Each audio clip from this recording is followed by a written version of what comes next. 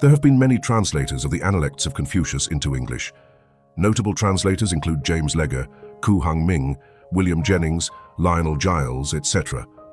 This video will deal with the work done by William Jennings, 1847–1927 AD.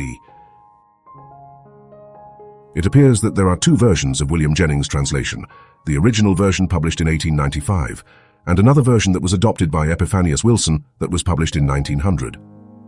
While the vast majority of the translations are intact, there were subtle differences in the two books. William's 1895 work contained much more information in the form of footnotes, numbering of the phrases, etc. William's original introduction to Confucius and Confucianism was not included in Epiphanius's 1900 edited version. In this video series, William Jennings' original work will be given, with footnotes and original text. It is recommended that the text be also read, as Jennings' style of writing included much brackets that will shed new meaning if read, as compared to hearing alone.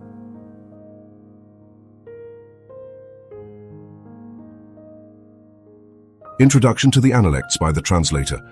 Confucius is the greatest personage of the largest empire. So begins a learned writer of my acquaintance, the Reverend Ernst Faber, in his valuable little work, Lehrbegriff de Confucius, a systematic digest of his doctrines. But he adds truly, there is a sharp line of demarcation to be drawn between the historical Confucius and the one who is wrapped up in the incense of sacrifices, between the doctrine which was promulgated by himself and the explanations of later centuries. Footnote 1. The Chinese name for the book is given on the title page, Lun Yu. Both words are akin to our discussions. It is the first of what the Chinese call the four books, as distinguished from the classics.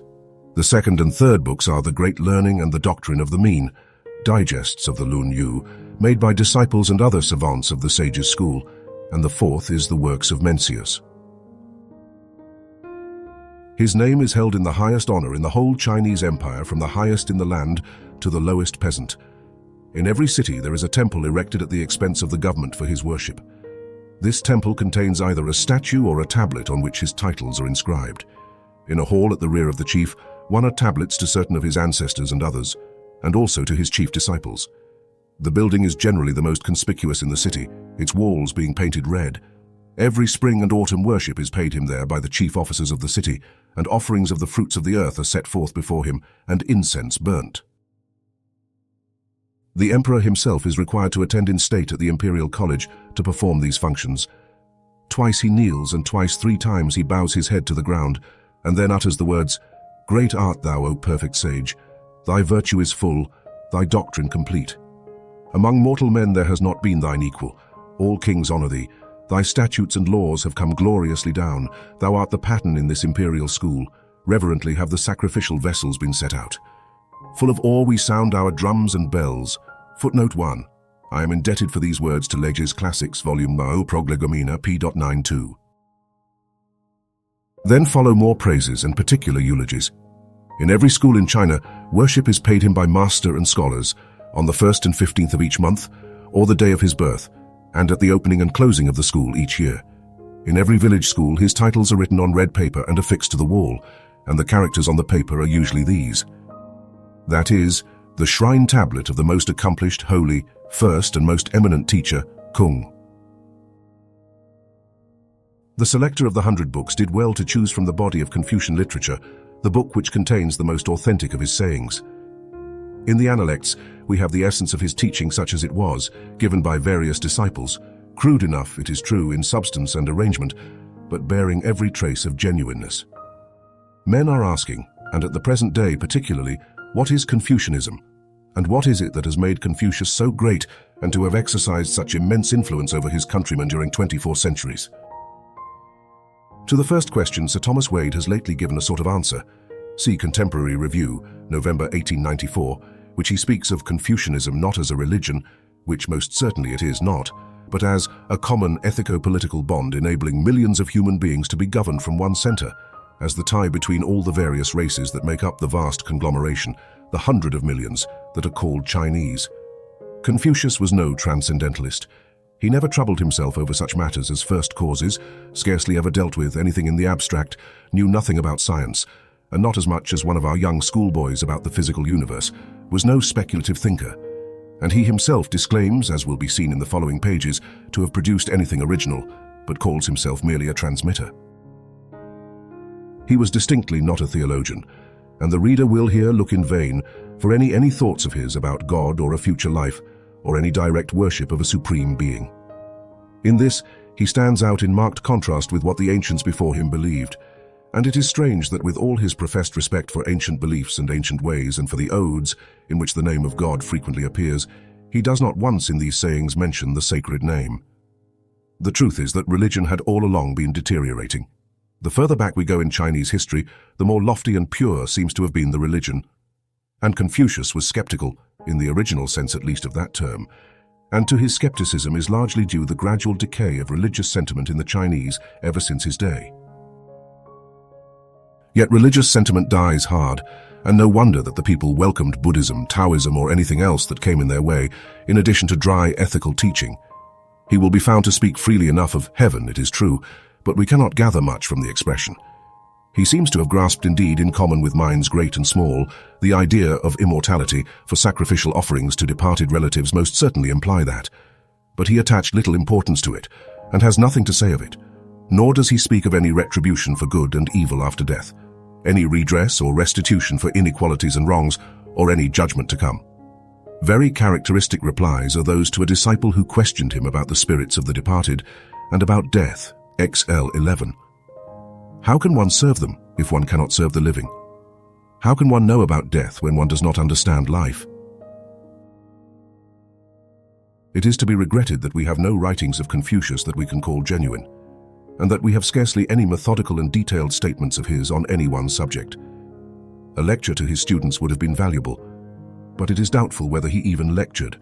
His method of teaching seems to have been like that of his almost contemporary in the West, Socrates, throwing out a truth here and there in the form of paradox or aphorism, and asking questions with a view to exposing men's ignorance or unwisdom and leading them on to better knowledge. He liked his disciples also to start questions. See 15th of 15. Socrates was in many respects like him. Both used the tongue rather than the pen, and would have been glad not to have had occasion to use the tongue to 7:19. Both dealt with reforms in ethics and the state, and the memoirs of both have many points of similarity. Memorabilia would be a better name, perhaps, for this book than the analects. What is it, then, that has made his name so great that he is even now looked up to by his countrymen as almost the sole fountainhead of knowledge, and worshipped as the inimitable model of virtue and sagacity and good manners? The reader will judge whether he uttered or did anything very remarkable, beyond his collecting and editing the ancient traditionary lore of the country. Those who have read Carlyle's Heroes and Hero Worship will have had one point impressed upon them, that it is not men of extraordinary genius, not men of any conspicuous brightness of intellect, that have molded the character, the mode of thought, and the very destiny of millions of their fellow men, but men who have been burdened with a sense that the world was not what it should be, men who have had one great ideal before them, men of energy and determination and sincerity, with a character all their own, but above all of practical common sense, understanding their time, their nation, and proving their goodwill by their deeds. Of Mahomet, Carlyle says, "We will not praise his moral precepts as always of the superfinest sort. Yet it can be said that there is always a tendency to good in them, that they are the true dictates of a heart, aiming towards what is just and true." The same might be said of Confucius, who, however, committed none of Mahomet's excesses, nor shared in his eccentricities, nor ever became a man of war. There was in him no uncontrollable energy, no mighty passion.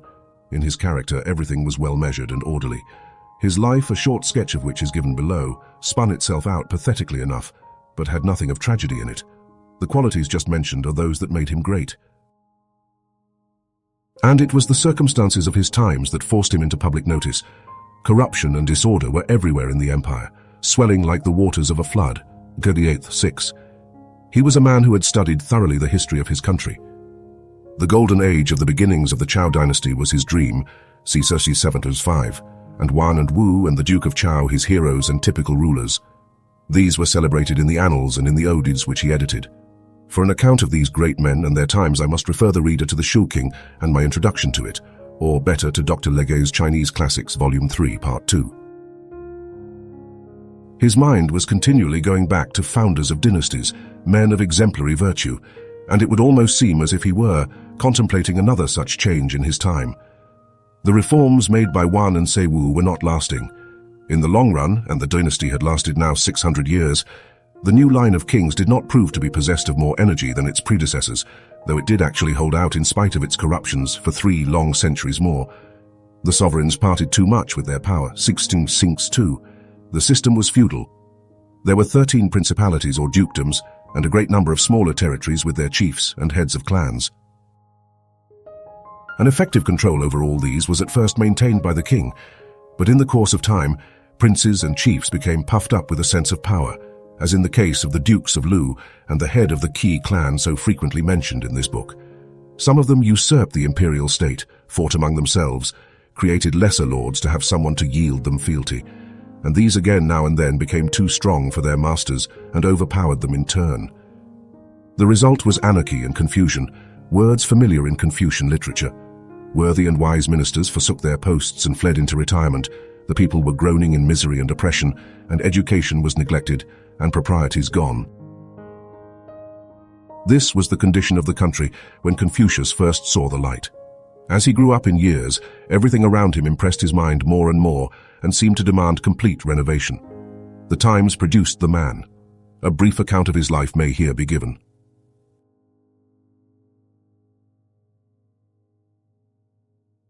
Confucius was born in the year 551. BC. His father was governor of a small district within the present province of Shantung, a military officer, it is said, of great valor, and with the strength almost of a Samson. Confucius was the son of his old age, and the father did not live to know his fame. He died within 3 years of his boy's birth. The name Confucius is of course not Chinese. It is only the Latinized form of his true name, which was Kung, with the addition of futus, which means master, and was given him in manhood. Footnote. Other names by which he's known are Qiu and Chengni. These names occur in the analects, but I have invariably kept to the name Confucius for clearness' sake. The writer of the old history called the Shiki calls him a Yitis, a child of the wilds or fields, something equivalent to our born behind a hedge, an illegitimate child, a statement which sorely exercises the minds of Chinese, but it is scarcely probable. We have no trustworthy account of how he was educated. The subject is touched upon twice or thrice in the Analects, see Book 2 verse 4, Book 9 verse 6, Book 14 verse 22, but these references do not help us much. Like all Chinese, he married young. At 19 he was a husband and at 20 a father. He had at least 1 son and 1 daughter. About this time his education enabled him to take office, some minor administrative work, but it did not satisfy him, and in his eager thirst for learning he gave up his post after 2 years and combined study with teaching. He made such progress in this that his fame spread, and men of even high position came to consult him. At 24, however, his mother died, and according to national custom he retired for the 3 years' mourning. But although cut off from public life, those 3 years were fruitful in results. He not only mourned for his mother but for his fatherland, and his brain was busy with thoughts how to remedy the state of government and society.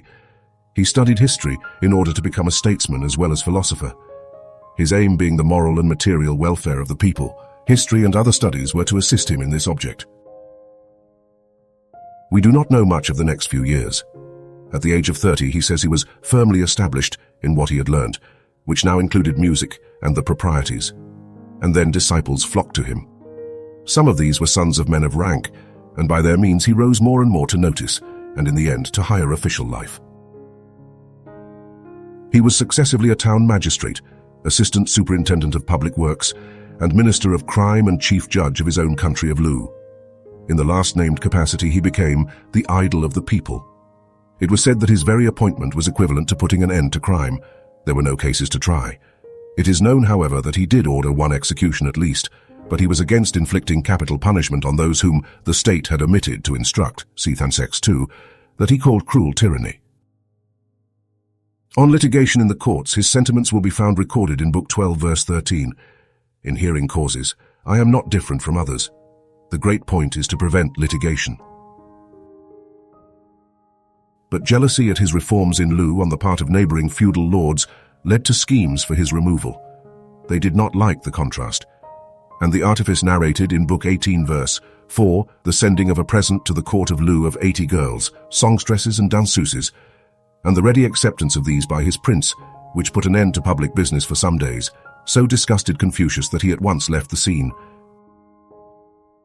He went about from state to state for several years, accompanied by a few followers, sometimes received with welcome by princes or by old disciples now advanced to office, and lodging a while with them, sometimes jeered at as a stray dog or a rooster, gaining a living by his glib tongue. He met everywhere, sooner or later, with disappointment and sorrow. Footnote: his disciples were his chief comfort, even Tzu, whose name figures largely in this book, a very Peter for daring, rashness and impetuosity, and who was ready to go with him anywhere, even to the sea on a raft, was a favorite. He received many sharp rebuffs, but the master had strong kindly feelings towards him, and it is said he wept sore at his death. At last, in his 69th year, he returned to Lu and was allowed at court in the rear of the ministers, a standby to be consulted on emergency, but no longer in any real official capacity. He spent the remaining 5 years of his life in literary pursuits. His end is graphically described in the Li_Qi, or Book of Rites, translated by Dr. Legge. Early one morning he got up, and with his hands behind his back dragging his staff, he moved about by his door, crooning over. The great mountain must crumble, the strong beam must break, and the wise man wither away like a plant. After a little, he catered the house and sat down opposite the door. Tskung had heard his words and said to himself, "If the great mountain crumble, to what shall I look up? If the strong beam break, on what shall I lean? If the wise man wither like a plant, whom shall I imitate? The master, I fear, is going to be ill." He then hastened into the house. The master said, "Tizzy, what makes you so late?" According to the statutes of here, the body was dressed and coffined at the top of the steps on the east, so that it was where the deceased used to go up, as master of the house. The people of Yin performed the same ceremony between the two pillars, so that the steps for the host were on one side of the corpse, and those for the guest on the other. The rule of Chow is to perform it at the top of the western steps, treating the deceased as if he were a guest. I am a man, descended from the house of Yin, and last night I dreamt that I was sitting with the offerings to the dead by my side between the two pillars. Intelligent kings do not arise, and what one under heaven is able to take me as his master? I apprehend I'm about to die. With this he took to bed, was ill for 7 days, and died. 1. Footnote: Legge's Chinese Classics, Volume 1, Prolegomena, page 87-88, Sacred Books of the East, Volume 27, pages 138-139. The above is from both translations, which vary a little. I cannot refrain from quoting also Dr. Legge's fine comment on his death. His end was not unimpressive, but it was melancholy. He sank behind a cloud. Disappointed hopes made his soul bitter. The great cities of the empire had not received his teachings. No wife nor child was by to do the kindly offices of affection for him. Nor were the expectations of another life present with him as he passed through the dark valley. He uttered no prayer, and he betrayed no apprehensions. Deep treasured in his own heart may have been the thought that he had endeavored to serve his generation by the will of God, but he gave no sign. His death was in the year 478 B.C., in his 73rd year. After the above sketch of the sage's life and times, a resume of the chief subjects discussed in the book will be useful to the reader who is not acquainted with Chinese law. I should like to have given it on the lines of Faber's Lehrbegriff already referred to. That work, or the English translation of it by P.G. von Merlengorff, Trubner and Co., should be consulted as a full and methodical statement of what the sage both taught and did not teach. But it is written for readers acquainted with the Chinese language, and it also comprises sayings of the master gathered from other sources than this book, from the great learning and the doctrine of the mean. I shall limit my resume to what is contained in the analects. It will be noticed, then, that no teaching of Confucius rises to subjects higher than those which have to do with this temporal life. And next, that man, and man only, of all things in the world, man in his relation to his fellow men and to orderly life and good government, is of interest to him and dealt with by him. His ideal is a happy, well-ordered state. And to this end he is practical, and has one main study to which he strings all others. This was the heart or nature of man, the rectification of it, and the harmonious regulation of all the relations and duties of life which are its outgoings. As the great, learning, though not composed by himself, really contains this one main study, it is best, I think, to air it here in extenso, Script of its commentary, it is only a little short essay. Footnote, Lege's Chinese Classics, Volume 1. Prolegomena, page 87-88. Sacred Books of the East, Volume 27. Pages 138-139. The above is from both translations, which vary a little. I cannot refrain from quoting also Dr. Lege's fine comment on his death. His end was not unimpressive, but it was melancholy. He sank behind a cloud.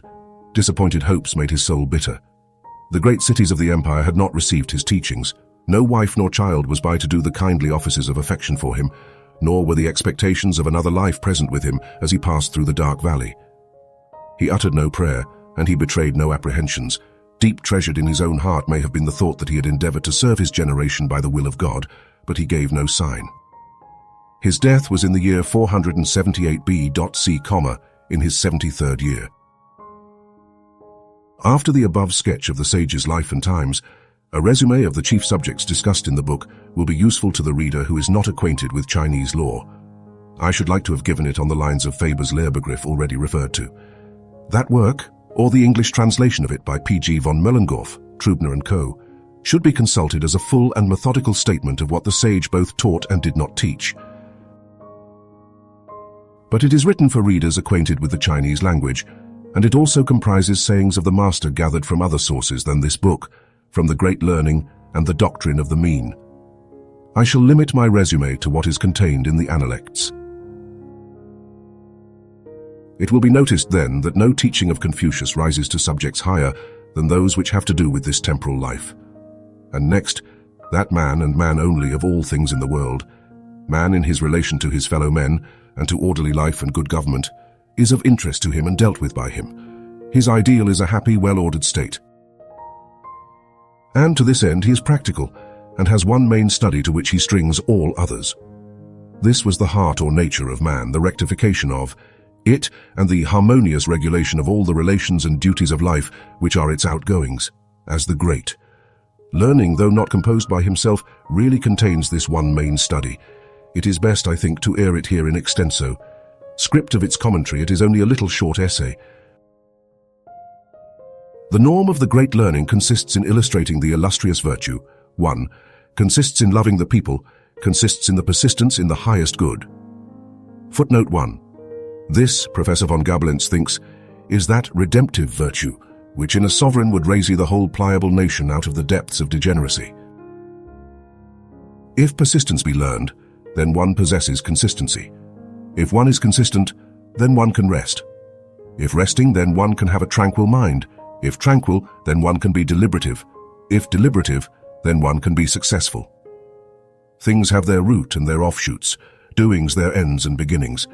To know the order of precedence of things is to be near the norm. I will now arrange under various heads subjects to which he here attaches great importance, and end with what may be considered defects in his teaching. Virtue. There is a general term for this, meaning moral excellence of any kind, and there are 5 chief divisions of it, viz. 1. Knowledge or wisdom, 2. Humaneness, 3. Righteousness, 4. Propriety, 5. Sincerity or trustworthiness. Of knowledge, when asked once what he meant by it, he answered, knowledge of men, and this seems to be borne out in nearly all else he says of it. It ought to be followed up by the choice of what is good. To know is not as good as to love. Mere knowledge is useless. All intellectual attainments should be controlled by the next virtue of humaneness. This includes everything which is morally excellent and excludes all that refers to the individual. It includes his famous life rule of reciprocity, 15th 23, or forbearance. Many times he is questioned about it, and he gives various answers, but is probably nearest the mark when he says that as knowledge is to know men, so this virtue is to love men. Gigdael 22. The word will not always bear translating in the same way, and I have given it the different meanings of philanthropy, humanity, goodwill, good nature, fellow feeling, etc., and sometimes, in a roundabout way, the feeling or duty proper between man and man. Righteousness, a sense of what is right and just, oftenest found in connection with contemplation of getting gain, but it includes also a sense of honor and the duties of and relations between ruler and officials. Bravery leads to wrong deeds. Without it, to know what is right and not to do it is moral cowardice. Propriety. Much stress is laid upon this. It has to do with an elaborate ceremonial in vogue, with the preservation of right relations between different grades of men, with ritual in worship, correct demeanor in society, decency, polite manners, and Yet without a humanity it is nothing. Underscore, though highly to be prized, it jays only after all an outward ornament. It is often mentioned in connection with music. From the proprieties the character is given stability, and from music the finish is received. Music as well as propriety had its severe rules, but had also a softening influence and carried harmony into life. Faithfulness. Frequently combined with loyalty or leal-heartedness. The word is here often translated confidence, trustworthiness, sincerity. It is an essential between friends, between ruler and subjects, and in all departments of social life, and without it men can no more get on than a carriage without the appliances for yoking. Book 2, 22. With these 5 virtues are interwoven 5 other properties, viz. reverence, earnestness, kindness, bravery, and perseverance, but on these we need not dwell. A common expression throughout the book is that of the superior man, in Chinese Qian Ti Si. It is the sage's ideal or model man, but sometimes we find other and lighter shades of meaning, and one feels a difficulty in translating always by the same word. In fact, it will not bear it. It means generally the man who either is raised already above the common run of men by his attainments, or one who is striving to raise himself by practicing what is good. Filial piety is also an important factor in the book. It is the fundamental virtue of home life, and as such leads to good government. And the same duties extend to it, see the second 22. Filial piety and friendly subordination among brothers are a root of that right feeling which is owing generally from man to man, I2. Filial piety consists in not being disobedient, in serving the parents, when alive, according to propriety, when dead in burying them according to propriety, and in sacrificing to them according to propriety, Tome 5. It is a virtue which has been profoundly rooted in every Chinese conscience, and one which more than any other has been observed. It is owing to the honoring of parents chiefly, I believe, that the people have lived so long in the land. It has been light-heartedly said that the Chinese Empire has hung together so long because it had not strength enough to fall to pieces, but we shall be nearer the truth, I think, if we ascribe its stability to the peaceable disposition, the intelligence, the industry of the people, spite of the corruptions caused by its leading men, to the firmness of their family bonds, the loyal obedience of the people, and the practice of all the other virtues enumerated above as inculcated by their great sage. On the subject of war, so interesting at the present moment, he seldom spoke. He was angry once at being consulted on military matters and left the court 15 times. But in the case of necessary war, he has excellent advice to give. See last 2 paragraphs of Book 13. Of his defects there is not much that can fairly be said. Dr. Leger, than whom no man in Europe probably has such a right to judge, says that after long study of his character and opinions, he is unable to regard him as a great man. He threw no new light on any of the questions which have a worldwide interest. He gave no impulse to religion. He had no sympathy with progress. His influence has been wonderful, but it will henceforth wane. Confucius, however, did not pretend to any of these things. It is in what he did pretend to do that we should rather seek for faults in him. In his reserve about great and important matters, while professing to teach men, he is perhaps most to blame, and in his holding back what was best in the religion of the ancients, sacrifices to ancestors he recognized, but chilled the faith from which they originated. There is a certain selfishness in his teaching, which had the effect of making those who came under his influence soon feel themselves great and self-satisfied. And to this may be traced, perhaps, the almost contemptuous arrogance which the Chinese display towards foreigners, and to any better teaching that they have received. If he believed in heaven, he could not pray to it. When seriously ill, he makes light of prayer, 7.34. His prayer was his life. Man must look to himself, how he can get on with what he has once for all received from heaven, and with what is at his disposal, i.e. the world, especially among men. He had nothing to say against polygamy. He allowed superstition in some cases, though not believing in it, as good old customs. He was not always strictly careful about the truth being told, 7:26-13, and the Chinese follow him there. Footnote 1, Faber. With all that's said about filial piety, there are no parental duties. The father is an autocrat, and might now for certain offences put his child to death. Sisters are not even mentioned as regards concubinage. He has said nothing by way of objection, perhaps because he was himself the son of a concubine. We must not, however, judge him from a Christian standpoint, but if at all by the light of his times. It has required a revelation from heaven to teach men the truth about themselves and to give them proper motives for life. And without a living faith in a God of truth and a true Son of heaven, the best and wisest men will err, and even with it, do err. W. J. Grasmere, January 1895.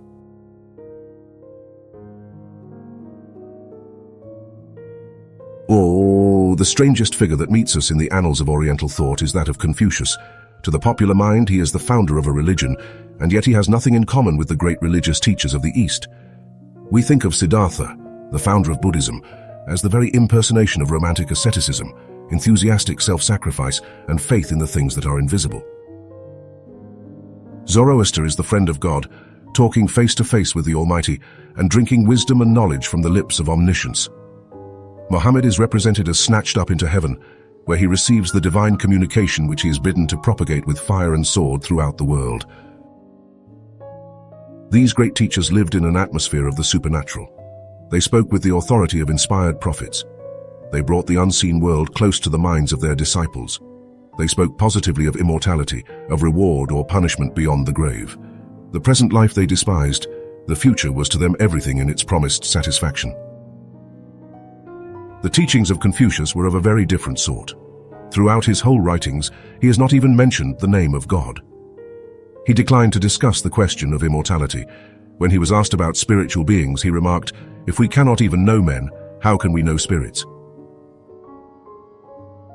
Yet this was the man, the impress of whose teaching has formed the national character of 500 millions of people. A temple to Confucius stands to this day in every town and village of China.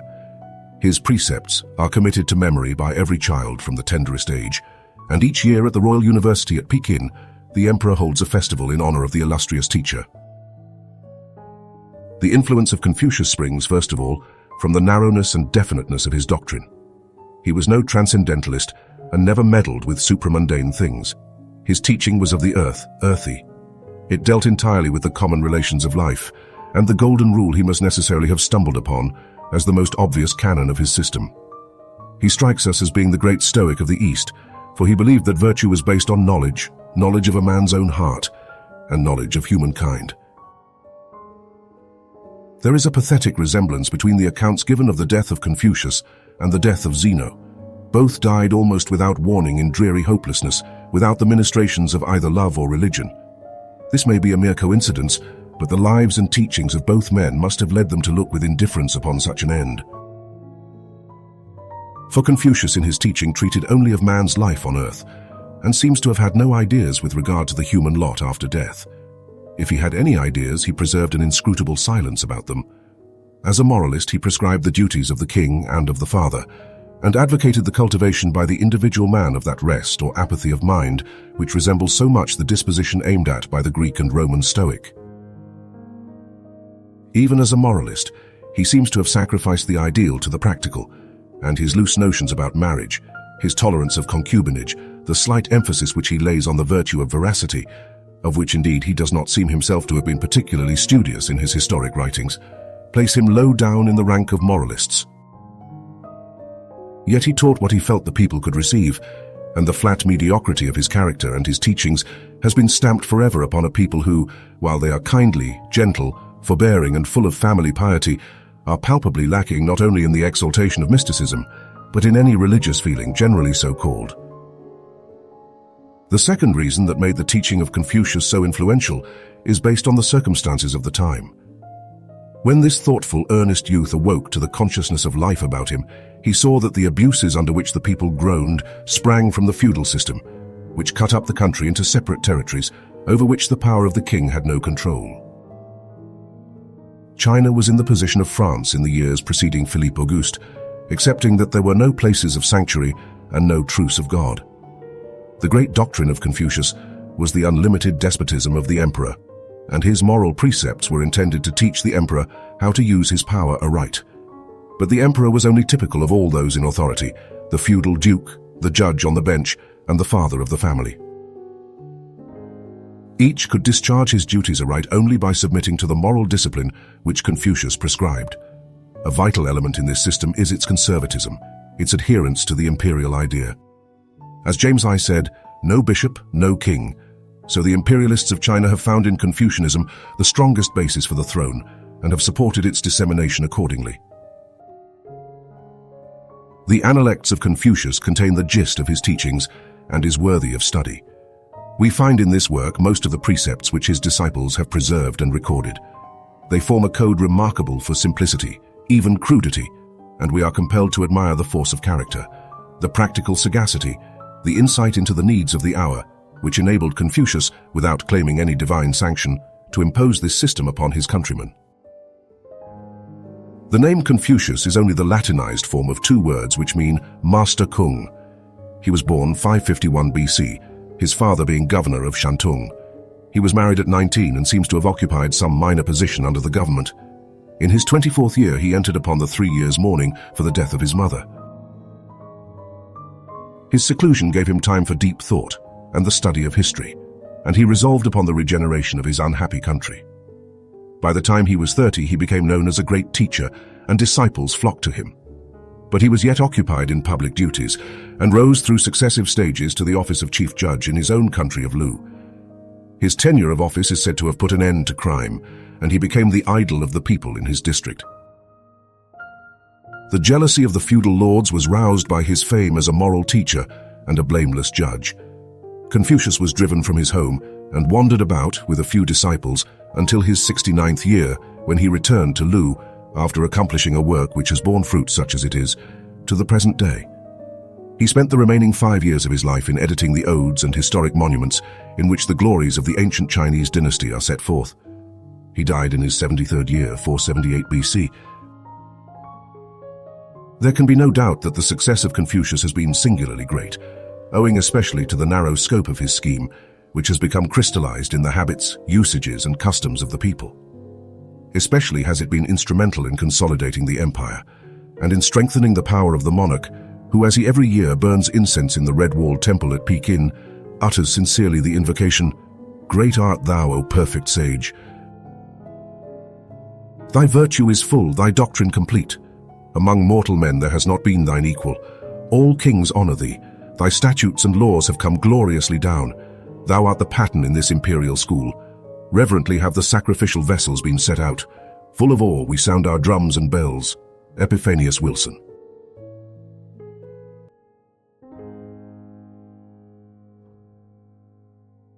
To learn, said the master, and then to practice opportunely what one has learnt. Does not this bring with it a sense of satisfaction? To have associates in study coming to one from distant parts, does not this also mean pleasure in store? And are not those who, while not comprehending all that is said, still remain not unpleased to hear, men of the superior order? Footnote 1.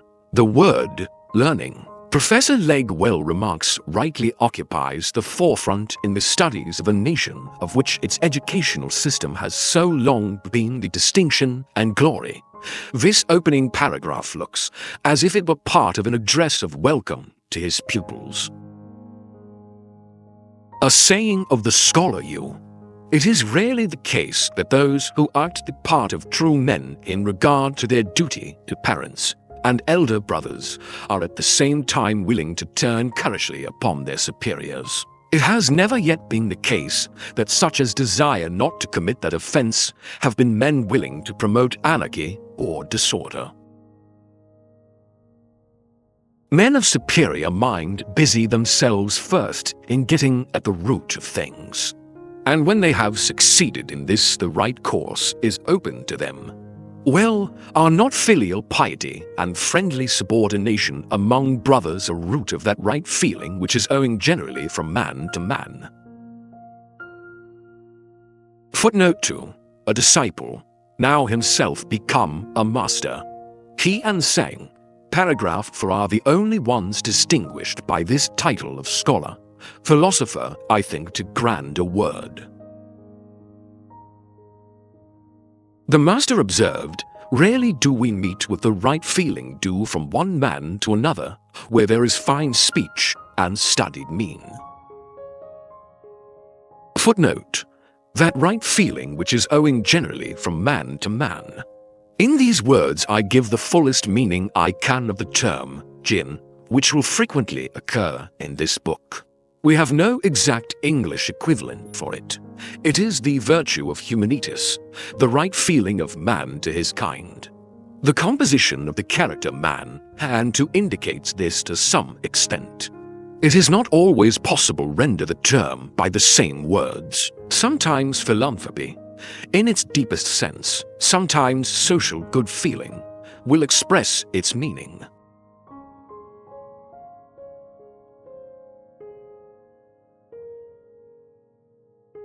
The scholar saying once said of himself, "On 3 points I examine myself daily, viz. whether, in looking after other people's interests, I have not been acting wholeheartedly, whether, in my intercourse with friends, I have not been true, and whether, after teaching, I have not myself been practicing what I have taught."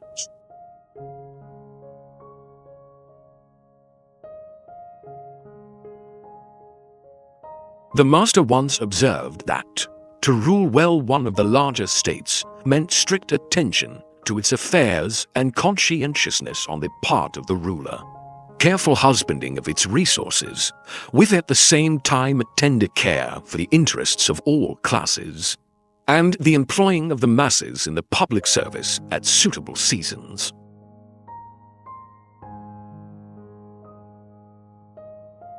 Footnote: literally, a state of 1,000 chariots, that is, capable of turning out that number in wartime.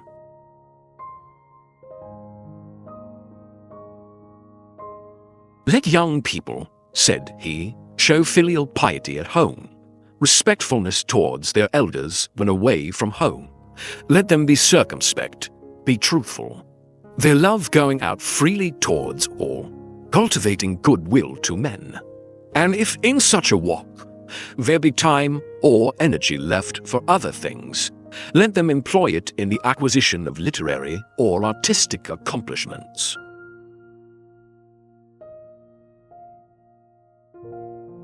The disciple Tzu here said, "The appreciation of worth in men of worth, thus diverting the mind from lascivious desires.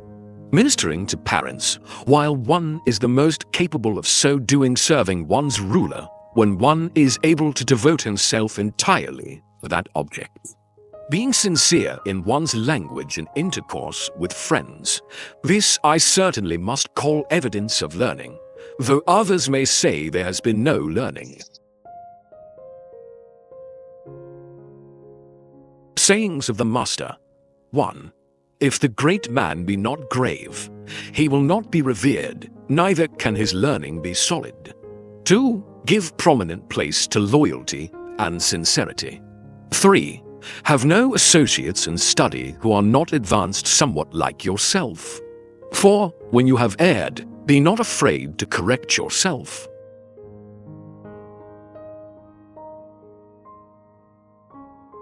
A saying of the scholar saying, "The virtue of the people is renewed and enriched when attention is seen to be paid to the departed, and the remembrance of distant ancestors kept and cherished." Zikin put this query to his fellow disciple Zikung. Said he, "When our master comes to this or that state, he learns without fail how it is being governed. Does he investigate matters, or are the facts given him?"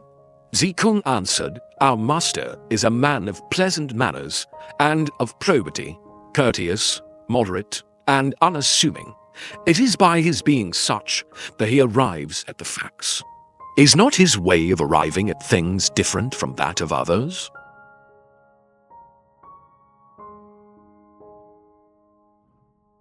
A saying of the master, "He who, after 3 years' observation, of the will of his father when alive, or of his past conduct if dead, does not deviate from that father's ways, is entitled to be called a dutiful son."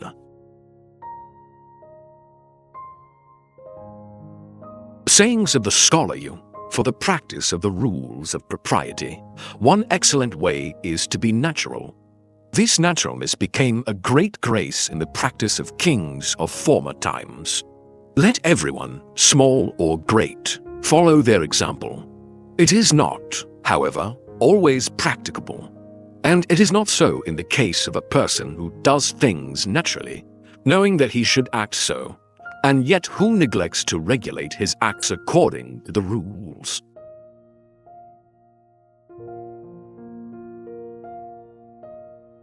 Footnote 1. An important part of a Chinaman's education still. The textbook. The Li Qi contains rules for behavior and propriety for the whole life, from the cradle to the grave. When truth and right are hand in hand, a statement will bear repetition.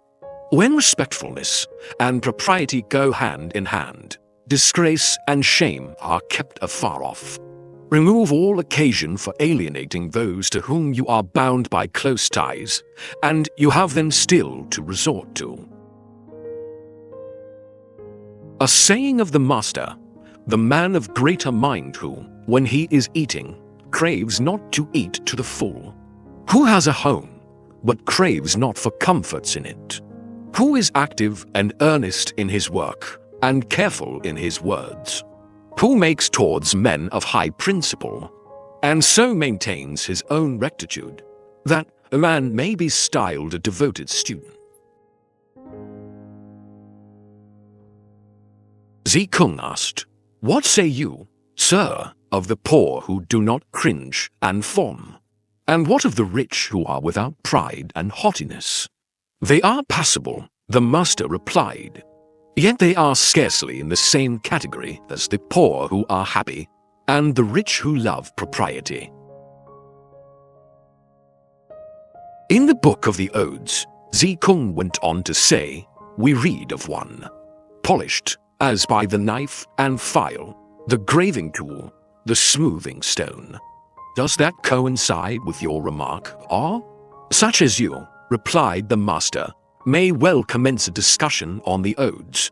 If one tell you how a thing goes, you know what ought to come." Footnote. That is, a subject is started, you are ready with an apt quotation. "It does not greatly concern me," said the master, "that men do not know me. My great concern is my not knowing them."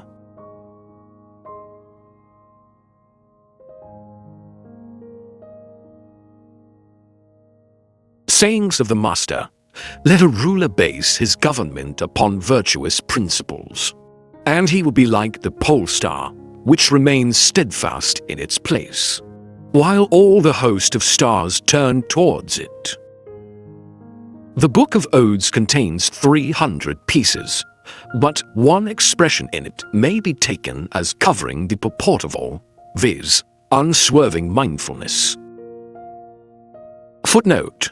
Seeking for point 1, see my introduction to that book, where this saying is referred to as irrelevant and a straining of language.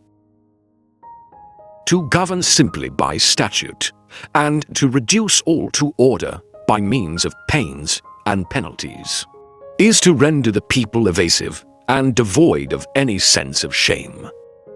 To govern upon principles of virtue, and to reduce them to order by the rules of propriety, would not only create in them the sense of shame, but would moreover reach them in all their errors.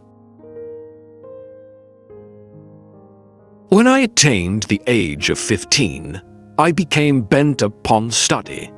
At 30, I was a confirmed student. At 40, naught could move me from my course. At 50, I comprehended the will and decrees of heaven. At 60, my ears were attuned to them. At 70, I could follow my heart's desires without overstepping the lines of rectitude. Footnote. Lines of rectitude. Lit. The square, a carpenter's square, here used metaphorically. To a question of Meng Yi, as to what filial piety consisted in. The master replied, in not being perverse. Afterwards, when Fan Shi was driving him, the master informed him of this, question and answer. And Fan Shi asked, "What was your meaning?" The master replied, "I meant that the rules of propriety should always be adhered to in regard to those who brought us into the world, in ministering to them while living, in burying them when dead, and afterwards in the offering to them of sacrificial gifts." Footnote: one of the ministers of the state of Lu, and head of one of its 3 families. To a query of Mang Wu respecting filial piety, the master replied, "Parents ought to bear but one trouble, that of their own sickness." Footnote: son of the Mang Yi just mentioned. To a like question put by Ziyu, his reply was this: the filial piety of the present day simply means the being able to support one's parents, which extends even to the case of dogs and horses, all of which may have something to give in the way of support. If there be no reverential feeling in the matter, what is there to distinguish between the cases? To a like question of Zixia, he replied, "The manner is the difficulty. If, in the case of work to be done, the younger folks simply take upon themselves the toil of it, or if, in the matter of meat and drink, they simply set these before their elders, is this to be taken as filial piety?" Once the master remarked, "I have conversed with Hui the whole day long, and he has controverted nothing that I have said, as if he were without wits. But when his back was turned, and I looked attentively at his conduct apart from me, I found it satisfactory in all its issues. No, indeed, Hui is not without his wits." Footnote: Hui was one of the sage's greatest favorites. See more about his praise in Book 6, verses 2, 5, and 9. Other observations of the master. If you observe what things people usually take in hand, watch their motives, and note particularly what it is that gives them satisfaction, shall they be able to conceal from you what they are, conceal themselves, indeed. Be versed in ancient lore, and familiarize yourself with the modern, then may you become teachers. Be versed in ancient lore, and familiarize yourself with the modern, then may you become teachers. The great man is not a mere receptacle. Footnote: literature, vessel, or tool, utensil leg. In reply to Zikung respecting the great man, what he first says, as a result of his experience, he afterwards follows up. The great man is Catholic-minded and not one-sided. The common man is the reverse. Learning without thought is a snare. Thought without learning is a danger. Where the mind is set much upon heterodox principles, there truly and indeed is harm. To the disciple Zilu the master said, "Shall I give you a lesson about knowledge when you know a thing? Maintain that you know it, and when you do not, acknowledge your ignorance. This is characteristic of knowledge." Zichang was studying with an eye to official income.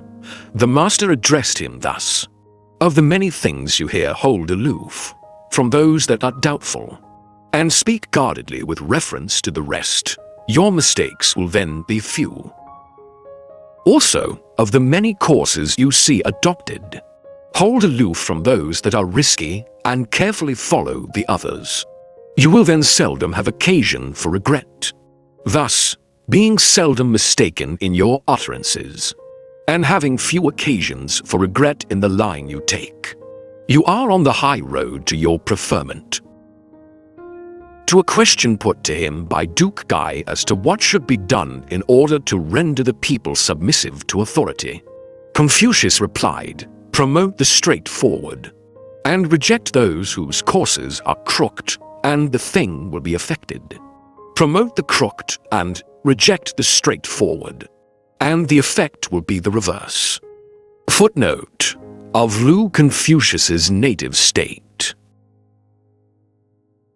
When Qi Kong asked of him how the people could be induced to show respect, loyalty, and willingness to be led, the master answered, "Let there be grave dignity in him who has the oversight of them, and they will show him respect. Let him be seen to be good to his own parents, and kindly in disposition, and they will be loyal to him. Let him promote those who have ability, and see to the instruction of those who have it not, and they will be willing to be led." Footnote: head of one of the three families of Lu. See on Book 3, verse 2. Someone, speaking to Confucius, inquired, "Why, sir, are you not an administrator of government?" The master rejoined, "What says the Book of the Annals with reference to filial duty? Make it a point to be dutiful to your parents and amicable with your brethren. The same duties extend to an administrator. If these, then, also make an administrator, how am I to take your words about being an administrator?" Footnote: the answer is evasive, as often, but evidently intended to make the man think, and adapted to his line of thought. On one occasion the master remarked, "I know not what men are good for, on whose word no reliance can be placed. How should your carriages, large or little, get along without your whipple trees or swing trees?" Zichang asked if it were possible to forecast the state of the country 10 generations hence. The master replied in this manner: "The Yin dynasty adopted the rules and manners of the Xia line of kings, and it is possible to tell whether it retrograded or advanced.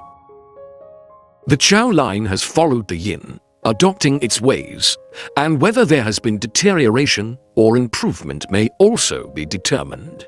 Some other line may take up in turn those of Chao, and supposing even this process to go on for 100 generations, the result may be known." Other sayings of the master: "It is but flattery to make sacrificial offerings to departed spirits not belonging to one's own family. It is moral cowardice to leave undone what one perceives to be right to do."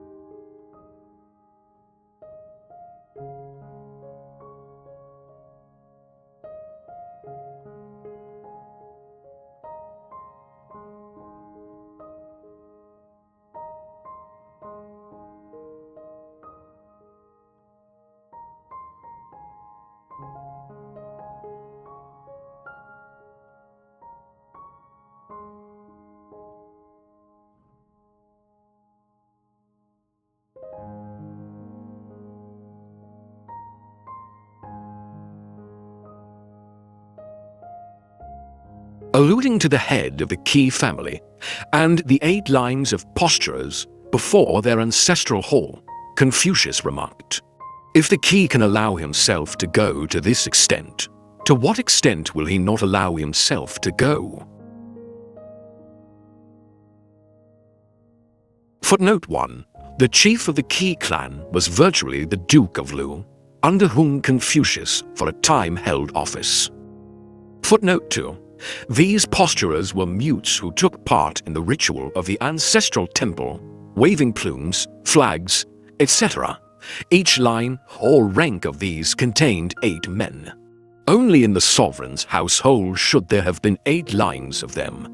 A ducal family like the Qi should have had but 6 lines. A great official had 4, and one of lower grade 2. These were the gradations marking the status of families, and Confucius's sense of propriety was offended at the Qis usurping in this way the appearance of royalty.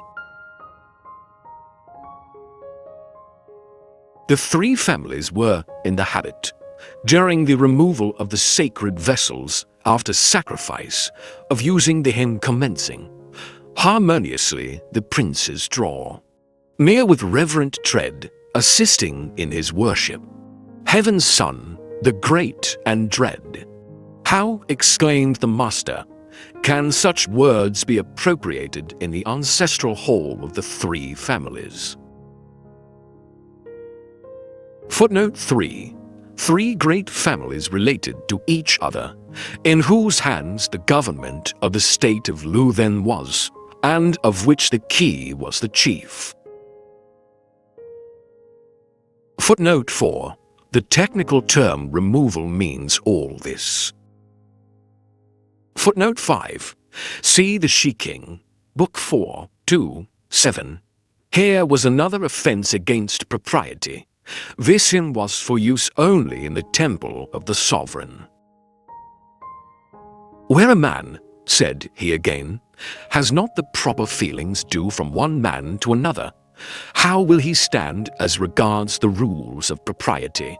And in such a case, what shall we say of his sense of harmony?"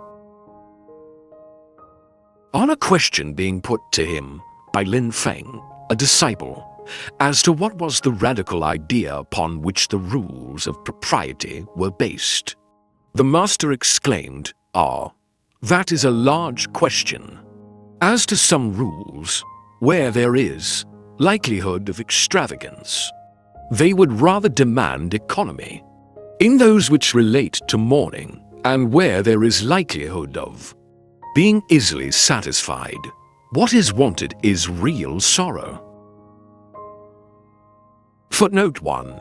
My commentary says the meaning of the sage's reply is, "Let us first have reality, and then refinement in the methods of expressing it." Speaking of the disorder of the times, he remarked that while the barbarians on the north and east had their chieftains, we here in this great country had nothing to compare with them in that respect. We had lost these distinctions. Alluding to the matter of the chief of the Qi family worshipping on Taishan, the master said to Yenyu, "Cannot you save him from this?" He replied, "It is beyond my power. Alas, alas." Exclaimed the master, "Are we to say that the spirits of Taishan have not as much discernment as Lin Feng?" Footnote 1. One of the 5 sacred mountains, worshipped upon only by the sovereign. Footnote 2. A disciple of Confucius, in the service of the Qi. Footnote 3. Lin Feng had inquired paragraph for about the raison d'etre of the rules of propriety. Neither the Duke of Lu, nor the spirits of the sacred mountain which accepted his sacrifice, seemed to care for propriety. Of the superior man, the master observed, in him there is no contentiousness. Say even that he does certainly contend with others, as in archery competitions. Yet mark, in that case, how courteously he will bow, and go up for the forfeit cup, and come down again and give it to his competitor. In his very contest, he is still the superior man. Footnote 1. See Shiking 2:7-6. Which yonder centre white who can, the cup may order for his man. The defeated competitor was given this to drink. This is common in games among the Chinese still.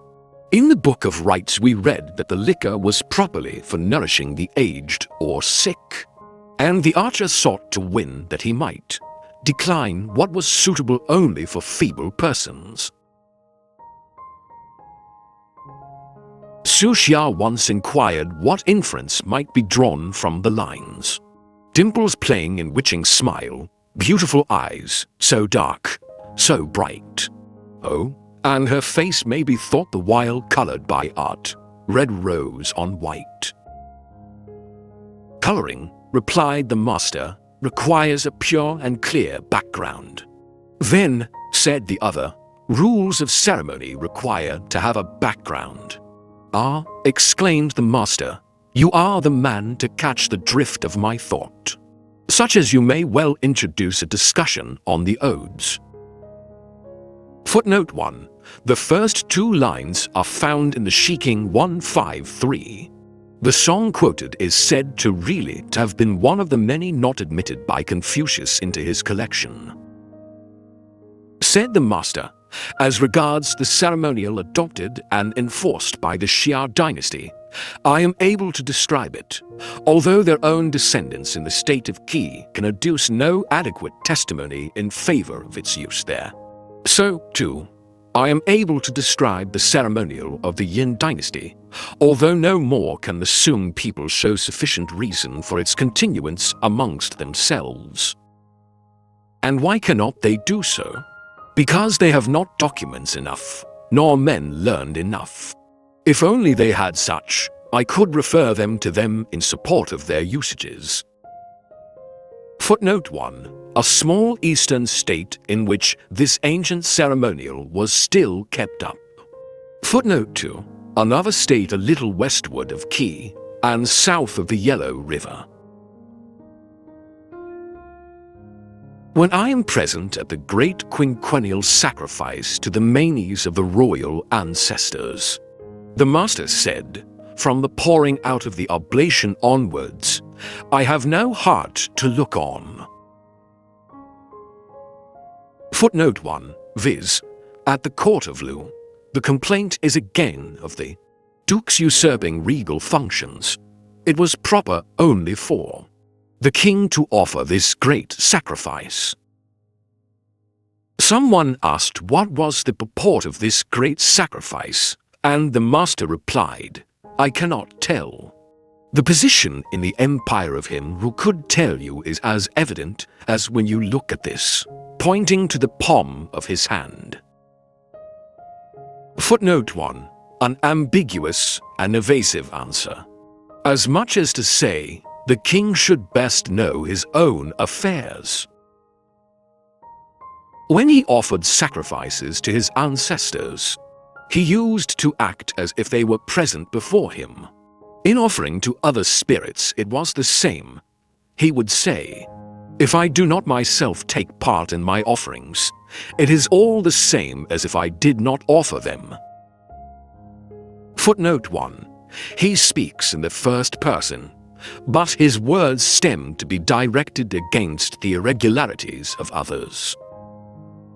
Wang Sun Kira asked him once, what says the proverb, better to court favor in the kitchen than in the drawing room? The master replied, nay, better say, he who has sinned against heaven has none other to whom prayer may be addressed.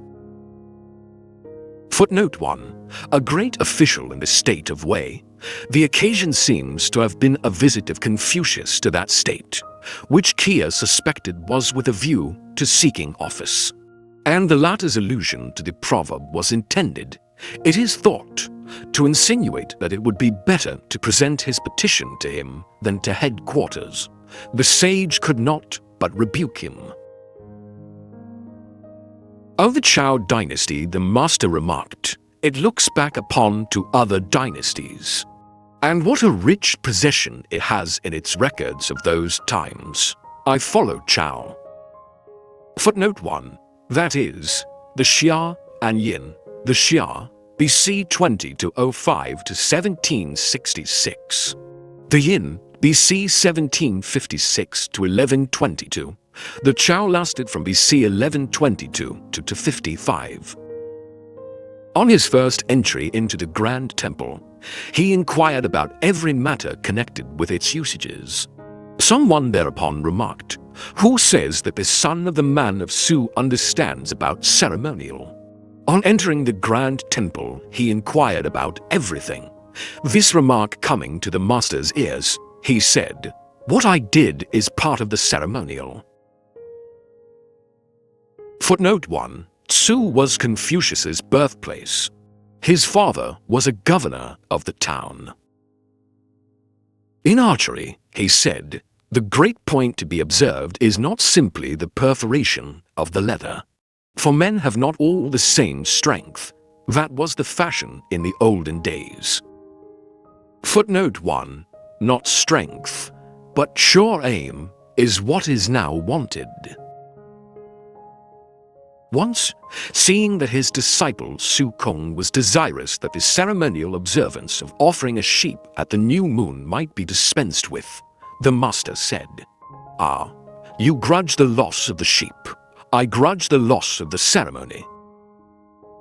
Footnote 1. A delicate hint, directed not only at the disciple, but at the neglect of the dukes of Lu. The king at the end of each year issued a calendar to the feudal princes to be kept in their ancestral temples, and it was the duty of the latter at each new moon to make a formal announcement of the day and request sanction for their duties during the month. But at this time the dukes of Lu, while continuing the offering of the sheep, neglected the rites connected with it. To serve one's ruler nowadays, he remarked, fully complying with the rules of propriety, is regarded by others as toadyism. When Duke Ting questioned him as to how a prince should deal with his ministers and how they in turn should serve their prince, Confucius said in reply, "In dealing with his ministers, a prince should observe the proprieties.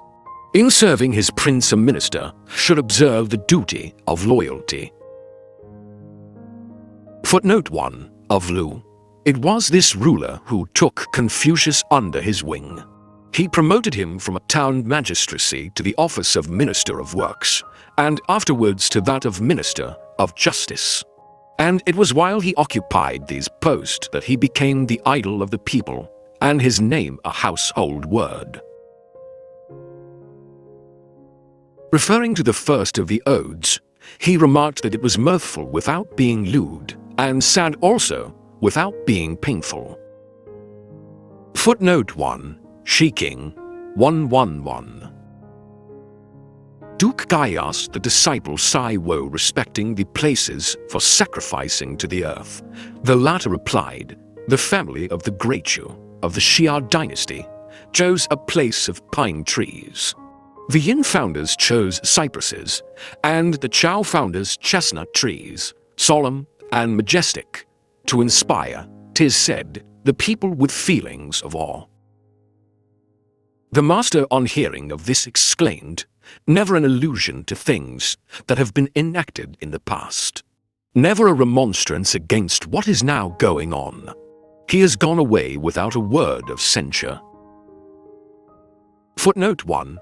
Used for a chestnut tree is also used for the word dread, cf. How dreadful is this place? Gen. XVA 17. Footnote 2. Confucius blames his disciple for losing an opportunity of answering a fool according to his folly. The master once said of Quanjung, "One a small-minded man indeed." Was he miserly? Someone asked. "Miserly, indeed," said he. "Not that. He married 3 times, and he was not a man who restricted his official business to too few hands. How could he be miserly?" He knew the rules of propriety, I suppose? Judge, seeing that the feudal lords planted a screen at their gates, he too would have one at his. Seeing that when any two of the feudal lords met in friendly conclave, they had an earthenware stand on which to place their inverted cups after drinking, he must have the same. If he knew the rules of propriety, who is there that does not know them? Footnote 1. A renowned statesman who flourished about 200 years before Confucius's time. A philosophical work on law and government, said to have been written by him, is still extant. He was regarded as a sage by the people, but he lacked, in Confucius's eyes, the one thing needful: propriety. In a discourse to the chief preceptor of music at the court of Lu, the master said, "Music is an intelligible thing. When you begin a performance, let all the various instruments produce as it were one sound inharmonious. Then, as you go on, bring out the harmony fully, distinctly, and with uninterrupted flow unto the end." Footnote 1. The science of music, as well as propriety rules, was thereof almost disregarded at Lu, hence this elementary music lesson. The warden of the border town of I requested an interview with Confucius and said, "When great men have come here, I have never yet failed to obtain a sight of them." The followers introduced him, and on leaving, he said to them, "Sirs, why grieve at his loss of office? The empire has for long been without good government, and heaven is about to use your master as its edict announcer." Footnote 1. Or bellman, lit as a wooden-tongued bell. By the use of this kind of bell, edicts relating to orderly government were proclaimed, as distinguished from the or metal-tongued bell used in proclaiming military edicts. Comparing the music of the Emperor Shun with the music of King Wu, the master said, "That of Shun is beautiful throughout, and also good throughout. That of Wu is all of it beautiful, but scarcely all of it good." Footnote 1. Shun, BC 2300, a pattern of regal virtue. Wu, BC 1150, a pattern warrior king. Hence the difference in musical sentiment in their time. High station, said the master, occupied by men who have no large and generous heart. Ceremonial performed with no reverence, duties of mourning engaging the attention, where there is absence of sorrow. How should I look on, where this is the state of things?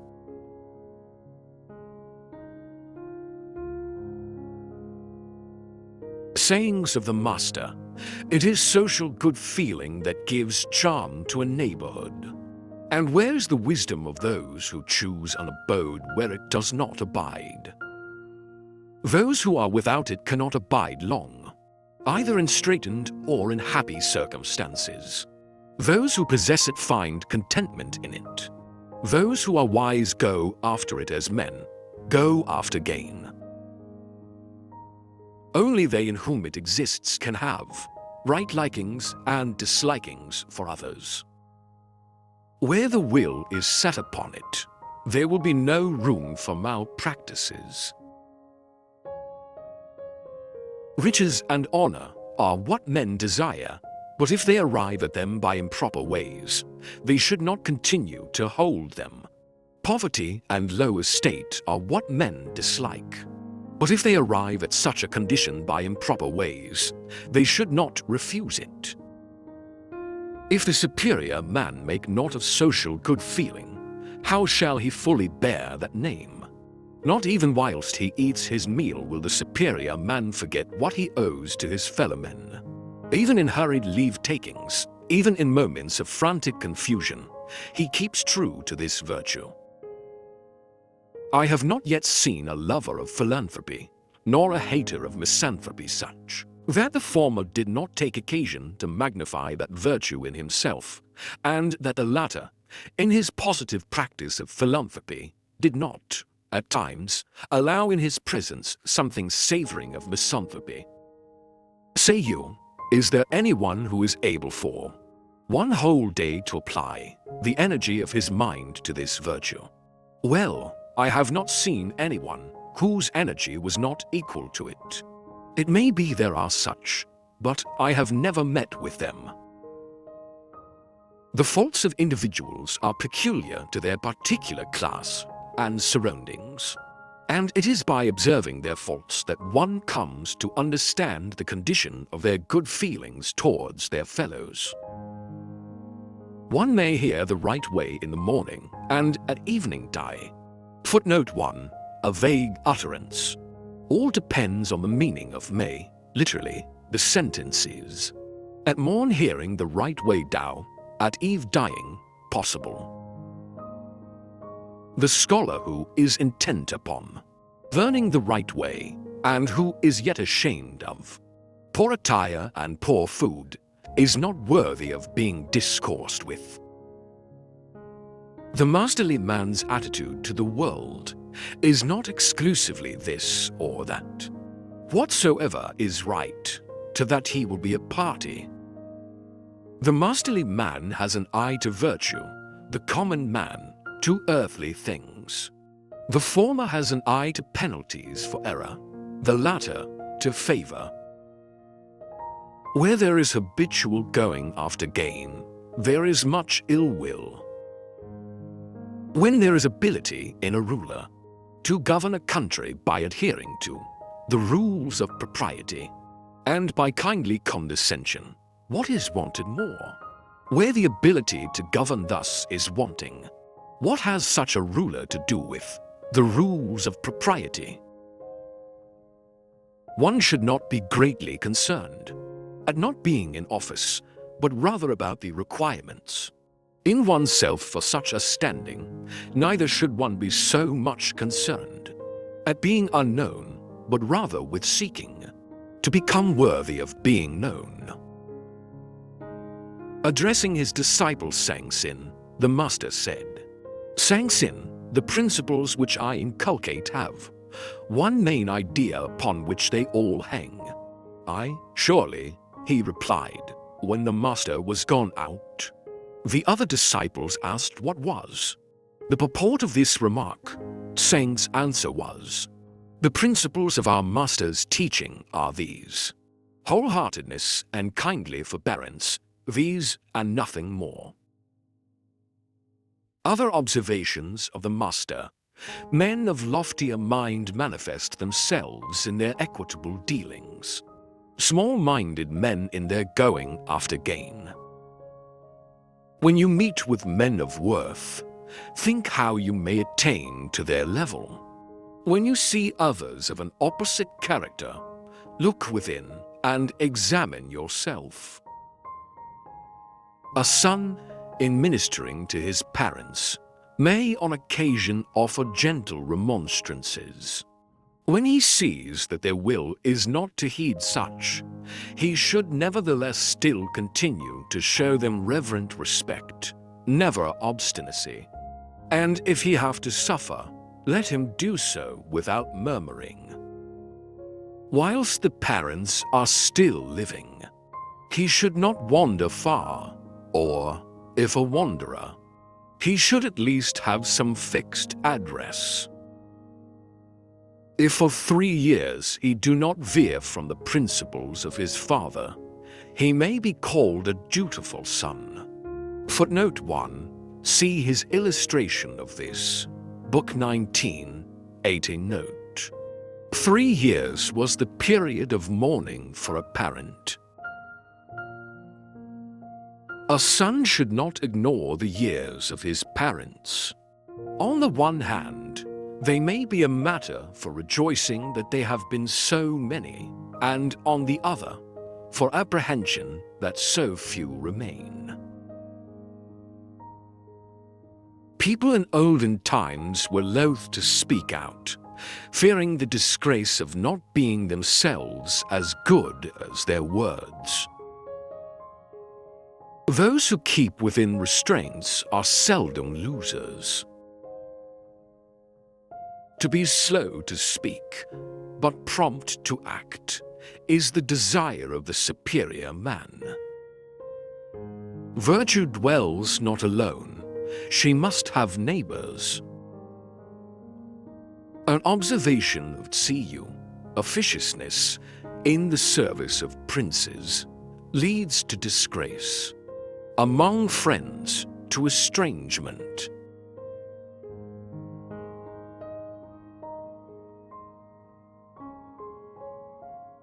The master pronounced Kung the Chong a disciple to be a marriageable person. For although lying bound in criminal fetters, he had committed no crime, and he gave him his own daughter to wife. Of non-young a disciple he observed that in a state where the government was well conducted, he would not be passed over in its appointments, and in one where the government was ill conducted, he would evade punishment and disgrace. And he caused his elder brother's daughter to be given in marriage to him. Of Zichen, a disciple, he remarked, "A superior man indeed is the like of him. But had there been none of superior quality in Lu, how should this man have attained to this excellence?" Zi Kung asked, "What of me, then, you?" Replied the master, "You are a receptacle." "Of what sort?" said he. "One for high and sacred use," was the answer. Footnote 1. A free rendering of the Chinese term, yulin, the name of a grain holder, made of coral or ornamented with gems, and used at the royal sacrifices. Compare this answer of the master with Book 2, verse 12. It is complimentary, but does not allow this disciple to consider himself to be perfect. Video editor's note: this term originally used to be the name of a sacrificial vessel, later used to describe a man with capabilities and able to shoulder responsibilities. Someone having observed of Yen Yang that he was good-natured towards others, but that he lacked the gift of ready speech, the master said, "What need of that gift? To stand up before men and pour forth a stream of glib words is generally to make yourself obnoxious to them. I know not about his good-naturedness, but at any rate what need of that gift?" When the master proposed that Zitiao Kai should enter the government service, the latter replied, "I can scarcely credit it." The master was gratified. "Good principles are making no progress," once exclaimed the master. "If I were to take a raft and drift about on the sea, would Zilu, I wonder, be my follower there?" That disciple was delighted at hearing the suggestion. Whereupon the master continued, "He surpasses me in his love of deeds of daring, but he does not in the least grasp the pith of my remark." In reply to a question put to him by Meng Wu respecting Zilu, as to whether he might be called good-natured towards others, the master said, "I cannot tell." But on the question being put again, he answered, "Well, in an important state he might be entrusted with the management of the military levies, but I cannot answer for his good nature." "What say you then of Yen Yu?" As for Yen, he replied, "In a city of 1,000 families, or in a secondary fief, he might be charged with the governorship, but I cannot answer for his good-naturedness." "Take Zihua, then, what of him Zihua?" said he, "with a cincture girt upon him, standing as attendant at court, might be charged with the addressing of visitors and guests. But as to his good-naturedness, I cannot answer." Footnote 1, lit. A state of 1,000 war chariots.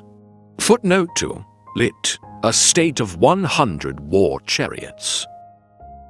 Addressing Zi Kung, the master said, "Which of the two is ahead of the other? Yourself or Hui?"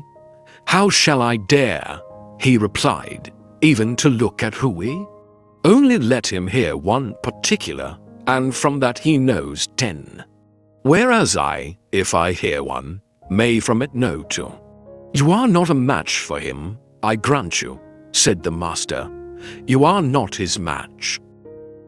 Yu, a disciple, used to sleep in the daytime. Said the master, one may hardly carve rotten wood, or use a trowel to the wall of a manure yard. In his case, what is the use of reprimand? My attitude towards a man in my first dealings with him, he added, was to listen to his professions and to trust to his conduct. My attitude now is to listen to his professions and to watch his conduct. My experience with Yu has led to this change. I have never seen, said the master, a man of inflexible firmness. Someone thereupon mentioned Shin Chong, a disciple. Chong, said he, is wanton.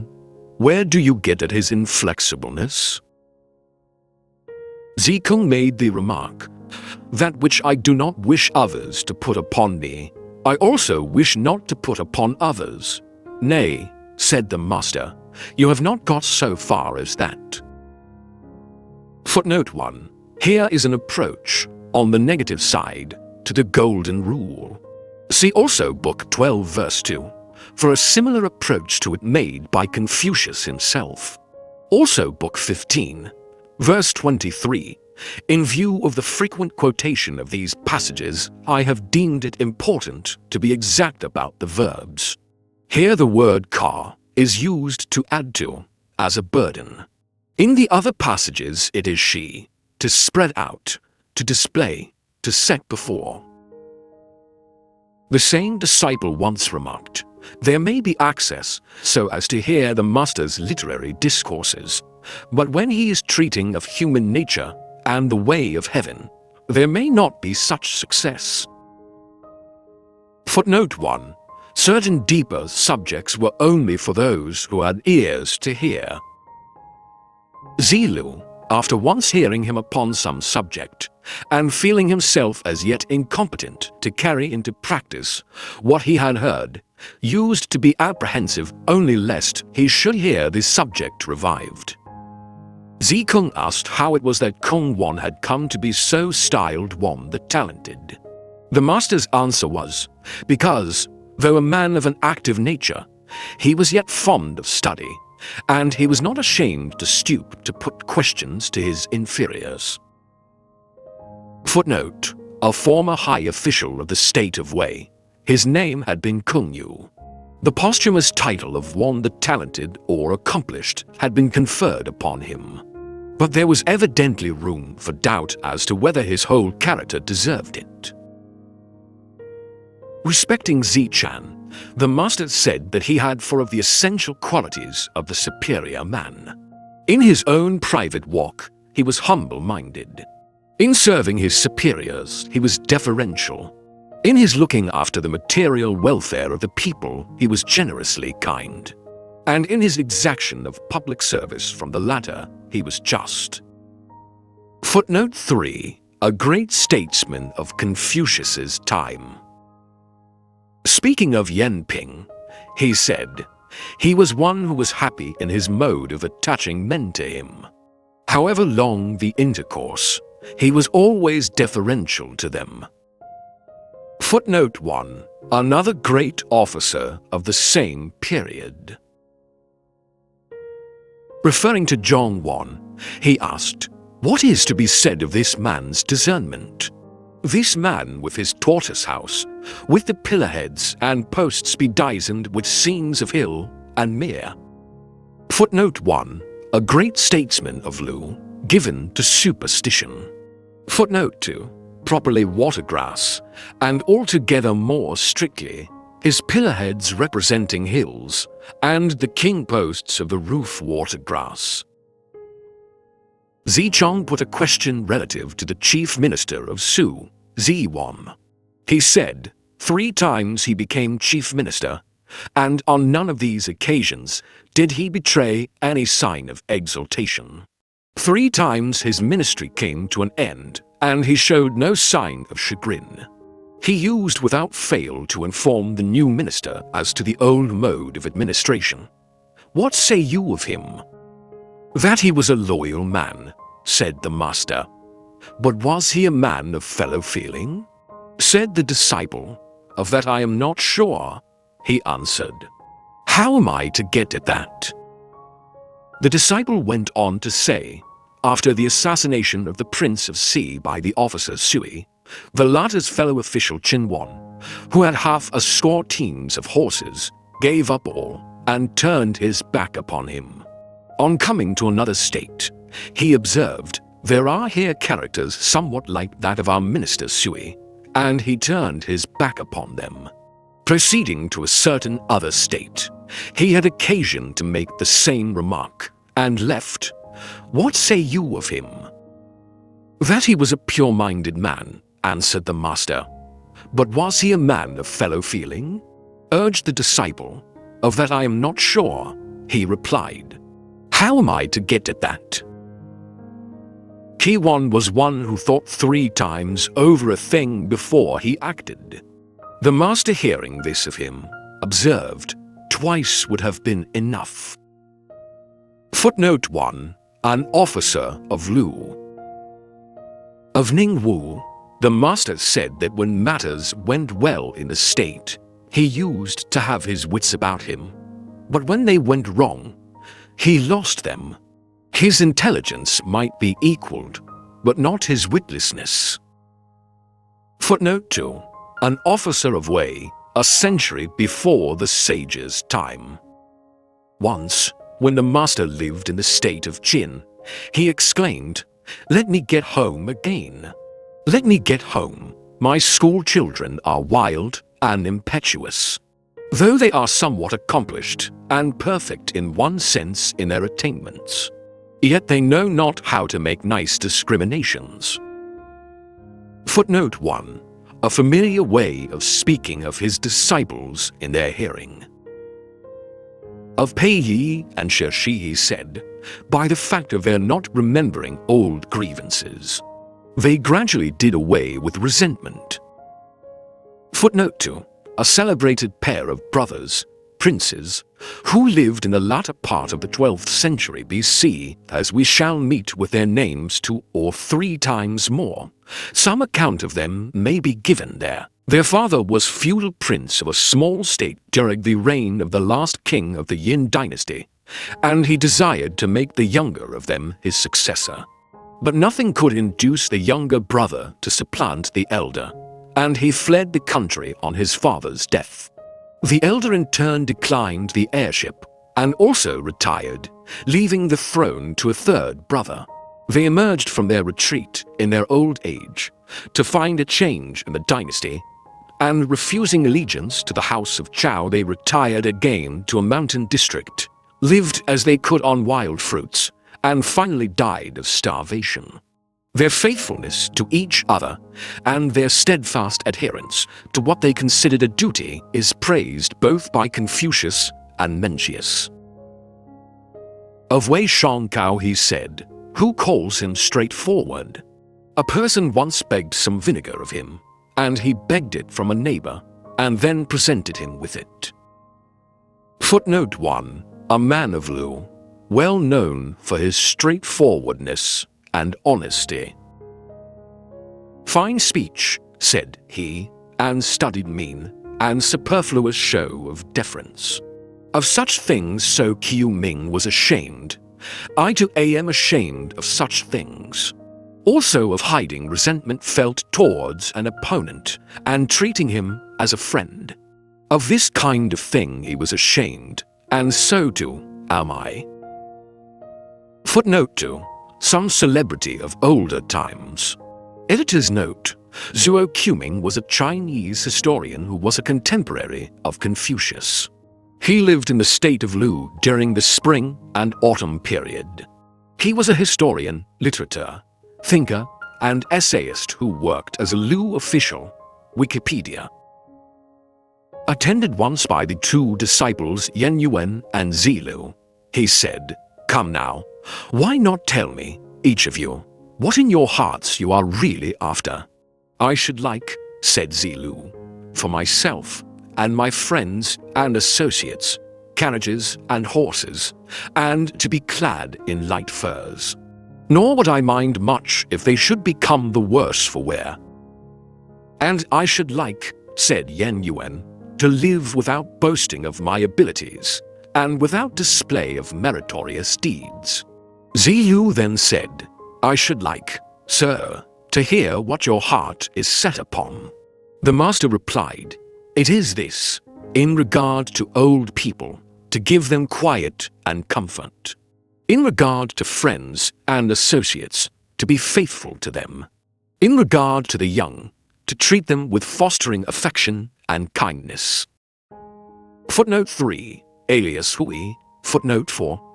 This may seem childish, but it is evidently a circumlocution for I would like, for my friends and self, some high official grade, and would use my dignity, if necessary, with economy. Compare with the following notes in Shiking. On one occasion the master exclaimed, Ah, 'tis hopeless. I have not yet seen the man who can see his errors, so as inwardly to accuse himself. Footnote 1, or all is over. In a small cluster of houses there may well be, said he, some whose integrity and sincerity may compare with mine, but I yield to none in point of love of learning. Footnote 2, lit. In a group of 10 families.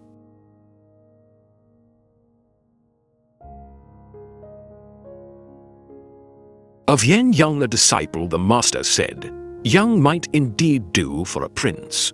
On being asked by this Yen Yang his opinion of a certain individual, the master replied, He is passable, impetuous, though.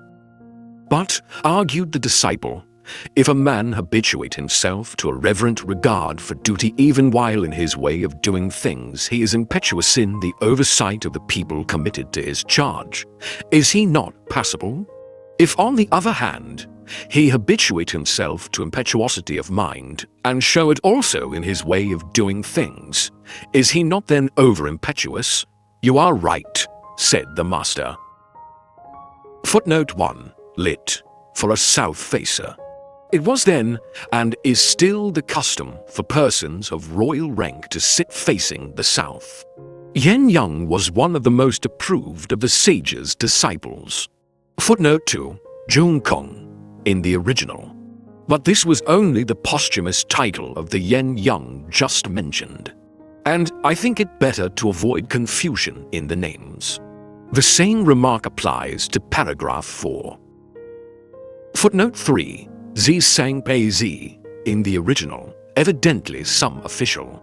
But as nothing is known of him, the name, uncouth enough to English ears, is surely better omitted. When the Duke Gai inquired which of the disciples were devoted to learning, Confucius answered him, there was one Yen Hu who loved it. A man whose angry feelings towards any particular person he did not suffer to visit upon another. A man who would never fall into the same error twice. Unfortunately, his allotted time was short, and he died, and now his like is not to be found. I have never heard of one so devoted to learning. While Zihua, a disciple, was away on a mission to Tsu, the disciple Yenyu, on behalf of his mother, applied for some grain. Give her 3 pecks, said the master. He applied for more. Give her 8. Then, Yen gave her 50 times that amount. The master said, when Zihua went on that journey to Tsu, he had well-fed steeds yoked to his carriage, and was arrayed in light furs. I have learnt that the superior man should help those whose needs are urgent, not help the rich to be more rich. When Yuanzi became prefect under him, he gave him 900 measures of grain, but the prefect declined to accept them. You must not, said the master. May they not be of use to the villages and hamlets around you? Footnote 1, Chi, in original, but only another name for the same man. Footnote 2. At this time Confucius was criminal judge in his native state of Lu, Yuan-zi had been a disciple. The commentators add that this was the officer's proper salary and that he did wrong to refuse it. Speaking of Yen Yang again, the master said, "If the offspring of a speckled ox be red in color and horned, even though men may not wish to take it for sacrifice, would the spirits of the hills and streams reject it?" Footnote 1. Yen Yang had a bad father, and men were inclined to avoid him on that account. Hence this remark made on his behalf. Oxen acceptable for sacrifice were required to be red and horned. Adverting to Hui again, he said, "For 3 months there would not be in his breast one thought recalcitrant against his feeling of goodwill towards his fellow men. The others may attain to this for a day or for a month, but there they end." When asked by Qi Kong whether Zilu was fit to serve the government, the master replied, "Zilu is a man of decision. What should prevent him from serving the government?" Asked the same question respecting Zikong and Yenyu, he answered similarly, pronouncing Zikong to be a man of perspicacity and Yenyu to be one versed in the polite arts. Footnote 1. Qi Kong was head of one of the 3 families of Lu. He inquires respecting the qualifications of these disciples for office. The questions are put separately about each and are formally answered by the master, as if by way of certificate.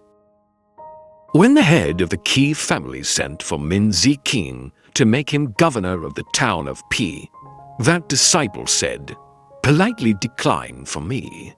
If the offer is renewed, then indeed I shall feel myself obliged to go and live on the further bank of the Wan." Footnote 1. Min Ziqing was one of the sage's favorite disciples, and he, no more than his master, could brook the manners of the Qi family. On the farther bank of the Wan, it would be out of the territory and free from further solicitation. Peng Yu had fallen ill, and the master was inquiring after him. Taking hold of his hand held out from the window, he said, "It is taking him off. Alas, his appointed time has come. Such a man, and to have such an illness."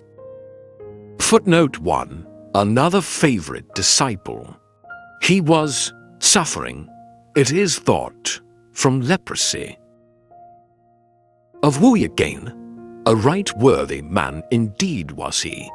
With his simple wooden dish of rice, and his one gourd basin of drink, away in his poor back lane, in a condition too grievous for others to have endured, he never allowed his cheery spirits to droop. A right worthy soul was he. "It is not," Yen Yu once apologized, "that I do not take pleasure in your doctrines. It is that I am not strong enough," the master rejoined. "It is when those who are not strong enough have made some moderate amount of progress that they fail and give up, but you are now drawing your own line for yourself." Addressing Zi Xia, the master said, "Let your scholarship be that of gentlemen, and not like that of common men." Footnote 1. That is, seeking self-improvement for its own sake and for duty's sake, not from motives of material benefit. When Ziyu became governor of Wuxing, the master said to him, "Do you find good men about you?" The reply was, "There is Tan Tai Miming, who when walking eschews bypaths, and who, unless there be some public function, never approaches my private residence." Footnote 1. This description of him would hardly have been recorded if it did not contain more than appears on the surface. The quantum principle pursues open and plain courses, and knows how to mind his own business. Meng Qifan, said the master, is no sounder of his own praises. During a stampede he was in the rear, and as they were about to enter the city gate he whipped up his horses and said, 'Twas not my daring made me lag behind. My horses would not go. Footnote 1. An officer of Lu. Omitted dicta of the master. Whoever has not the glib utterance of the priest too, as well as the handsomeness of Prince Chow of Song, will find it hard to keep out of harm's way in the present age. Who can go out but by that door? Why walks no one by these guiding principles? Footnote 1. Evidently spoken in some room where he customarily gave instruction, and from which there was no other exit but by the door. Where plain naturalness is more in evidence than polish, we have the man from the country. Where polish is more in evidence than naturalness, we have the town scribe. It is when naturalness and polish are equally evident that we have the ideal man. The life of a man is his rectitude, life without it. Such may you have the good fortune to avoid. Footnote 1. I would ask the attention of critics to this rendering of a rather knotty saying. 人之生也，直刚之生也，幸而免。 Life is here explained in the commentaries as the rational principle underlying the 生理本。 Since the above was written, a Chinese friend has sent me the following free rendering. Man is born upright. If he can exist without uprightness, his existence is fortunate. And he adds in a note that when Confucius says this, he refers to the goodness of God in allowing such people without uprightness to exist in the world and in giving them a larger space for repentance. My friend does not translate the last character, which means to avoid or escape. They who know it are not as those who love it, nor they who love it as those who rejoice in it. That is, have the fruition of their love for it. Footnote 1. Though it must, I think, refer to some subject under discussion at the time. To the average man, and those above the average, it is possible to discourse on higher subjects. To those from the average downwards, it is not possible. Fan Chi put a query about wisdom. The master replied, to labor for the promoting of righteous conduct among the people of the land. To be serious in regard to spiritual beings, and to hold aloof from them, this may be called wisdom. To a further query about philanthropy, he replied, those who possess that virtue find difficulty with it at first, success later. Footnote 1. That is, probably not to be too familiar, to show reverence from a distance. Footnote 2. An unsatisfactory answer, and evasive. Unless it be that it was in reply to a particular question about its exercise. But he was too slow to speak on this subject. See Book 9, Section 1. Men of practical knowledge, he said, find their gratification among the rivers of the lowland. Men of sympathetic social feeling find theirs among the hills. The former are active and bustling, the latter calm and quiet. The former take their day of pleasure, the latter look to length of days. Alluding to the states of Zi and Lu, he observed that Zi, by one change, might attain to the condition of Lu, and that Lu, by one change, might attain to good government. Footnote 1. The one change would be, in each case, a reform in the direction of the proprieties. Zi was even worse than Lu. An exclamation of the master, satirizing the times, when old terms relating to government were still used while bereft of their old meaning. A quart, and not a quart. Quart, indeed. Quart, indeed. Footnote 1. The word means really an angular cup, or perhaps a horn cup, at that time made without the angles, or not of horn. The meaning will come home to English readers in the above translation. Times are changed even with ourselves as regards such things, and such things are signs of the times. Saiwo, a disciple, put a query. Said he, suppose a philanthropic person were told, there's a fellow creature down in the well. Would he go down after him? Why should he really do so? Answered the master. The good man, or a superior man, might be induced to go, but not to go down. He may be misled, but not be fooled. 1. The superior man, said he, with his wide study of books, and hedging himself round by the rules of propriety, is not surely, after all that, capable of overstepping his bounds. Once when the master had had an interview with Non-Si, which had scandalized his disciple Zilu, he uttered the solemn adjuration, if I have done aught amiss, may heaven reject me, may heaven reject me. Footnote 1. The Duchess of Wei, who had been guilty of criminal intercourse with her brother, the Prince Show of paragraph 14. How far-reaching, said he, is the moral excellence that flows from the constant mean. It has for a long time been rare among the people. Zikong said, suppose the case of one who confers benefits far and wide upon the people, and who can, in so doing, make his bounty universally felt. How would you speak of him? Might he be called philanthropic? The master exclaimed, what a work for philanthropy! He would require indeed to be a sage. He would put into shade even Yo and Shun. Well, a philanthropic person, desiring for himself a firm footing, is led on to give one to others. Desiring for himself an enlightened perception of things, he is led on to help others to be similarly enlightened. If one could take an illustration coming closer home to us than yours, that might be made the starting point for speaking about philanthropy.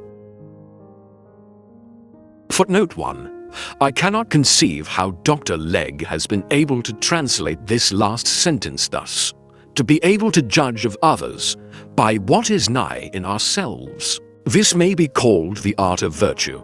Had he forgotten his Shiking, Book 3, Section 3, Paragraph 2, last stanza? 近取辟， Here is the same as 取辟不远。 their equals take an illustration not far-fetched.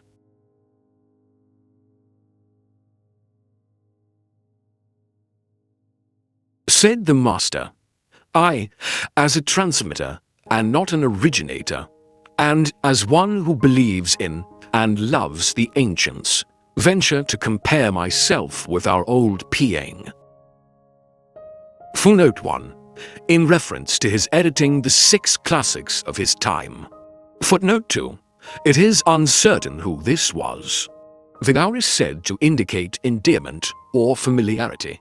He was some worthy known to himself and his disciples of very great age.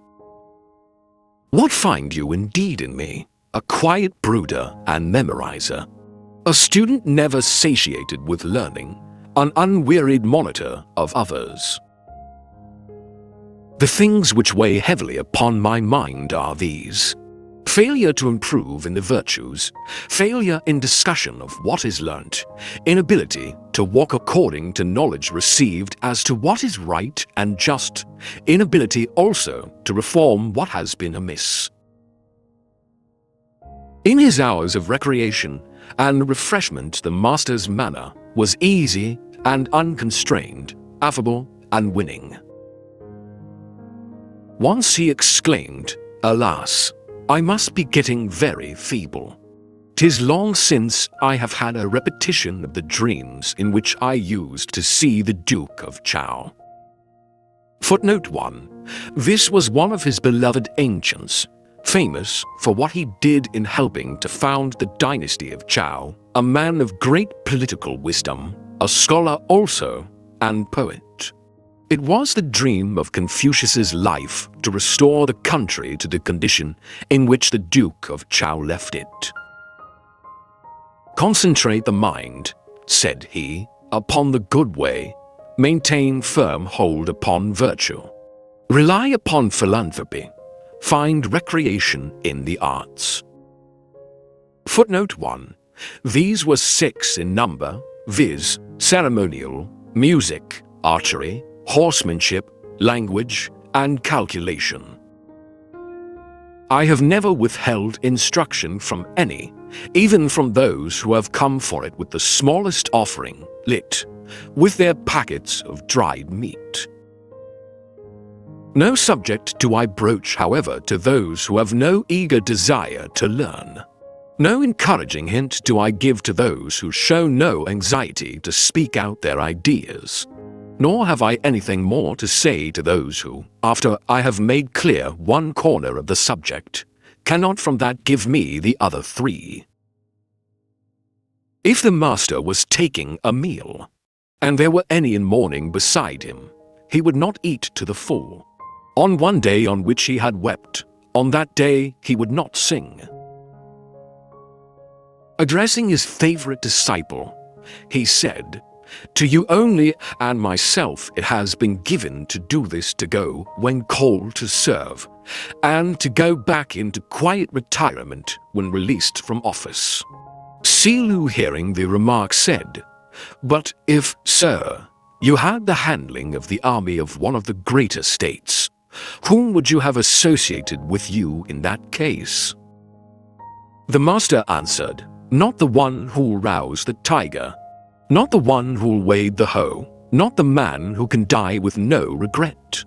He must be one who should watch over affairs with apprehensive caution, a man fond of strategy, and of perfect skill and effectiveness in it." Footnote 1. Yen Yuan is the name given, alias Hui, always spoken of in terms of highest praise. Footnote 2. Lit. 3 forces. Each force consisted of 12,500 men, and 3 of such forces were the equipment of a greater state. Footnote 3. Zilu the Ardent here shows his jealousy and is again rebuked. Footnote 4. Quotation from Shiking. As to wealth, he remarked, "If wealth were an object that I could go in quest of, I should do so even if I had to take a whip and do groom's work. But seeing that it is not, I go after those objects for which I have a liking." Among matters over which he exercised great caution were times of fasting, war, and sickness. When he was in the state of Tsi, and had heard the ancient Shao music, he lost all perception of the taste of his meat. "I had no idea," said he, "that music could have been brought to this pitch." In the course of conversation, Yen Yu said, "Does the master take the part of the Prince of Wei?" "Ah, yes," said Zikung. "I will go and ask him that." On going into him, that disciple began, "What sort of men were Pei the Ansha Zi?" "Worthies of the olden time," the master replied. "Had they any feelings of resentment?" was the next question. "Their aim and object," he answered, "was that of doing the duty which every man owes to his fellows, and they succeeded in doing it. What room further for feelings of resentment?" The questioner on coming out said, "The master does not take his part." Footnote 1. The Prince of Wei was resisting his father's claim to the dukedom. The father had had to flee the country, and the son had thereupon succeeded the title. Now the father had come back. The question is, should the son resist the father? Footnote 2. See note. "With a meal of coarse rice," said the master, "and with water to drink, and my bent arm for my pillow, even thus I can find happiness. Riches and honors without righteousness are to me as fleeting clouds. Give me several years more to live, said he, and after 50 years' study of the Book of Changes I might come to be free from serious error. Footnote 1. The Yicking. The master's regular subjects of discourse were the books of the odes and history, and the upkeeping of the rules of propriety. On all of these he regularly discoursed. Footnote 1. I submit the rendering of 呀 two Chinese scholars who are divided between the commentators, 长 and 正 Kongxi's dictionary gives both meanings for the passage, but will not decide. The Duke of Shi questioned Zilu about Confucius, and the latter did not answer. Hearing of this, the master said, "Why did you not say, 'He is a man with a mind so intent on his pursuits that he forgets his food, and finds such pleasure in them that he forgets his troubles, and does not know that old age is coming upon him?' As I came not into life with any knowledge of it," he said, "and as my likings are for what is old, I busy myself in seeking knowledge there. Strange occurrences, exploits of strength, deeds of lawlessness, references to spiritual beings, such like matters the master avoided in conversation." Footnote 1. Yet once he is represented as saying this of them, how abundantly do spiritual beings display their influence. We look for them, but do not see them. We hearken to them, but do not hear them. All nature is full of them, and nothing can be without them. And so on. Doctrine of the Mean, chapters v. Let there, he said, be 3 men walking together. From that number I should be sure to find my instructors. For what is good in them I should choose out and follow, and what is not good I should modify. On one occasion he exclaimed, "Heaven beget virtue in me. What can man do unto me?" Footnote 1. Lit. Wantui. Wantui was an officer of Sung, who once sat upon him as he was teaching under a tree. To his disciples he once said, "Do you look upon me, my sons, as keeping anything secret from you? I hide nothing from you. I do nothing that is not manifest to your eyes, my disciples. That is so with me." For things there were which he kept in view in his teaching: scholarliness, conduct of life, honesty, faithfulness. "It is not given to me," he said, "to meet with a sage. Let me but behold a man of superior mind, and that will suffice. Neither is it given to me to meet with a good man. Let me but see a man of constancy, and it will suffice. It is difficult for persons to have constancy when they pretend to have that which they are destitute of, to be full when they are empty, to do things on a grand scale when their means are contracted." When the master fished with hook and line, he did not also use a net. When out with his bow, he would never shoot at game in cover. "Some there may be," said he, "who do things in ignorance of what they do. I am not of these. There is an alternative way of knowing things, viz., to sift out the good from the many things one hears and follow it, and to keep in memory the many things one sees." Pupils from Huaiong were difficult to speak with. One youth came to interview the master, and the disciples were in doubt whether he ought to have been seen. "Why PG 40 so much ado," said the master, "at my merely permitting his approach, and not rather at my allowing him to draw back? If a man have cleansed himself in order to come and see me, I receive him as such. but I do not undertake for what he will do when he goes away. Is the philanthropic spirit far to seek? Indeed? The master exclaimed, I wish for it, and it is with me. The minister of crime in the state of Qin asked Confucius whether Duke Shou of Lu was acquainted with the proprietors, and he answered, yes, he knows them. When Confucius had withdrawn, the minister bowed to Wu Ma-Ki, a disciple, and motioned to him to come forward. He said, I have heard that superior men show no partiality. Are they, too, then, partial? That prince took for his wife a lady of the Wu family, having the same surname as himself, and had her named Lady Zi of Wu, the elder. If he knows the proprietors, then who does not?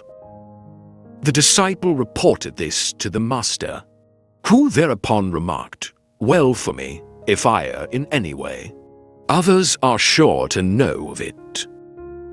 Footnote 1. The surname. 其 It was not then, and is not now, allowable in China for persons of the same surname to intermarry, no matter how distantly related.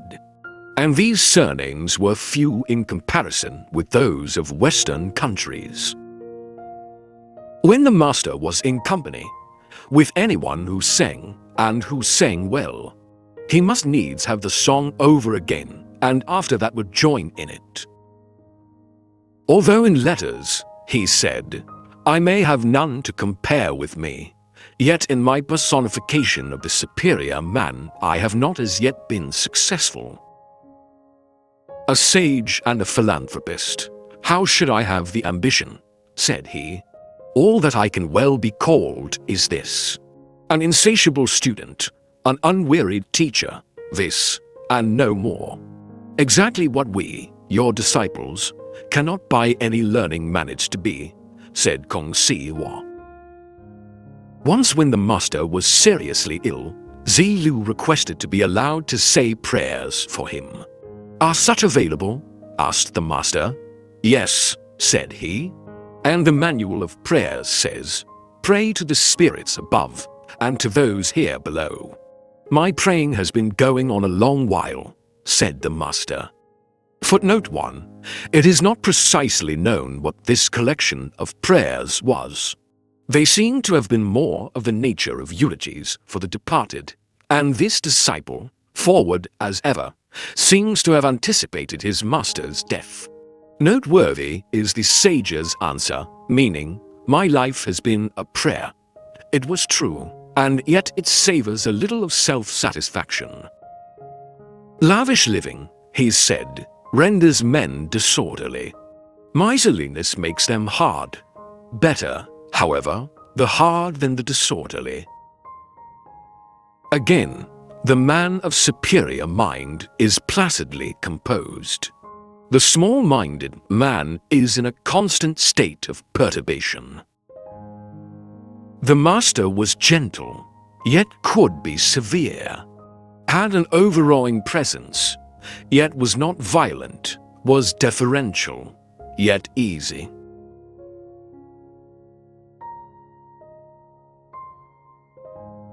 Speaking of Tai Pi, the master said that he might be pronounced a man of the highest moral excellence, for he allowed the empire to pass by him onwards to a third heir, while the people, in their ignorance of his motives, were unable to admire him for so doing.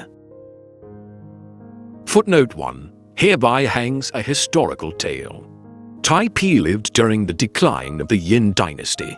He was eldest son and heir of the ruler of the feudal state of Chao. He had 2 brothers, upon the younger of whom the youngest of the 3 his father wished the succession to devolve. In order not to stand in the way of that wish, he induced his second brother to go away with him from the country, thus leaving the youngest free. The youngest was named Qi, and he became the father of the renowned Wanwang, 周文王 King Wan, who was the first virtual ruler of the new dynasty of Chao, Hence the empire really passed out of Taipe's grasp over to brothers to his nephew, Shi King. Without the proprieties, said the master, we have these results: for deferential demeanor, a worried one; for calm attentiveness, awkward bashfulness; for manly conduct, disorderliness; for straightforwardness, perversity. When men of rank show genuine care for those nearest to them in blood, the people rise to the duty of neighborliness and sociability. And when old friendships among them are not allowed to fall off, there will be a cessation of underhand practices among the people. The scholar Sang was once unwell, and calling his pupils to him, he said to them, "Disclose to view my feet and my hands." What says the ode? Act as from a sense of danger, with precaution and with care, as a yawning gulf o'erlooking, as on ice that scarce will bear. At all times, my children, I know how to keep myself free from bodily harm. Footnote 1.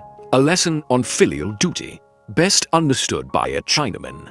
Our parents gave us our bodies, and they should therefore be carefully guarded from harm. See mine, says Sang, in my old age. The lines he quotes are from the Shi King. Again, during an illness of his, Manking, an official, went to ask after him. The scholar had some conversation with him, in the course of which he said, "Doleful the cries of a dying bird, good the last words of a dying man." There are 3 points which a man of rank in the management of his duties should set store upon: a lively manner and deportment, banishing both severity and laxity; a frank and open expression of countenance, allied closely with sincerity; and a tone in his utterances utterly free from any approach to vulgarity and impropriety. As to matters of bowls and dishes, leave such things to those who are charged with the care of them. Footnote 1. In the original names of sacrificial vessels are mentioned, but the lesson is simply, leave minor matters to those you entrust with them. A Chinese cook some years ago gave this lesson to the governor of Hong Kong. The governor was apt to pay surprise visits to the offices of the various departments and pry into details of work done. One day he went down into his own kitchen to lecture his chief cook. Said the cook, "Sir, you number 1 governor, I number 1 cook. You mind your pitching business, I mind mine." Number 1 equals first class. Another saying of the scholar Sang, I once had a friend who, though he possessed ability, would go questioning men of none, and though surrounded by numbers, would go with his questions to isolated individuals, who also, whatever he might have, appeared as if he were without it, and, with all his substantial acquirements, made as though his mind were a mere blank, and when insulted would not retaliate. This was ever his way. Footnote 2. Supposed to be Hui.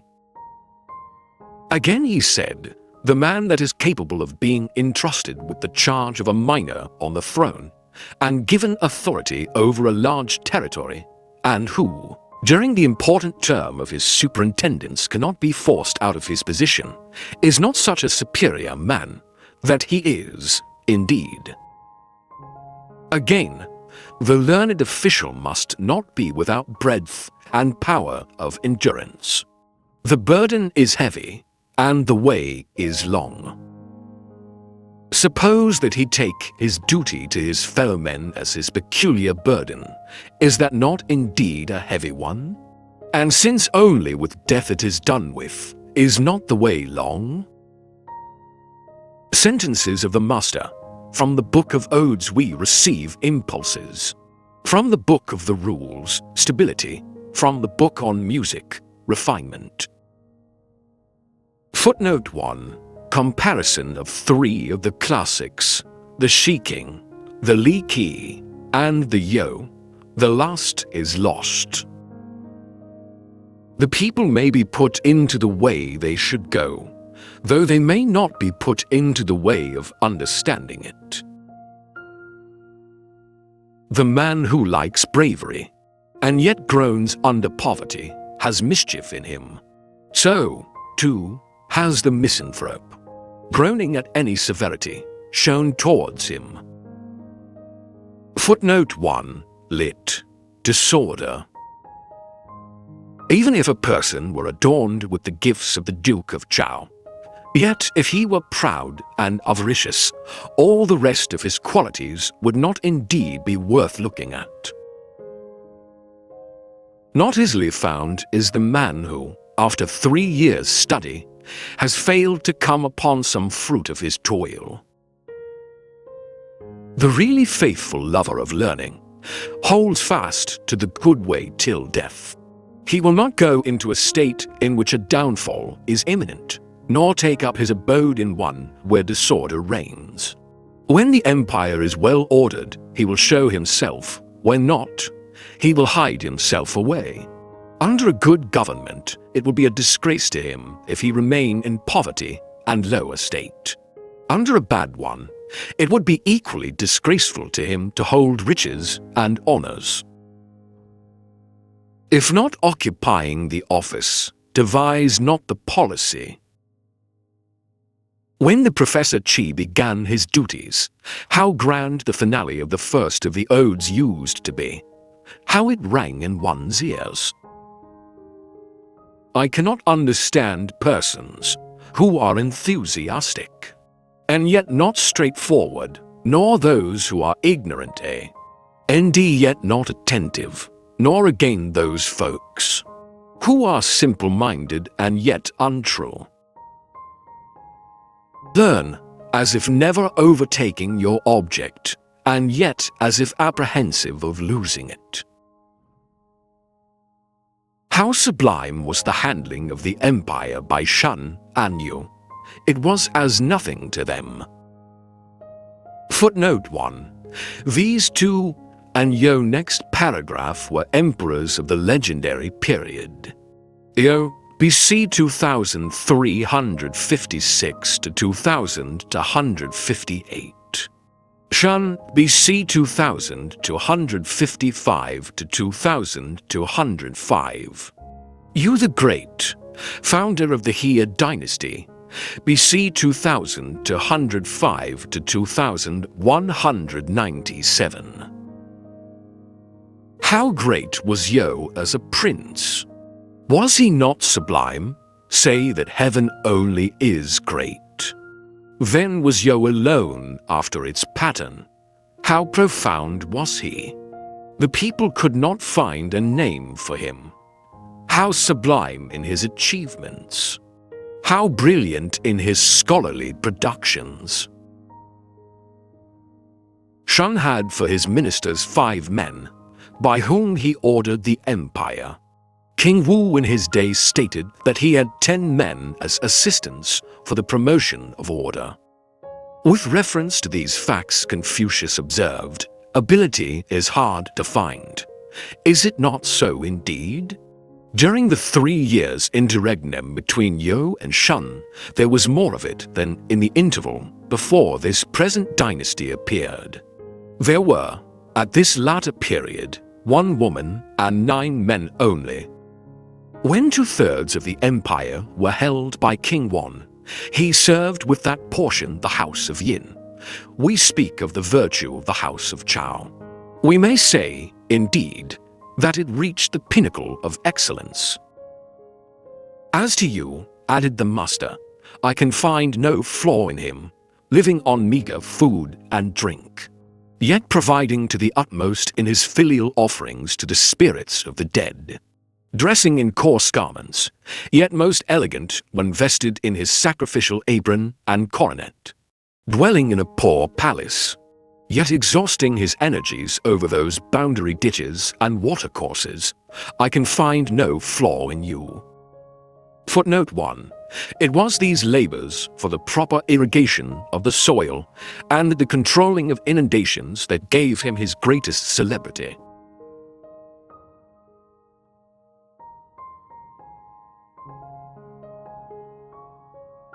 Speaking of Tai Pi, the master said that he might be pronounced a man of the highest moral excellence, for he allowed the empire to pass by him onwards to a third heir, while the people, in their ignorance of his motives, were unable to admire him for so doing. Footnote 1. Hereby hangs a historical tale. Tai Pi lived during the decline of the Yin dynasty. He was eldest son and heir of the ruler of the feudal state of Chao. He had 2 brothers, upon the younger of whom the youngest of the 3 his father wished the succession to devolve. In order not to stand in the way of that wish, he induced his second brother to go away with him from the country, thus leaving the youngest free. The youngest was named Qi, and he became the father of the renowned Wanwang, 周文王 King Wan, who was the first virtual ruler of the new dynasty of Chao. Hence the empire really passed out of Tai Pi's grasp over to brothers to his nephew, Si Shiking. Without the proprieties, said the master, we have these results: for deferential demeanor, a worried one; for calm attentiveness, awkward bashfulness; for manly conduct, disorderliness; for straightforwardness, perversity. When men of rank show genuine care for those nearest to them in blood, the people rise to the duty of neighborliness and sociability. And when old friendships among them are not allowed to fall off, there will be a cessation of underhand practices among the people. The scholar Sang was once unwell, and calling his pupils to him, he said to them, "Disclose to view my feet and my hands." What says the ode? Act as from a sense of danger, with precaution and with care, as a yawning gulf o'erlooking, as on ice that scarce will bear. At all times, my children, I know how to keep myself free from bodily harm. Footnote 1. A lesson on filial duty, best understood by a Chinaman. Our parents gave us our bodies, and they should therefore be carefully guarded from harm. See mine, says Seng, in my old age. The lines he quotes are from the Shiking. Again, during an illness of his, Manking, an official, went to ask after him. The scholar had some conversation with him, in the course of which he said, "Doleful the cries of a dying bird, good the last words of a dying man."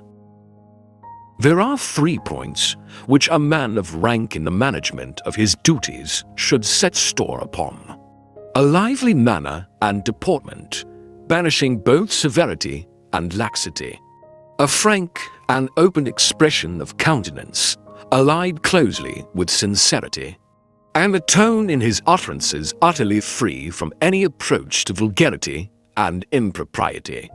As to matters of bowls and dishes, leave such things to those who are charged with the care of them. Footnote 1. In the original names of sacrificial vessels are mentioned, but the lesson is simply, leave minor matters to those you entrust with them. A Chinese cook some years ago gave this lesson to the governor of Hong Kong. The governor was apt to pay surprise visits to the offices of the various departments and pry into details of work done. One day he went down into his own kitchen to lecture his chief cook. Said the cook, "Sir, you number 1 governor, I number 1 cook, you mind your pitching business, I mind mine." Number 1 equals first class. Another saying of the scholar sang, I once had a friend who, though he possessed ability, would go questioning men of none, and though surrounded by numbers, would go with his questions to isolated individuals, who also, whatever he might have, appeared as if he were without it, and, with all his substantial acquirements, made as though his mind were a mere blank, and when insulted would not retaliate. This was ever his way. Footnote 2. Supposed to be Hui. Again he said, the man that is capable of being entrusted with the charge of a minor on the throne, and given authority over a large territory, and who, during the important term of his superintendence, cannot be forced out of his position, is not such a superior man, that he is, indeed. Again, the learned official must not be without breadth and power of endurance. The burden is heavy, and the way is long. Suppose that he take his duty to his fellow men as his peculiar burden. Is that not indeed a heavy one? And since only with death it is done with, is not the way long? Sentences of the Master. From the Book of Odes we receive impulses. From the Book of the Rules, stability. From the Book on Music, refinement. Footnote 1. Comparison of three of the classics, the Shiking, the Li Qi, and the Yo. The last is lost. The people may be put into the way they should go, though they may not be put into the way of understanding it. The man who likes bravery, and yet groans under poverty, has mischief in him. So, too, has the misanthrope, groaning at any severity shown towards him. Footnote 1. Lit. Disorder. Even if a person were adorned with the gifts of the Duke of Chao, yet if he were proud and avaricious, all the rest of his qualities would not indeed be worth looking at. Not easily found is the man who, after 3 years' study, has failed to come upon some fruit of his toil. The really faithful lover of learning holds fast to the good way till death. He will not go into a state in which a downfall is imminent, nor take up his abode in one where disorder reigns. When the empire is well ordered, he will show himself. When not, he will hide himself away. Under a good government, it will be a disgrace to him if he remain in poverty and low estate. Under a bad one, it would be equally disgraceful to him to hold riches and honors. If not occupying the office, devise not the policy. When the Professor Chi began his duties, how grand the finale of the first of the odes used to be! How it rang in one's ears! I cannot understand persons who are enthusiastic, and yet not straightforward, nor those who are ignorant, and yet not attentive, nor again those folks who are simple-minded and yet untrue. Learn as if never overtaking your object, and yet as if apprehensive of losing it. How sublime was the handling of the empire by Shan and Yu! It was as nothing to them. Footnote 1. These two and Yo next paragraph were emperors of the legendary period. Yo, BC 2356 to 2158. Shan, BC 2255 to 2205. Yu the Great, founder of the He dynasty, BC 2205 to 2197. How great was Yo as a prince? Was he not sublime? Say that heaven only is great. Then was Yo alone after its pattern. How profound was he? The people could not find a name for him. How sublime in his achievements! How brilliant in his scholarly productions! Shan had for his ministers 5 men, by whom he ordered the empire. King Wu in his day stated that he had 10 men as assistants for the promotion of order. With reference to these facts, Confucius observed, "Ability is hard to find. Is it not so indeed?" During the 3 years interregnum between Yo and Shun, there was more of it than in the interval before this present dynasty appeared. There were, at this latter period, 1 woman and 9 men only. When 2/3 of the empire were held by King Wan, he served with that portion the house of Yin. We speak of the virtue of the house of Chao. We may say, indeed, that it reached the pinnacle of excellence. "As to you," added the master, "I can find no flaw in him, living on meager food and drink, yet providing to the utmost in his filial offerings to the spirits of the dead, dressing in coarse garments, yet most elegant when vested in his sacrificial apron and coronet, dwelling in a poor palace, yet exhausting his energies over those boundary ditches and watercourses. I can find no flaw in you." Footnote 1. It was these labors for the proper irrigation of the soil and the controlling of inundations that gave him his greatest celebrity.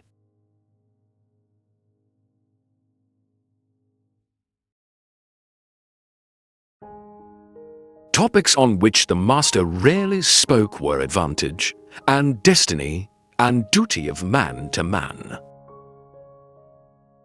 Footnote 1. At any rate, a good deal is here recorded. A man of the village of Tahayong exclaimed of him, "A great man is Confucius, a man of extensive learning, and yet in nothing has he quite made himself a name." The master heard of this, and mentioning it to his disciples, he said, "What then shall I take in hand? Shall I become a carriage driver or an archer? Let me be a driver." The sacrificial cap, he once said, should, according to the rules, be of linen. But in these days it is of pure silk. However, as it is economical, I do as all do.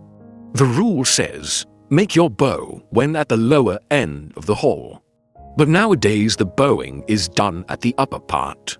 This is great freedom, and I, though I go in opposition to the crowd, bow when at the lower end. The master barred for words. He would have no shalls, no musts, no certainlys, no eyes. Footnote 1. I believe I am alone in this method of interpretation, but think I am right. The teaching is against arbitrariness, obstinacy, and self-assertion. The last expression is literally no is. There is nothing in the Chinese language equivalent to our inverted commas. See also next paragraph. Once, in the town of Quang, fearing that his life was going to be taken, the master exclaimed, "King Wan is dead and gone, but is not Wan one with you here? If heaven be about to allow this Wan to perish, then they who survive its decease will get no benefit from it. But so long as heaven does not allow it to perish, what can the men of Quang do to me?"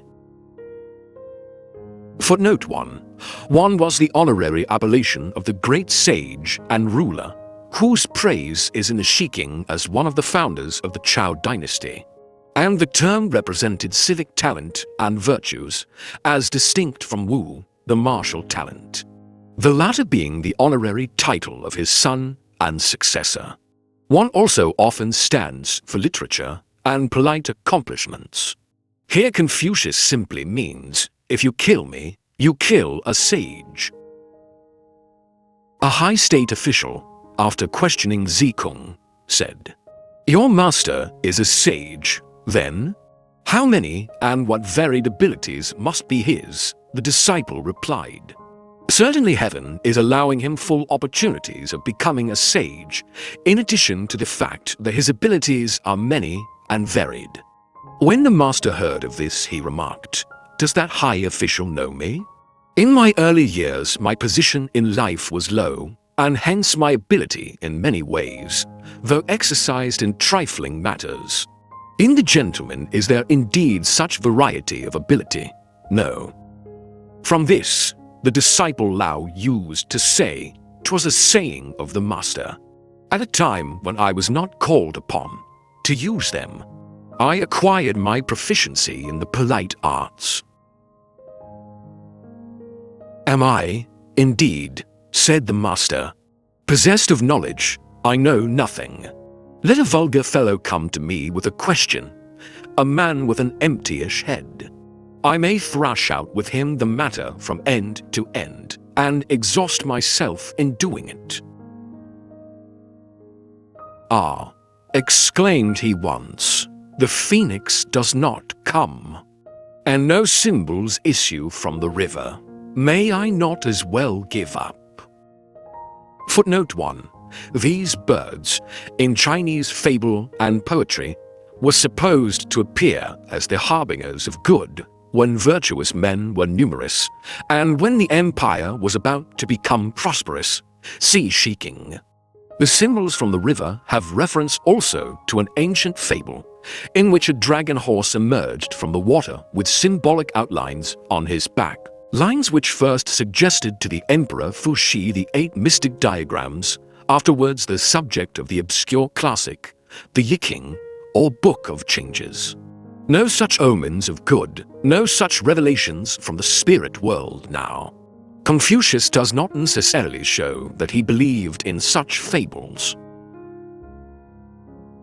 Whenever the master met with a person in mourning, or with one in full dress cap and kirtle, or with a blind person, although they might be young persons, he would make a point of rising on their appearance, or, if crossing their path, would do so with quickened step.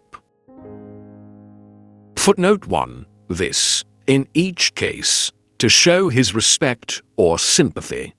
The mourning should be, more strictly, half mourning or mourning attire long worn. The cap and kirtle should also be cap, robe, and skirt, denoting a person of honorable position. Once Yen Yuan exclaimed with a sigh, with reference to the master's doctrines, "If I look up to them, they are ever the higher. If I try to penetrate them, they are ever the harder. If I gaze at them as if before my eyes, lo, they are behind me." Gradually and gently the master with skill lures men on. By literary law he gave me breadth. By the rules of propriety he narrowed me down. When I desire a respite, I find it impossible, and after I have exhausted my powers, there seems to be something standing straight up in front of me, and though I have the mind to make towards it, I make no advance at all. Footnote 1. Hui. Once when the master was seriously ill, Zilu induced the other disciples to feign. They were high officials acting in his service. During a respite from his malady, the master exclaimed, "Ah, how long has Zilu's conduct been false? Whom should I delude? If I were to pretend to have officials under me, having none, should I deceive heaven? Besides, were I to die, I would rather die in the hands of yourselves, my disciples, than in the hands of officials. And though I should fail to have a grand funeral over me, I should hardly be left on my death on the public highway, should I?" Sikong once said to him, "Here is a fine gem. Would you guard it carefully in a casket and store it away? Or seek a good price for it and sell it?" "Sell it, indeed," said the master. "That would I, but I should wait for the bidder." Footnote 1. By the fine gem is said to have been meant the master's own high qualifications for official employment, which he seemed to set too little store upon. He sees the point in the question and answers, "I will wait till I am asked." The master protested he would go and live among the 9 wild tribes. A rude life, said someone. How could you put up with it? What rudeness would there be, he replied, if a superior man was living in their midst? Footnote 2. By way of expressing his regret that his influence was so little among civilized folk. Once he remarked, after I came back from way to loo, the music was put right, and each of the festal odes and hymns was given its appropriate place and use. Footnote 3. C. For the confusion it was in before. The festal odes and hymns are the contents of the Shiking, minus the ballads, etc., of the first part. Which one of these following, he asked on one occasion, are to be found exemplified in me? Proper service rendered to superiors when abroad. Duty to father and elder brother when at home. Duty that shrinks from no exertion when dear ones die. And keeping free from the confusing effects of wine? Footnote 1. Chinese commentators think the question, as in Book 7.2, to self-depreciatory and make it mean, what is there in me besides these? Standing once on the bank of a mountain stream, he said musingly, like this are those that pass away no cessation, day or night. Footnote 2. I give the ordinary meaning of the words. Some native commentators make them allude to changes in mundane matters, or things of time or of the times, and others take them as a hint to the disciples about unremitting study. Other sayings. I have not yet met with the man who loves virtue as he loves beauty. Take an illustration from the making of a hill. A simple basketful is wanting to complete it, and the work stops, so I stop short. Take an illustration from the leveling of the ground. Suppose again just one basketful is left. When the work has so progressed, there I desist. Footnote 1. Admonition to his students to persevere with their learning and its completion. It was Hui, was it not, who, when I had given him his lesson, was the unflagging one. Alas for Hui, I saw him ever making progress. I never saw him stopping short. Blade, but no bloom or else bloom, but no produce. That is the way with some. Reverent regard is due to youth. How know we what difference there may be in them in the future from what they are now? Yet when they have reached the age of 40 or 50, and are still unknown in the world, then indeed they are no more worthy of such regard. Footnote 2. Almost identical to the maxima debita puero reverentia of Juvenal. Can any do otherwise than assent to words said to them by way of correction? Only let them reform by such advice, and it will then be reckoned valuable. Can any be other than pleased with words of gentle suasion? Only let them comply with them fully, and such also will be accounted valuable. With those who are pleased without so complying, and those who assent but do not reform, I can do nothing at all. 1. Give prominent place to loyalty and sincerity. 2. Have no associates in study who are not advanced somewhat like yourself. 3. When you have erred, be not afraid to correct yourself. It may be possible to seize and carry off the chief commander of a large army, but not possible so to rob one poor fellow of his will. Footnote 1. Lit. 3 forces, each of 12,500 men. One who stands clad in hempen robe, the worse for wear among others clad in furs of fox and badger, and yet unabashed, 'tis Zilu, that is it not? Zilu used always to be humming over the lines. From envy and enmity free, what deed doth he other than good? How should such a rule of life, asked the master, be sufficient to make anyone good? Footnote 2. Sheaking, Book 1.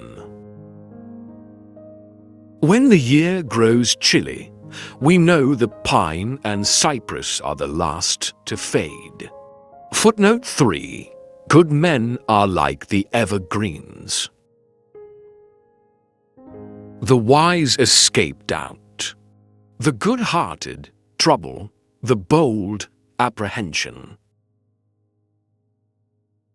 Some may study side by side, and yet be asunder, when they come to the logic of things. Some may go on together in this latter course, but be wide apart, in the standards they reach in it. Some, again, may together reach the same standard, and yet be diverse in weight of character. The blossom is out on the cherry tree, with a flutter on every spray. Dost think that my thoughts go not out to thee? Ah, why art thou far away? Commenting on these lines, the master said, there can hardly have been much thought going out. What does distance signify? Footnote 1. From a spring song, one of the pieces expurgated by Confucius from the collection out of which he complied the sheaking. The point of his little comment is not very clear.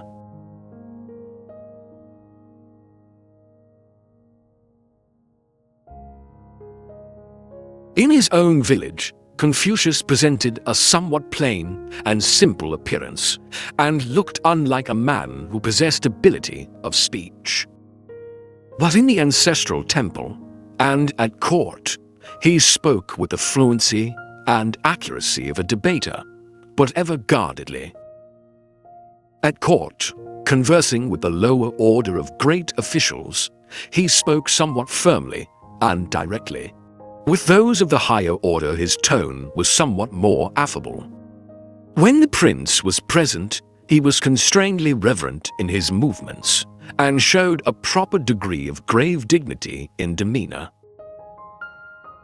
Whenever the prince summoned him to act as usher to the court, his look would change somewhat, and he would make as though he were turning round to do obeisance. He would salute those among whom he took up his position, using the right hand or the left, and holding the skirts of his robe in proper position before and behind. He would make his approaches with quick step, and with elbows evenly bent outwards. When the visitor withdrew, he would not fail to report the execution of his commands, with the words, "The visitor no longer looks back." Footnote 1. At the reception of a prince from another state, there were many officials acting on behalf of host and guest, through whom ceremonial questions and answers were passed. Confucius was evidently at times required to act as one of these. When he entered the palace gate, it was with the body somewhat bent forward, almost as though he could not be admitted. When he stood still, this would never happen in the middle of the gateway, nor when moving about would he ever tread on the threshold. When passing the throne, his look would change somewhat. He would turn aside and make a sort of obeisance, and the words he spoke seemed as though he were deficient in utterance. On going up the steps to the audience chamber, he would gather up with both hands the ends of his robe, and walk with his body bent somewhat forward, holding back his breath like one in whom respiration has ceased. On coming out, after descending one step his countenance would relax and assume an appearance of satisfaction. Arrived at the bottom, he would go forward with quick step, his elbows evenly bent outwards, back to his position, constrainedly reverent in every movement. Footnote 1. This and the center of the gateway were positions to be occupied only by the prince. When holding the scepter in his hand, his body would be somewhat bent forward, as if he were not equal to carrying it. Wielding it now higher, as in a salutation, now lower, as in the presentation of a gift. His look would also be changed and appear awestruck, and his gait would seem retarded, as if he were obeying some restraining hand behind. When he presented the gifts of ceremony, he would assume a placid expression of countenance. At the private interview, he would be cordial and affable. Footnote 1. Here, the scepter of the feudal prince. Confucius, when in office, would carry it with him on occasional of embassages to neighboring princes. Footnote 2. A Chinaman saluting clasps his own hands, holding them forward. In presenting a gift, the hands are lower. Footnote 3. At the neighboring prince's court. The good man would use no purple or violet colors for the facings of his dress, nor would he have red or orange color for his undress. For the hot season he wore a singlet of either coarse or fine texture, but would also feel bound to have an outer garment covering it. For his black robe he had lamb's wool, for his white one, fawn's fur, and for his yellow one, fox fur. His furred undress robe was longer, but the right sleeve was shortened. He would needs have his sleeping dress 1.5 times his own length.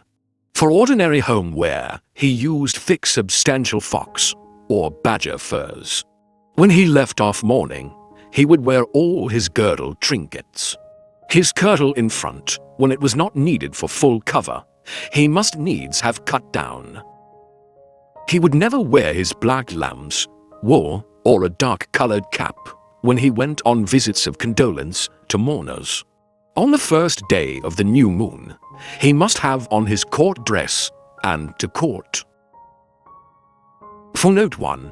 Because, it is said, such colors were adopted in fasting and mourning. Footnote 2.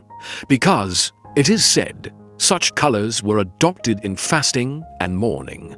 Footnote 3. Because they did not belong to the 5 correct colors, viz. green, yellow, carnation, white, and black, and were affected more by females. Footnote 4. As at court. Footnote 5. Since white was, as it is still, the mourning color. When observing his fasts, he made a point of having bright, shiny garments made of linen. He must also at such times vary his food and move his seat to another part of his dwelling room. As to his food, he never tired of rice so long as it was clean and pure, nor of hashed meats when finely minced. Rice spoiled by damp and sour he would not touch, nor tainted fish, nor bad meat, nor aught of a bad color or smell, nor aught overdone in cooking, nor aught out of season. Neither would he eat anything that was not properly cut, or that lacked its proper seasonings. Although there might be an abundance of meat before him, he would not allow a preponderance of it to rob the rice of its beneficial effect in nutrition. Only in the matter of wine did he set himself no limit, yet he never drank so much as to confuse himself. Tradesmen's wines and dried meats from the market he would not touch. Ginger he would never have removed from the table during a meal. He was not a great eater. Meat from the sacrifices at the prince's temple he would never put aside till the following day. The meat of his own offerings he would never give out after 3 days' keeping, for after that time none were to eat it. At his meals he would not enter into discussions, and when reposing afterwards he would not utter a word. Even should his meal consist only of coarse rice and vegetable broth or melons, he would make an offering and never fail to do so religiously. Footnote 1. To kinsmen and friends. Footnote 2. The origin of meals being sacrificial. This the good man would do, somewhat as we say grace before meals. He would never sit on a mat that was not straight. Footnote 1. Loving order in all things. His sense of order was disturbed in little matters as well as great. After a feast among his villagers, he would wait before going away until the old men had left. When the village people were exorcising the pests, he would put on his court robes and stand on the steps of his hall to receive them. Footnote 1. Lit. Those who carried a staff. Sexagenarians only were then, as in China now, supposed to use walking sticks. Footnote 2. A New Year's ceremony of expelling evil spirits and pestilential influences, consisting of a house-to-house visitation. Though silly and a little rowdy, the sage would not disturb an old custom, but would seem to have encouraged it.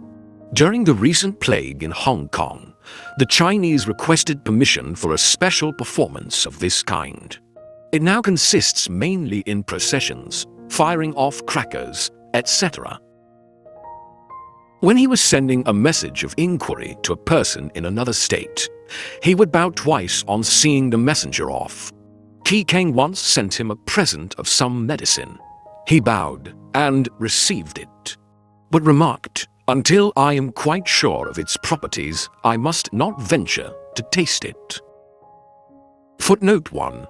The bowings being really intended for the person to whom the message was sent. Once when the stabling was destroyed by fire, he withdrew from the court and asked, "Is any person injured?"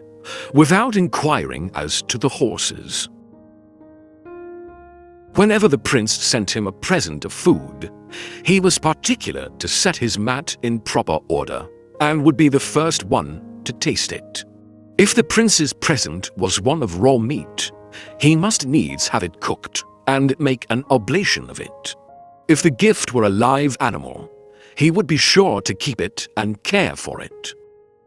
When he was in waiting and at a meal with the prince would make the offering, and he, the master, was the pregestator. When unwell, and the prince came to see him, he would arrange his position so that his head inclined towards the east, would put over him his court robes, and draw his girdle across them. When summoned by order of the prince, he would start off without waiting for his horses to be put to. Footnote 1.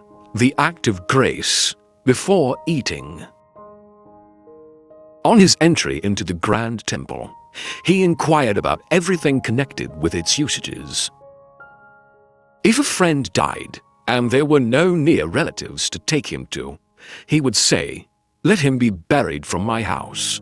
For a friend's gift, unless it consisted of meat that had been offered in sacrifice, he would not bow, even if it were a carriage and horses. In repose he did not lie like one dead. In his home life he was not formal in his manner. Whenever he met with a person in mourning, even though it were a familiar acquaintance, he would be certain to change his manner. And when he met with anyone in full dress cap, or with any blind person, he would also unfailingly put on a different look, even though he were himself in undress at the time. In saluting any person wearing mourning, he would bow forwards towards the front bar of his carriage. In the same manner, he would also salute the bearer of a census register. When a sumptuous banquet was spread before him, a different expression would be sure to appear in his features, and he would rise up from his seat. At a sudden thunderclap, or when the wind grew furious, his look would also invariably be changed. Footnote 1. In acknowledgement of the generous hospitality. On getting into his car, he would never fail first to stand up erect, holding on by the strap. When in the car, he would never look about, nor speak hastily, nor bring one hand to the other. Let one but make a movement in his face, and the bird will rise and seek some safer place. Apropos of this, he said, "Here is a hen pheasant from Shanliang, and in season, and in season." After T.S. Zilu had got it prepared, he smelt it thrice, and then rose up from his seat. Footnote 2. This whole paragraph is obscure, and the Chinese commentators differ in their explanations of it. I take the opening sentences as a quotation from some poem, in which facial expression, which plays so large a part in the preceding paragraphs, is dwelt upon. Shanliang is literally a mountain ridge. But may it not be the name of some district or place? The master's rising up from his seat must be taken, again as expressive of his pleasure at having met with a luxury.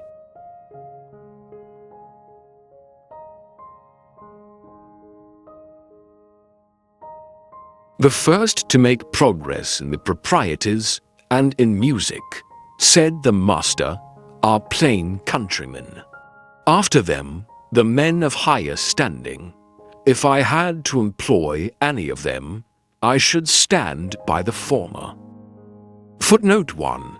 Quite a different meaning is brought out by the native commentators, the chief of whom are followed by Professor Legge. But I think they do violence to the plain text. They represent the whole paragraph as a quotation of a common saying about the men of former and later times. Of those, said he, who were about me when I was in the Qin and Sai states, not one now is left to approach my door. Note, the men of virtuous life were Yen Yuan Hui, Min Su Qin, Yen Fai Niu, and Jun Kong Yen Yang. The speakers and debaters were Sai Wo and Zi Kong. The capable government servants were Yen Yu and Zi Lu. The literary students, Zi Yu and Zi Hia. As for Wu Wei, said the master, he is not one to help me on. There is nothing I say, but he is not well satisfied with. Footnote 1. He did not raise questions, see Book 2, 9, and in that way did not lead him on into deeper discussions. What a dutiful son was Min Si Qin, he exclaimed. No one finds occasion to differ from what his parents and brothers have said of him. Non Young used to repeat 3 times over the lines in the odes about the white scepter. Confucius caused his own elder brother's daughter to be given in marriage to him. Footnote 2, Shiking, Book 3, 3.2. Flaws may be in thy white scepter, yet they may be ground away. Flaws in things that thou hast uttered, all intangible are they. When Qi Kong inquired which of the disciples were fond of learning, Confucius answered him, there was one Yen Hui who was fond of it. But unfortunately his allotted time was short, and he died, and now his like is not to be found. When Yen Yuan died, his father, Yen Lu, begged for the master's carriage in order to get a shell for his coffin. Ability or no ability, said the master, every father still speaks of my son. When my own son Li died, and the coffin for him had no shell to it, I know I did not go on foot to get him one.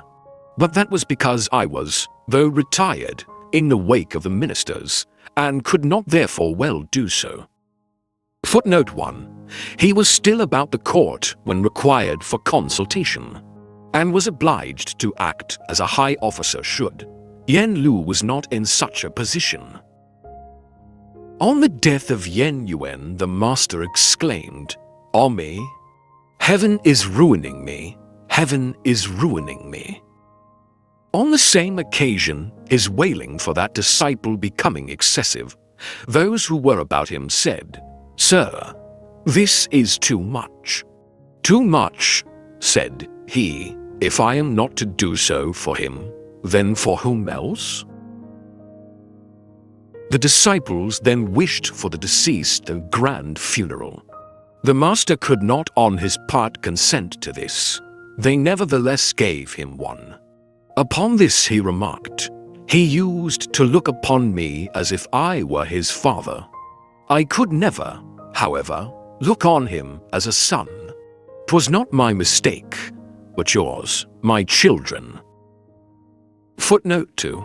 Because the family was very poor, and the grand funeral would involve them in expense. Zilu propounded a question about ministering to the spirits of the departed. The master replied, "Where there is scarcely the ability to minister to living men, how shall there be ability to minister to the spirits?" On his venturing to put a question concerning death, he answered, "Where there is scarcely any knowledge about life, how shall there be any about death?" Footnote 1. The answers may only have reference to the questioner. The disciple-man was by his side, looking affable and bland. Zilu also, looking careless and intrepid. And Yenyu and Zikong, firm and precise. The master was cheery. "One like Zilu there," said he, "does not come to a natural end." Footnote 2. Nor did he. He was killed during a rising in Wei. Some persons in Lu were taking measures in regard to the long treasury house. Min Ziqin observed, "How if it were repaired on the old lines?" The master upon this remarked, "This fellow is not a talker, but when he does speak, he is bound to hit the mark." "There is Yu's harpsichord," exclaimed the master. "What is it doing at my door?" On seeing, however, some disrespect shown to him by the other disciples, he added, "You has got as far as the top of the hall, only he has not yet entered the house." Footnote 3. Zilu, a rebuke of his style of music seems to be intended. Yet the master shows that he has made some progress and will not have him contemned. Zikung asked which was the worthier of the two, Zichang or Zixia. "The former," answered the master, "goes beyond the mark. The latter falls short of it." "So then Zichang is the better of the two, is he?" said he. "To go too far," he replied, "is about the same as to fall short." The chief of the Qi family was a wealthier man than the Duke of Chao had been, and yet Yenyu gathered and hoarded for him, increasing his wealth more and more. "He is no follower of mine," said the master. "It would serve him right, my children, to sound the drum and set upon him." Footnote 1. The example and dream of Confucius. See on Book 7.5. Footnote 2.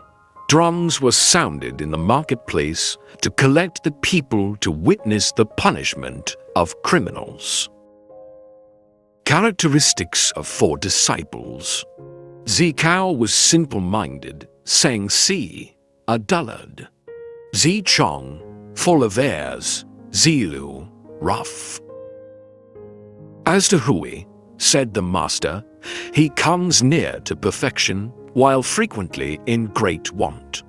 Zikung does not submit to the appointments of heaven, and yet his goods are increased. He is often successful in his calculations. Zichong wanted to know some marks of the naturally good man. "He does not walk in others' footprints," said the master, "yet he does not get beyond the hall into the house." Footnote 1. This term was a technical one in the vocabulary of the sage and his disciples, meaning, as the commentators say, a man constitutionally good, or having genius without having studied. Footnote 1. This term was a technical one in the vocabulary of the sage and his disciples, meaning, as the commentators say, a man constitutionally good, or having genius without having studied. Footnote 2. That is, he is not a copyist, and yet he never gets far forward. See, as to the house, paragraph 14. Once the master said, because we allow that a man's words have something genuine in them, are they necessarily those of a superior man? Or words carrying only an outward semblance and show of gravity? Zilu put a question about the practice of precepts one has heard. The master's reply was, in a case where there is a father or elder brother still left with you, how should you practice all you hear? When, however, the same question was put to him by Yenyu, his reply was, yes, do so. Kong Si Hua animadverted upon this to the master. Zilu asked you, sir, said he, about the practice of what one has learnt, and you said, there may be a father or elder brother still alive. But when Yenyu asked the same question, you answered, yes, do so. I am at a loss to understand you, and venture to ask what you meant. The master replied, Yenyu backs out of his duties. Therefore I push him on. Zilu has forwardness enough for them both. Therefore I hold him back. On the occasion of that time of fear in Kwang, Yenyu having fallen behind, the master said to him afterwards, I took it for granted you were a dead man. How should I dare to die, said he, while you, sir, still lived? Footnote 1. See Book 9.5. On Qi Zhan putting to him a question anent Zilu and Yenyu, as to whether they might be called great ministers, the master answered, I had expected your question, sir, to be about something extraordinary and low. It is only about these two. Those whom we call great ministers are such as serve their prince conscientiously, and who, when they cannot do so, retire. At present, as regards the two you ask about, they may be called qualified ministers. Well, are they then, he asked, such as will follow their leader? They would not follow him who should slay his father and his prince, was the reply. Footnote 1. Younger brother of the chief of the Qi family. He had employed these two disciples in his service, hoping ultimately to get possession of the dukedom. Through the intervention of T.S. Zilu, T.S. Zikao was being appointed governor of Pai. You are spoiling a good man's son, said the master.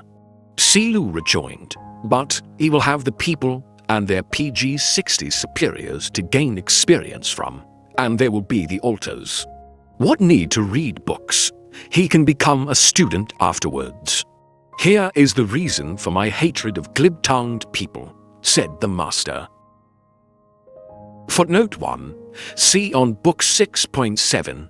Zikao was only half-educated, simple-minded. See paragraph 17, and quite unfit for such an office. Footnote 2. The earth altar and grain god altar, he would have opportunities of worship.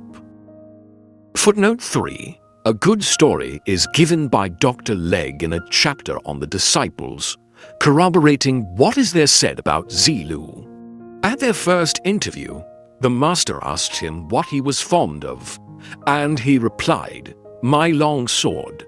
Confucius said, if to your present ability there were added the results of learning, you would be a superior man. Of what advantage would learning be to me? Asked T.S. Zilu. There is a bamboo, which is straight itself without being bent. If you cut it down and use it, you can send it through a rhinoceros hide. What is the use of learning? Yes, said the master, But if you feather it and point it with steel, will it not penetrate more deeply? Zilu bowed twice and said, I will reverently receive your instructions. On one occasion Zilu, Shangxin, Yenyu, and Kung Si Hua were sitting near him. He said to them, though I may be a day older than you, do not for the moment regard me as such. While you are living this unoccupied life you are saying, we do not become known. Now suppose someone got to know you, what then? Zilu, first to speak at once, answered, give me a state of large size and armament, hemmed in and hampered by other larger states, the population augmented by armies and regiments, causing a dearth in it of food of all kinds. Give me charge of that state, and in 3 years' time I should make a brave country of it, and let it know its place. The master smiled at him. Yen, said he, how would it be with you? Give me, said Yen, a territory of 60 or 70 leagues square, or of 50 or 60 square. Put me in charge of that, and in 3 years I should make the people sufficiently prosperous. As regards their knowledge of ceremonial or music, I should wait for superior men to teach them that. And with you, Kung Si, how would it be? These disciples' reply was, I have nothing to say about my capabilities for such matters. My wish is to learn. I should like to be a junior assistant, in dark robe and cap, at the services of the ancestral temple, and at the grand receptions of the princes by the sovereign. And with you, Shangxin. This disciple was strumming on his harpsichord, but now the twanging ceased. He turned from the instrument, rose to his feet, and answered thus, something different from the choice of these three. What harm? Said the master, I want each one of you to tell me what his heart is set upon.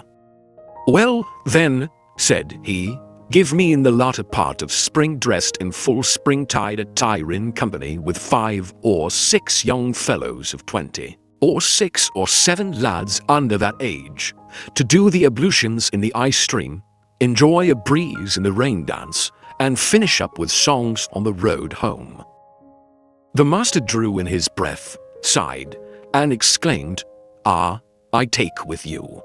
The 3 other disciples having gone out, leaving Shangxin behind, the latter said, What think you of the answers of those 3? Well, each told me what was uppermost in his mind, said the master. Simply that. Why did you smile at Zilu, sir? But Yen, then he had a state in view, had he not? I should like to be shown a territory such as he described which does not amount to a state. But had not Kung Si also a state in view? What are ancestral temples and grand receptions, but for the feudal lords to take part in? If Kung Si were to become an unimportant assistant at these functions, who could become an important one? Footnote 1, lit. A state with 1,000 war chariots. Footnote 2, a li is about 1/3 of a mile. Either would be a small state. Footnote 3, lit. Capped ones. At 20 they underwent the ceremony of capping and were considered men. Footnote 4, that is, before the altars, where offerings were placed with prayer for rain, a religious dance.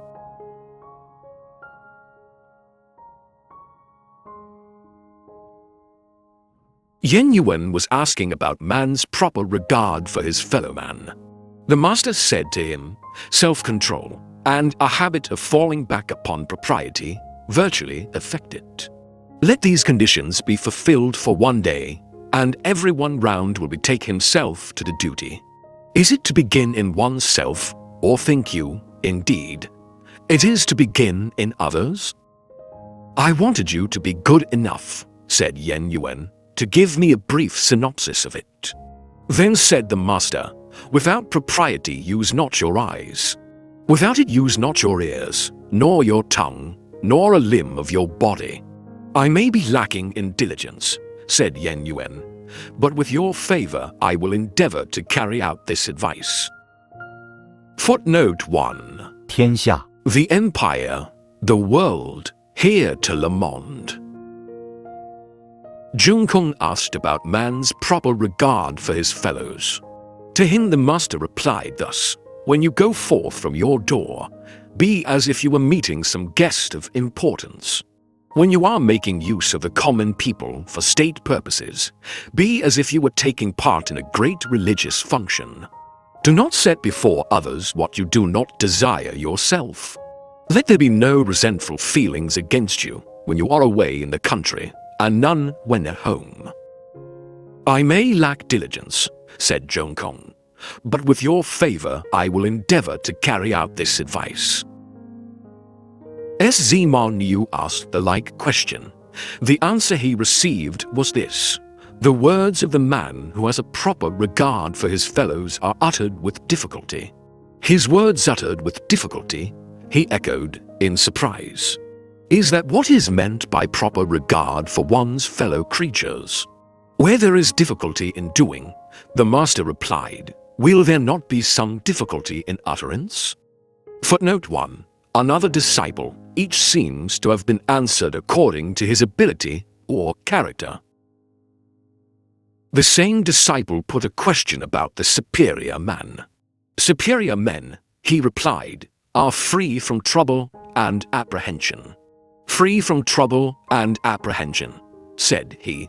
Does that make them superior men? The master added, where there is found, upon introspection, to be no chronic disease, how shall there be any trouble?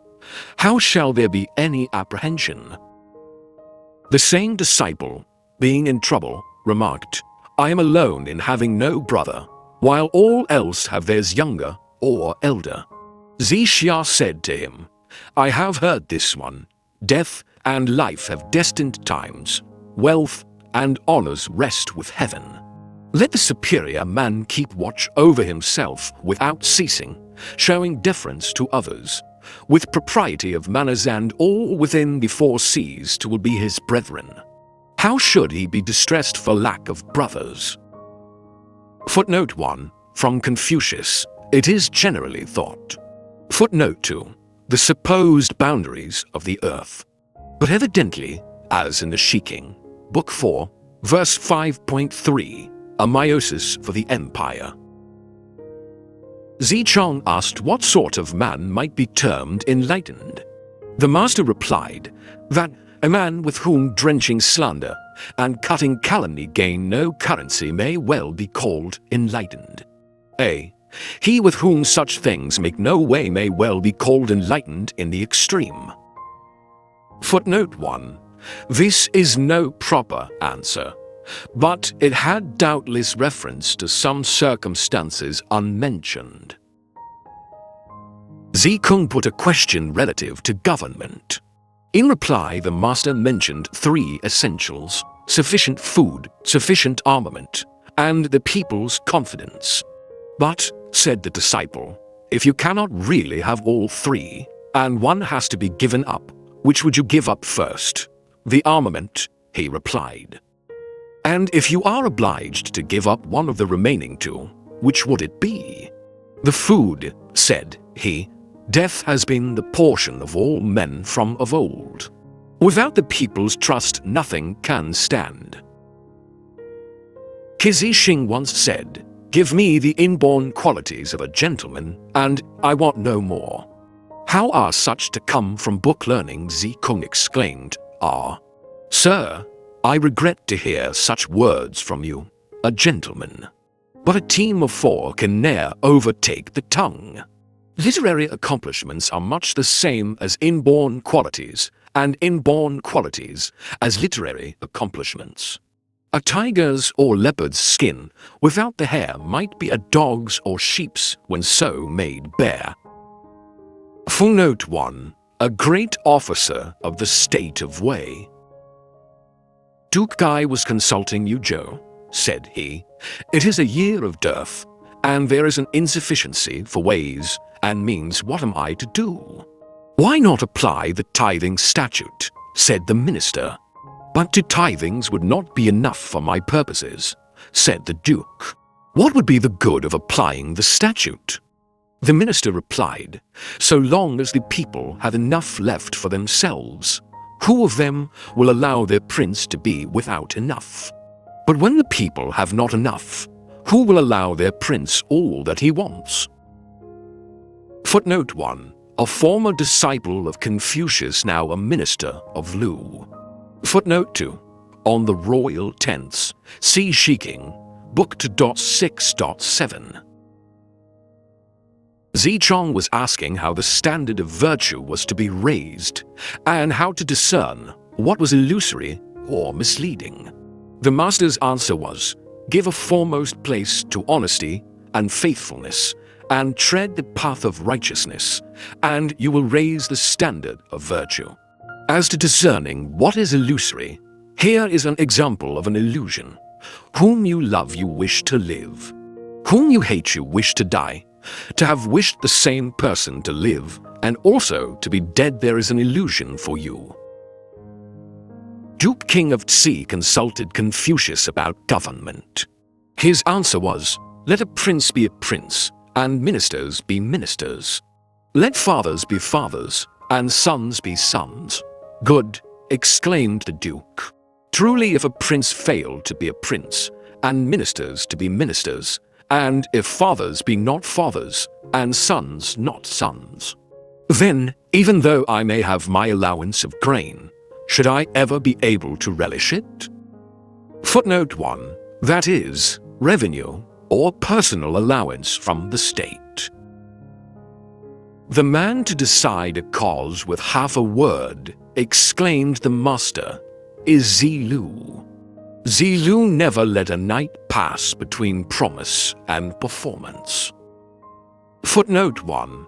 Zilu was now a magistrate. Footnote 2. Dr. Legg's rendering of 无素诺 is perhaps happier, never slept over a promise. "In hearing causes, I am like other men," said the master. "The great point is to prevent litigation." Zichong having raised some question about government, the master said to him, "In the settlement of its principles be unwearied. In its administration see to that loyally." "The man of wide research," said he, "who also restrains himself by the rules of propriety, is not likely to transgress." Again, the noble-minded man makes the most of others' good qualities, not the worst of their bad ones. Men of small mind do the reverse of this. Qi Kong was consulting him about the direction of public affairs. Confucius answered him, "A director should be himself correct. If you, sir, as a leader show correctness, who will dare not to be correct?" Footnote 1. 正者正 There is evidently a play on the words. Qing, to direct or govern, is pronounced exactly like Qing, correct. Qi Kong, being much troubled on account of robbers abroad, consulted Confucius on the matter. He received this reply, "If you, sir, were not covetous, neither would they steal, even were you to bribe them to do so." Footnote 1. This man had usurped the headship of the Qi family, and had carried off the child who was the rightful heir. Qi Kong, when consulting Confucius about the government, said, "Suppose I were to put to death the disorderly for the better encouragement of the orderly, what say you to that?" "Sir," replied Confucius, "in the administration of government, why resort to capital punishment? Covet what is good, and the people will be good. The virtue of the noble-minded man is as the wind, and that of inferior men as grass. The grass must bend when the wind blows upon it." Zichong asked how otherwise he would describe the learned official who might be termed influential. "What, I wonder, "Do you mean by one who is influential?" said the master. "I mean," replied the disciple, "one who is sure to have a reputation throughout the country, as well as at home." "That," said the master, "is reputation, not influence. The influential man, then, if he be one who is genuinely straightforward and loves what is just and right, a discriminator of men's words, and an observer of their looks, and in honor careful to prefer others to himself, will certainly have influence, both throughout the country and at home. The man of mere reputation, on the other hand, who speciously affects philanthropy, though in his way of procedure he acts contrary to it, while yet quite evidently engrossed with that virtue, will certainly have reputation, both in the country and at home."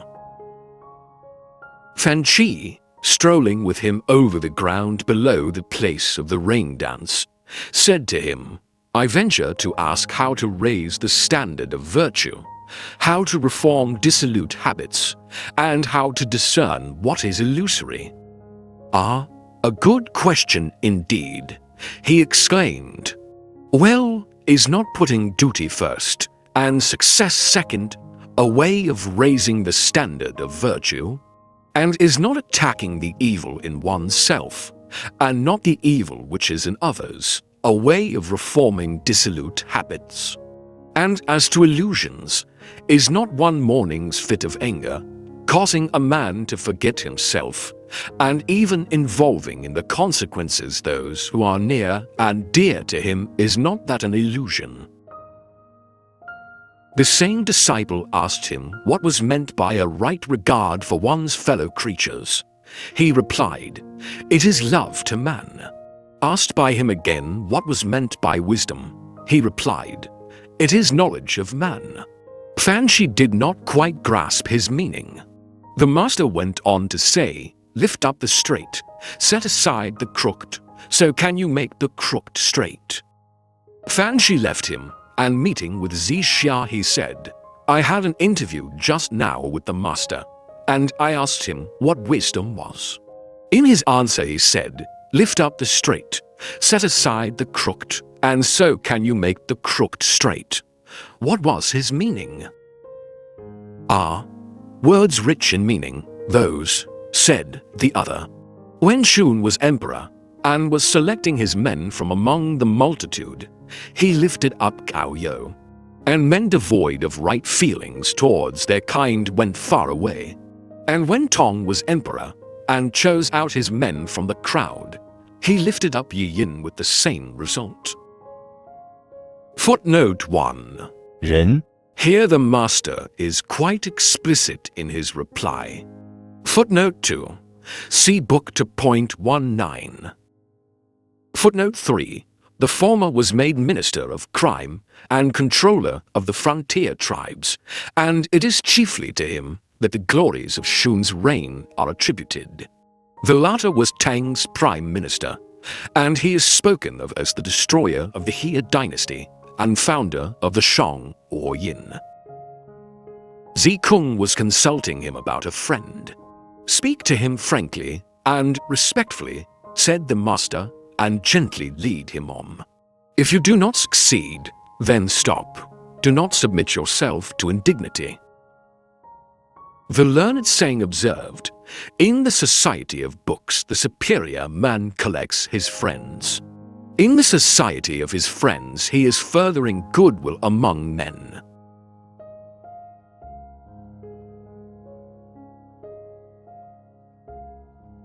Silu was asking about government. "Lead the way in it," said the master, "and work hard at it. Requested to say more," he added, "and do not tire of it." Zhongkong, on being made first minister to the chief of the Qi family, consulted the master about government, and to him he said, "Let the heads of offices be heads. Excuse small faults. Promote men of sagacity and talent." "But," he asked, "how am I to know the sagacious and talented before promoting them?" "Promote those whom you do know," said the master, As to those of whom you are uncertain, will others omit to notice them? Zilu said to the master, as the Prince of Wei, Sir, has been waiting for you to act for him in his government. What is it your intention to take in hand first? One thing of necessity, he answered, the rectification of terms. That, exclaimed Zilu. How far away you are, sir. Why such rectification? What a rustic you are, Zilu, rejoined the master. A gentleman would be a little reserved and reticent in matters which he does not understand. If terms be incorrect, language will be incongruous. And if language be incongruous, deeds will be imperfect. So, again, when deeds are imperfect, propriety and harmony cannot prevail. And when this is the case, laws relating to crime will fail in their aim. And if these last so fail, the people will not know where to set hand or foot.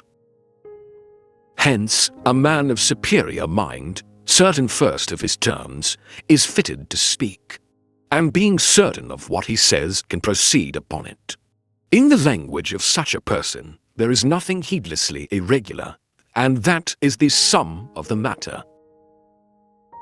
Footnote 1, see Book 12.2. Let a prince be a prince, etc. Fan Chi requested that he might learn something of husbandry. For that, said the master, I am not equal to an old husbandman. Might he then learn something of gardening? He asked. I am not equal to an old gardener, was the reply. A man of little mind, that, said the master, when Fan Chi had gone out. Let a man who is set over the people love propriety, and they will not presume to be disrespectful. Let him be a lover of righteousness, and they will not presume to be aught but submissive. Let him love faithfulness and truth, and they will not presume not to lend him their hearty assistance. Ah, if all this only were so, the people from all sides would come to such a one, carrying their children on their backs. What need to turn his hand to husbandry? Footnote 1. A commentator Yenson gives the proverb, about ploughing ask the laborer, about weaving ask the maid. Though a man, said he, could hum through the odes the 300 yet should show himself unskilled when given some administrative work to do for his country. Though he might know much of that other law, yet if, when sent on a mission to any quarter, he could answer no question personally and unaided, what after all is he good for? Let a leader, said he, show rectitude in his own personal character, and even without directions from him things will go well. If he be not personally upright, his directions will not be complied with. Once he made the remark, the governments of Lu and of Wei are in brotherhood. Footnote 1. The states had been held at the beginning of the dynasty by two brothers, and they had now fared much in the same way for centuries. Of King, a son of the Duke of Wei, he observed that he managed his household matters well. On his coming into possession, he thought, what a strange conglomeration. Coming to possess a little more, it was strange, such a result. And when he became wealthy, strange, such elegance. Footnote 2. His excellent management is to be seen in his gradual prosperity, but his indifference about wealth is noted at the various stages of it. The master was on a journey to Wei, and Yen Yu was driving him. What multitudes of people, he exclaimed. Yen Yu asked him, seeing they are so numerous, what more would you do for them? Enrich them, replied the master. And after enriching them, what more would you do for them? Instruct them. Footnote 1. We find Mencius inculcating the same ideas. How true they are. The first thing is to raise the material welfare of a people. They will then, says Mencius, have a fixed heart, and it will be easier to raise their morals. Wealth, says Mr. Danson, wealth of households, Clarendon Press, is not virtue, but it tends to make virtue easy. ... To use it well is to elevate in the scale of being all over whom we have influence. ... We must needs think of the Good Samaritan as of one who had pence to spare. Were any one of our princes to employ me, he said, after a 12-month I might have made some tolerable progress. But give me 3 years, and my work should be done. Again, how true is that saying, let good men have the management of a country for a century, and they would be adequate to cope with evildoers, and thus do away with capital punishments. Again, suppose the ruler to possess true kingly qualities, then surely after 1 generation there would be goodwill among men. Footnote 1. The Chinese reckon a generation 是 at 30 years. Again, let a ruler but see to his own rectitude, and what trouble will he then have in the work before him?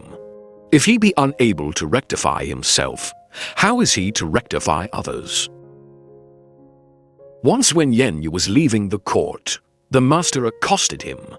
Why so late? He asked. Busy with legislation, Yen replied. The details of it, suggested the master. Had it been legislation, I should have been there to hear it, even though I am not in office. Footnote 1. Yen Yu was in the service of the ambitious chief of the Qi family, about whose usurpations of royal prerogatives see on Book 3.I.6. The master thought that business there should be executive rather than legislative. The commentators, however, suppose he meant the family affairs. Duke Ting asked if there were one sentence which, if acted upon, might have the effect of making a country prosperous. Confucius answered, a sentence could hardly be supposed to do so much as that. But there is a proverb people use which says, to play the prince is hard, to play the minister not easy. Assuming that it is understood that to play the prince is hard, would it not be probable that with that one sentence the country should be made to prosper? Duke Ting asked if there were one sentence which, if acted upon, might have the effect of making a country prosperous. Confucius again replied, a sentence could hardly be supposed to do so much as that. But there is a proverb men have which says, not gladly would I play the prince, unless my words were ne'er withstood.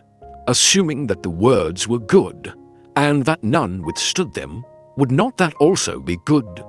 But assuming that they were not good, and yet none withstood them, would it not be probable that with that one saying he would work his country's ruin?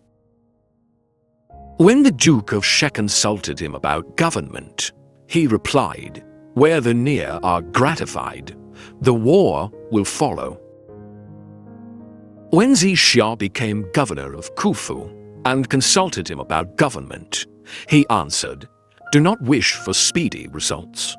Do not look at trivial advantages. If you wish for speedy results, they will not be far-reaching. And if you regard trivial advantages, you will not successfully deal with important affairs. The Duke of She in a conversation with Confucius said, there are some straightforward persons in my neighborhood. If a father has stolen a sheep, the son will give evidence against him. Straightforward people in my neighborhood are different from those, said Confucius. The father will hold a thing secret on his son's behalf, and the son does the same for his father. They are on their way to becoming straightforward. Footnote 1, or straightforwardness lies in their way. 在其中 We have the same expression in Book 2.18, last sentence, with reference to seeking preferment, also in Book 19.6. Fan Chi was asking him about duty to one's fellow men. Be courteous, he replied, in your private sphere. Be serious in any duty you take in hand to do, Be leal-hearted in your intercourse with others. Even though you were to go amongst the wild tribes, it would not be right for you to neglect these duties. In answer to Zikung, who asked how he would characterize one who could fitly be called learned official, the master said, "He may be so called who in his private life is affected with a sense of his own unworthiness, and who, when sent on a mission to any quarter of the empire, would not disgrace his prince's commands." "May I presume," said his questioner, "to ask what sort you would put next to such? Him who is spoken of by his kinsmen as a dutiful son, and whom the folks of his neighborhood call good brother. May I still venture to ask whom you would place next in order? Such as are sure to be true to their word, and effective in their work, who are given to hammering, as it were, upon one note of inferior caliber indeed, but fit enough, I think, to be ranked next. How would you describe those who are at present in the government service? Mere peck and panya men, not worth taking into the reckoning." Footnote 1. 铿铿然 Kong Kong Zhen, an expression borrowed from the monotonous beating of the musical stone. See Book 14.42, Footnote 2. The reference may be to their being mere measures of capacity. See on Book 5.3 and Book 2.2. Or it may be, with more likelihood, mere food-getters, or, as Dr. Williams explains the phrase in his dictionary, rustics who only know about eating. Once he remarked, "If I cannot get via media men to impart instruction to, then I must of course take the impetuous and undisciplined. The impetuous ones will at least go forward and lay hold on things, and the undisciplined have at least something in them which needs to be brought out." Footnote 1. Or, the wild and the playful, in the first sense applied to dogs. Footnote 2. Lit. Which they do not do. "The Southerners," said he, "have the proverb, 'The man who sticks not to rule will never make a charm worker or a medical man good. Whoever is intermittent in his practice of virtue will live to be ashamed of it. Without prognostication," he added, "that will indeed be so."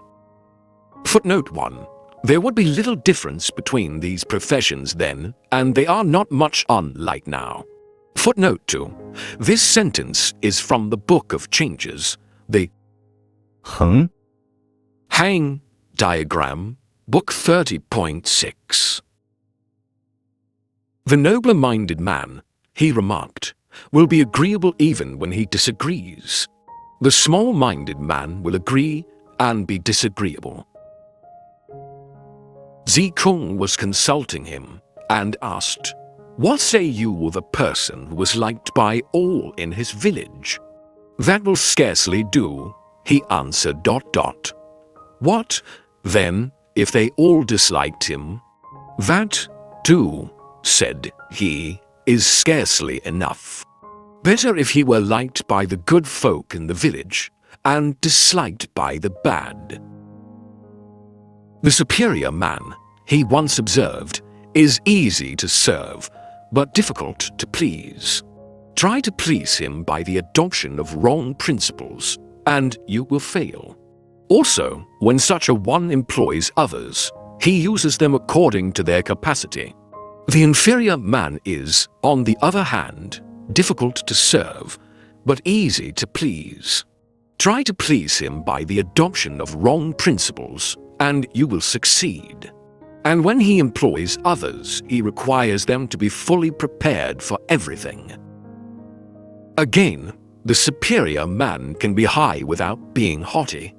The inferior man can be haughty, if not high. The firm, the unflinching, the plain and simple, the slow to speak, said he once, are approximating towards their duty to their fellow men. Zilu asked how he would characterize one who might fitly be called an educated gentleman. The master replied, He who can properly be so called will have in him a seriousness of purpose, a habit of controlling himself, and an agreeableness of manner. Among his friends and associates the seriousness and the self-control, and among his brethren the agreeableness of manner. Footnote 1. Poor Zilu was wanting in all these qualifications, and the reply was, as usual, limited to what he had yet to learn. Let good and able men discipline the people for 7 years, said the master, and after that they may do to go to war. Footnote 1. In both cases mere is meant that merely military instruction and discipline. It is general instruction. But how must the Chinese regard the sayings after recent experience? But, said he, to lead an undisciplined people to war that I call throwing them away. Footnote 1. See Note 2, on page 153.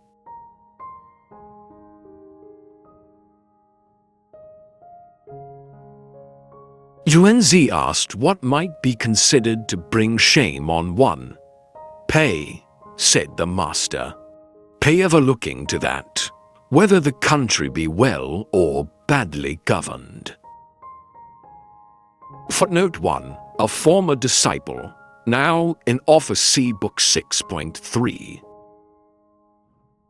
When imperiousness, boastfulness, resentments, and covetousness cease to prevail among the people, may it be considered that mutual goodwill has been effected? To this question the master replied, a hard thing overcome, it may be considered. But as to the mutual goodwill I cannot tell. Learned officials, said he, who hanker after a home life, are not worthy of being esteemed as such. Again, in a country under good government, speak boldly, act boldly. When the land is ill-governed, though you act boldly, let your words be moderate. Again, men of virtue will needs be men of words, that is, will speak out, but men of words are not necessarily men of virtue. They who care for their fellow men will needs be bold, but the bold may not necessarily be such as care for their fellow men. Non Kongquo, who was consulting Confucius, observed respecting Ai, the skillful archer, and Engo, who could propel a boat on dry land, that neither of them died a natural death. While UNC, who with their own hands had labored at husbandry, came to wield imperial sway. The master gave him no reply, but when the speaker had gone out he exclaimed, a superior man, that? A man who values virtue, that? Footnote 1. Both belonged to the ancient legendary period. Footnote 2.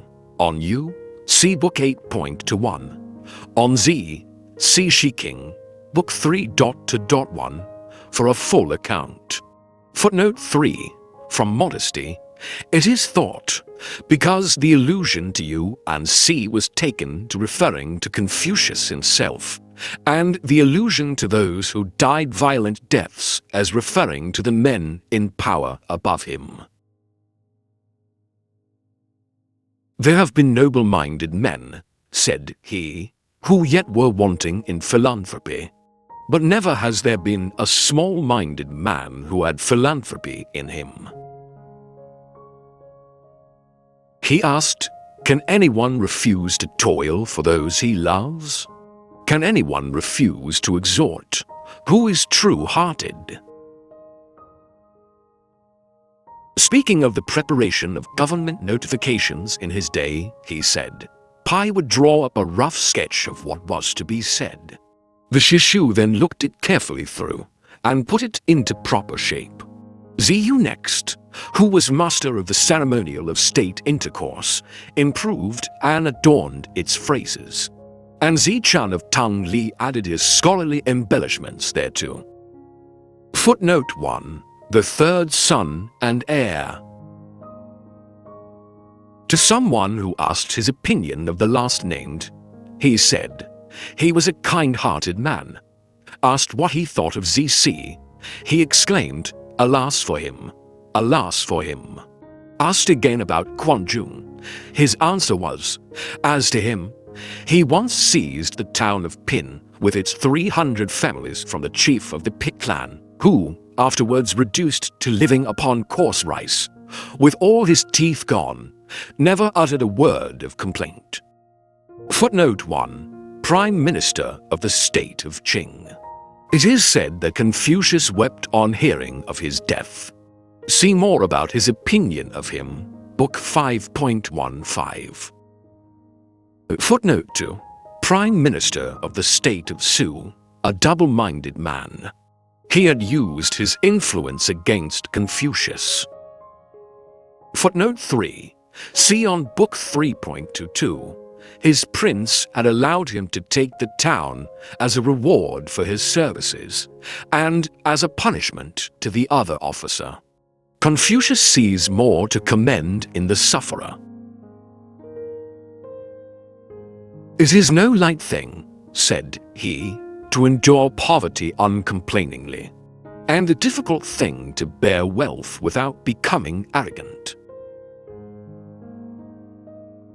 Respecting Meng Kongqiu, he said that, while he was fitted for something better than the post of chief officer in the Shou or Wei families, he was not competent to act as minister in small states like those of Tong or Si. Footnote 1. Chief of the Meng clan, a person for whom Confucius had a great regard. But he would not let that regard prevent him from his estimating his abilities fairly. The Shou and Wei families, and one other, shared between them the government of the state of Jin, so the work was slight. Ziyu asked how he would describe a perfect man. He replied, "Let a man have the sagacity of Sang Wuzhong, the freedom from covetousness of Kongqiu, the boldness of Shuang of Pin, and the attainments in polite arts of Yenyu, and gift him further with the graces taught by the books of rites and music. Then he may be considered a perfect man. But," said he, "what need of such in these days?" The man that may be regarded as perfect now is the one who, seeing some advantage to himself, is mindful of righteousness, who, seeing danger, risks his life, and who, if bound by some covenant of long standing, never forgets its conditions as life goes on. Footnote 1. An officer of Lu, not long dead, who had acquired the reputation of a sage. Footnote 2. The person named in full in last paragraph. Footnote 3. An official who seems to have been an intrepid tiger hunter. Footnote 4. A disciple. Respecting Kung Shawan, the master inquired of Kung Mingkia, saying, "Is it true that your master never speaks, never laughs, never takes aught from others?" "Those who told you that of him," said he, "have gone too far. My master speaks when there is occasion to do so, and men are not surfeited with his speaking. When there is occasion to be merry too, he will laugh, but men have never overmuch of his laughing. And whenever it is just and right to take things from others, he will take them, but never so as to allow men to think him burdensome. Is that the case with him?" said the master. "Can it be so?" Footnote 1. A great statesman in Wei. Footnote 2. A man of Wei is all the commentaries say of him. Respecting Sang Wuzhong, the master said, when he sought from Lu the appointment of a successor to him, and for this object held on to his possession of the fortified city of Feng, if you say, he was not then using constraint towards his prince, I must refuse to believe it. Du Quan of Jin he characterized as artful, but not upright, and Duke Wan of Tsi as upright, but not artful. Footnote 1. Both lived in the 7th century BC. Zilu remarked, when Duke Wan caused his brother Keir to be put to death, Shao Wa committed suicide, but Quan Jung did not. I should say he was not a man who had much goodwill in him, eh? The master replied, when Duke Wan held a great gathering of the feudal lords, dispensing with military equipage, it was owing to Quan Jung's energy that such an event was brought about. Match such goodwill as that, match it if you can. Footnote 1. Hereby hangs a tale. The two brothers were refugees during a time of disturbance in their own state, and Keir, the younger, was in Lu, accompanied by the two ministers, Shao Wa and Quan Jung. On the death of their father, one returned first to his home, took possession, and caused his brother, still in Lu, to be put to death. One of his attendant ministers, Shao, died with him by his own hand, and the other went back and served the surviving brother, in the end becoming very powerful in his influence over the whole empire. This was about BC 680. Zikung then spoke up, but was not Quan Jung wanting in goodwill? He could not give up his life when Duke Wan caused his brother to be put to death. Besides, he became the Duke's counselor, and in acting as his counselor, put him at the head of all the feudal lords, said the master, and unified and reformed the whole empire. And the people, even to this day, reap benefit from what he did. Had it not been for him, we should have been going about with locks unkempt and buttoning our jackets like barbarians on the left. Would you suppose that he should show the same sort of attachment as exists between a poor yokel and his one wife, that he would asphyxiate himself in some sewer, leaving no one the wiser? Kung Sha Wan's steward, who became the high officer's scene, went up accompanied by Wan to the prince's hall of audience. When Confucius heard of this, he remarked, he may well be esteemed a Wan. Footnote 1. See on paragraph 14. Footnote 2. That is, his master, recognizing his worth, did not think it beneath his dignity to appear there in his company. Footnote 3. See on book 5.14 and Boo 9.5. The master, having made some reference to the lawless ways of Dukeling of Wei, Qi Kong said to him, if he be like that, how is it he does not ruin his position?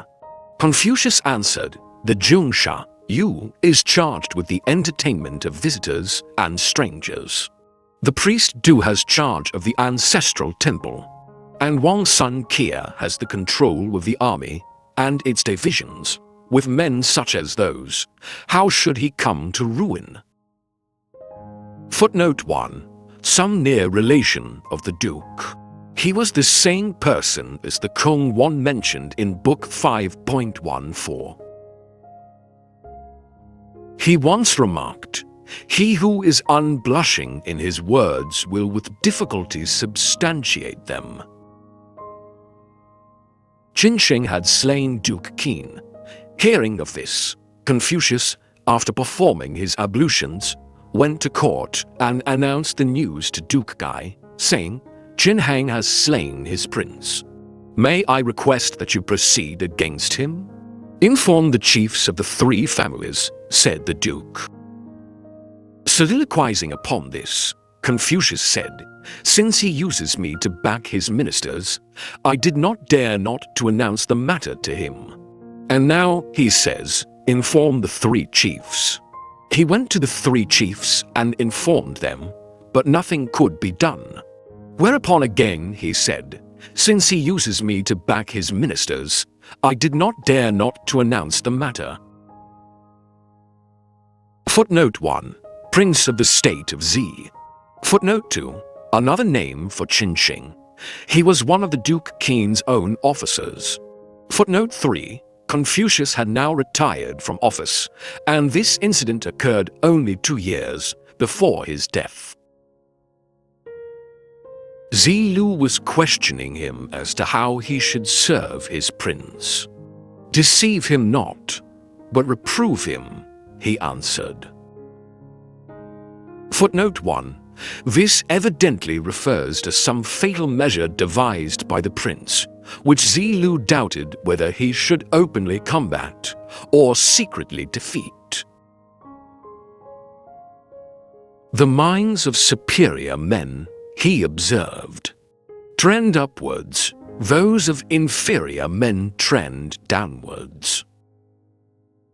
Again, students of old fix their eyes upon themselves. Now they learn with their eyes upon others. Coupillon dispatched a man with a message to Confucius. Confucius gave him a seat, and among other inquiries he asked, "How is your master managing?" "My master," he replied, "has a great wish to be seldom at fault, and as yet he cannot manage it." "What a messenger!" exclaimed he, admiringly, when the man went out. "What a messenger!" Footnote 1. A former disciple, now an officer in Wei. "When not occupying the office," was a remark of his, "devise not the policy." The learned saying used to say, "The thoughts of the superior man do not wander from his own office." Footnote 1. This observation is plainly intended to illustrate the one next preceding. It is a quotation from the Book of Changes, passage 50 to point 3. "Superior men," said the master, "are modest in their words, profuse in their deeds." Again, there are 3 attainments of the superior man which are beyond me, the being sympathetic without anxiety, wise without skepticism, brave without fear. "Sir," said Zikung, "that is what you say of yourself."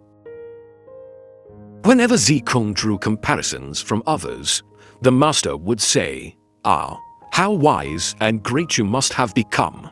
Now I have no time to do that." Again, my great concern is not that men do not know me, but that they cannot. Footnote 1. Of, "It may be, but that there is want of ability in me to know them," the phrase 患其不能 is not quite clear. Compare Book 1.16. Again, if a man refrain from making preparations against his being imposed upon, and from counting upon others' want of good faith towards him, while he is foremost to perceive what is passing, surely that is a wise and good man. Wei Shangmo accosted Confucius, saying, "Here, how comes it that you manage to go perching and roosting in this way? Is it not because you show yourself so smart a speaker? Now, I should not dare do that," said Confucius. "'Tis that I am sick of men's immovableness and deafness to reason." Footnote 1. A man of the town of Wuxing in Lu, evidently a person of importance and age. The perching and roosting refers to the sage's visits to the different states. See Introduction, page 23. "In a well-bred horse," said he, "what one admires is not its speed, but its good points." Footnote 1. An illustration of what is most admirable in the superior man. Someone asked, "What say you of the remark, 'Requite enmity with kindness'? How then," he answered, "would you requite kindness? Requite enmity with straightforwardness, and kindness with kindness." Footnote 1. Lao Tzu, the great philosopher and founder of a school of thought, contemporary with Confucius, had made this famous remark. 以德报怨. See his Tao Decking, translation by Dr. Chalmers, published by Trubner and Co., page 49. I translated. 怨. By enmity, because that word and resentment and murmuring are the common meanings of the term throughout the book. Note that the same word occurs, translated murmur, in the very next paragraph. 德. De, the ordinary term for virtue, means any moral excellence or goodness, and here the Chinese commentators themselves explain it by benignity or kindness. Footnote 2. The word here is 直. equals what is correct, straight, upright. Ah, no one knows me, he once exclaimed. Sir, said Zikung, how comes it to pass that no one knows you? While I murmur not against heaven, continued the master, nor cavil at men. While I stoop to learn and aspire to penetrate into things that are high, yet 'tis heaven alone knows what I am. Liao, a kinsman of the duke, having laid a complaint against Zilu before Qigong, an officer came to Confucius to inform him of the fact, and he added, My lord is certainly having his mind poisoned by his kinsman Liao, but through my influence, perhaps we may yet manage to see him exposed in the marketplace or the court. Footnote 1. I omit the text his name, which was Zifu King Pi. Footnote 2. As a dead criminal. Footnote 3. Destiny here might be translated heaven's will, though the word is simply decree. There are worthy men, said the master, fleeing from the world. Some from their district, some from the sight of men's looks, some from the language they hear. Footnote 1. All directed against the misrule and manners of the times. The men who have risen from their posts and withdrawn in this manner are 7 in number. Zilu, having lodged overnight in Shimun, was accosted by the gatekeeper in the morning. Where from? He asked. From Confucius, Zilu responded. That is the man, said he, who knows things are not up to the mark, and is making some ado about them, is it not? When the master was in Wei, he was once pounding on the musical stone, when a man with a basket of straw crossed his threshold and exclaimed, Ah, there is a heart that feels, I drub the stone. After which he added, how vulgar, how he hammers away on one note. And no one knows him, and he gives up, and all is over. Be it deep, our skirts we'll raise to the waist, or shallow, then up to the knee. What determination, said the master. Yet it was not hard to do. Footnote 1. A suspended stone in shape like an inverted V. Footnote 2.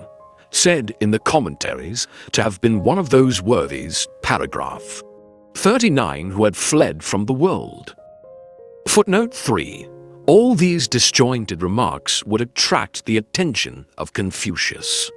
Some were expressions of his own Book 13.20, Book 14.37, Book 5.26, Book 9.8, and the last 2 lines are from the Shiking, 1.3.9.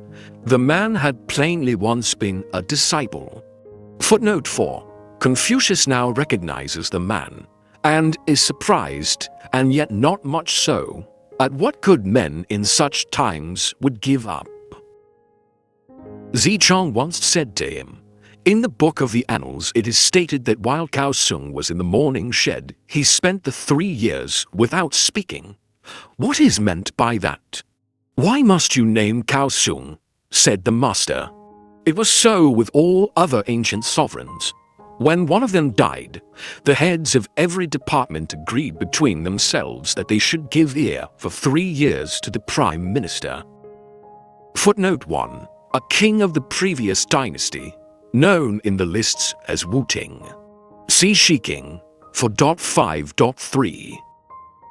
When their betters love the rules, then the folk are easy tools, was a saying of the master. Footnote 1. There are rhymes on the same words in the original, which look as if intentional. Zilu having asked what made a superior man, he answered, self-culture, with a view to becoming seriously minded. Nothing more than that, said he.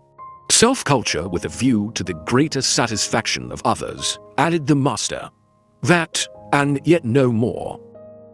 Self-culture with a view to the greater satisfaction of all the clans and classes, he again added. Self-culture for the sake of all a result that would almost put you and shun into the shade. Footnote 1. The first reply is personal, as usual. Footnote 2. Compare Book 6.28.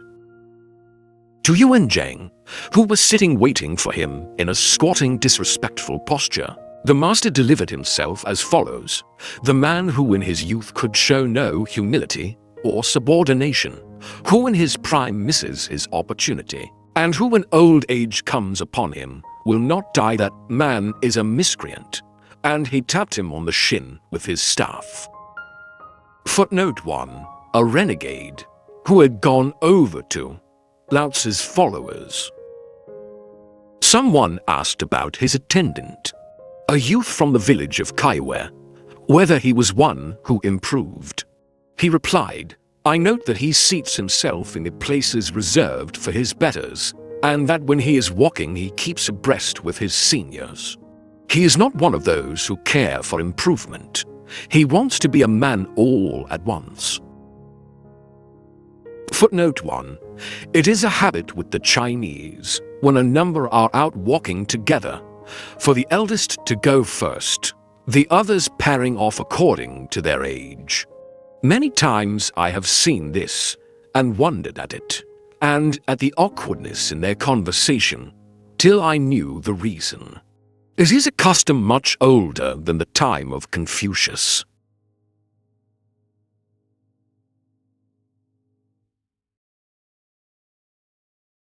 Duke of Wei was consulting Confucius about army arrangements. His answer was, had you asked me about such things as temple requisites, I have learned that business, but I have not yet studied military matters, and he followed up this reply by leaving on the following day. After this, during his residence in the state of Qin, his followers, owing to a stoppage of food supply, became so weak and ill that not one of them could stand. Zilu, with indignation pictured on his countenance, exclaimed, "And is a gentleman to suffer starvation?" "A gentleman," replied the master, "will endure it unmoved, but a common person breaks out into excesses under it." Footnote 1. Lit. Vessels on which the offerings were placed. He means that order, in more peaceful pursuits, was his object. The Duke's favorite element was war. Addressing Zikong, the master said, "You regard me as one who studies and stores up in his mind a multiplicity of things, do you not?" "I do," he replied. "Is it not so?" "Not at all. I have one idea, one chord on which to string all." Footnote 1. Man's heart is one thing. Though its outgoings are many, the original is very terse. 予以以贯之. And is, verbatim, I unify by stringing them, the stringing process being borrowed from the stringing of copper cash, the coins of which are holed for the purpose. We have the same expression in book 4.15. To Zilu he remarked, "They who know virtue are rare." If you would know one who without effort ruled well, was not shunned such a one, what did he indeed do? He bore himself with reverent dignity and undeviatingly faced the south, and that was all. Footnote 1. The position of a sovereign. See on Book 6.1. Zi Chong was consulting him about making way in life. He answered, "Be true and honest in all you say, and seriously earnest in all you do. And then, even if your country be one inhabited by barbarians, south or north, you will make your way. If you do not show yourself thus in word and deed, how should you succeed, even in your own district or neighborhood? When you are afoot, let these two counsels be to companions preceding you, yourself viewing them from behind. When you drive, have them in view as on the yoke of your carriage. Then may you make your way." Zi Chong wrote them on the two ends of his cincture. "Straight was the course of the analyst, said the master. Aye, straight as an arrow flies. Were the country well governed or ill governed, his was an arrow-like course. A man of masterly mind, too, is Ku Pi. When the land is being rightly governed, he will serve. When it is under bad government, he is apt to recoil and brood." Footnote 1. Both you and he were officials in way, the latter an old disciple. See on Book 14.6. "Not to speak to a man," said he, "to whom you ought to speak, is to lose your man. To speak to one to whom you ought not to speak is to lose your words. Those who are wise will not lose their man, nor yet their words."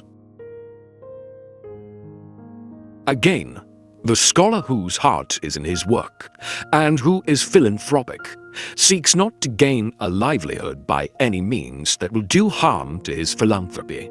There have been men who have destroyed their own lives in the endeavor to bring that virtue in them to perfection.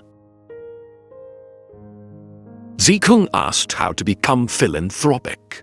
The master answered him thus: "A workman who wants to do his work well must first sharpen his tools. In whatever land you live, serve under some wise and good man among those in high office, and make friends with the more humane of its men of education." Footnote 1.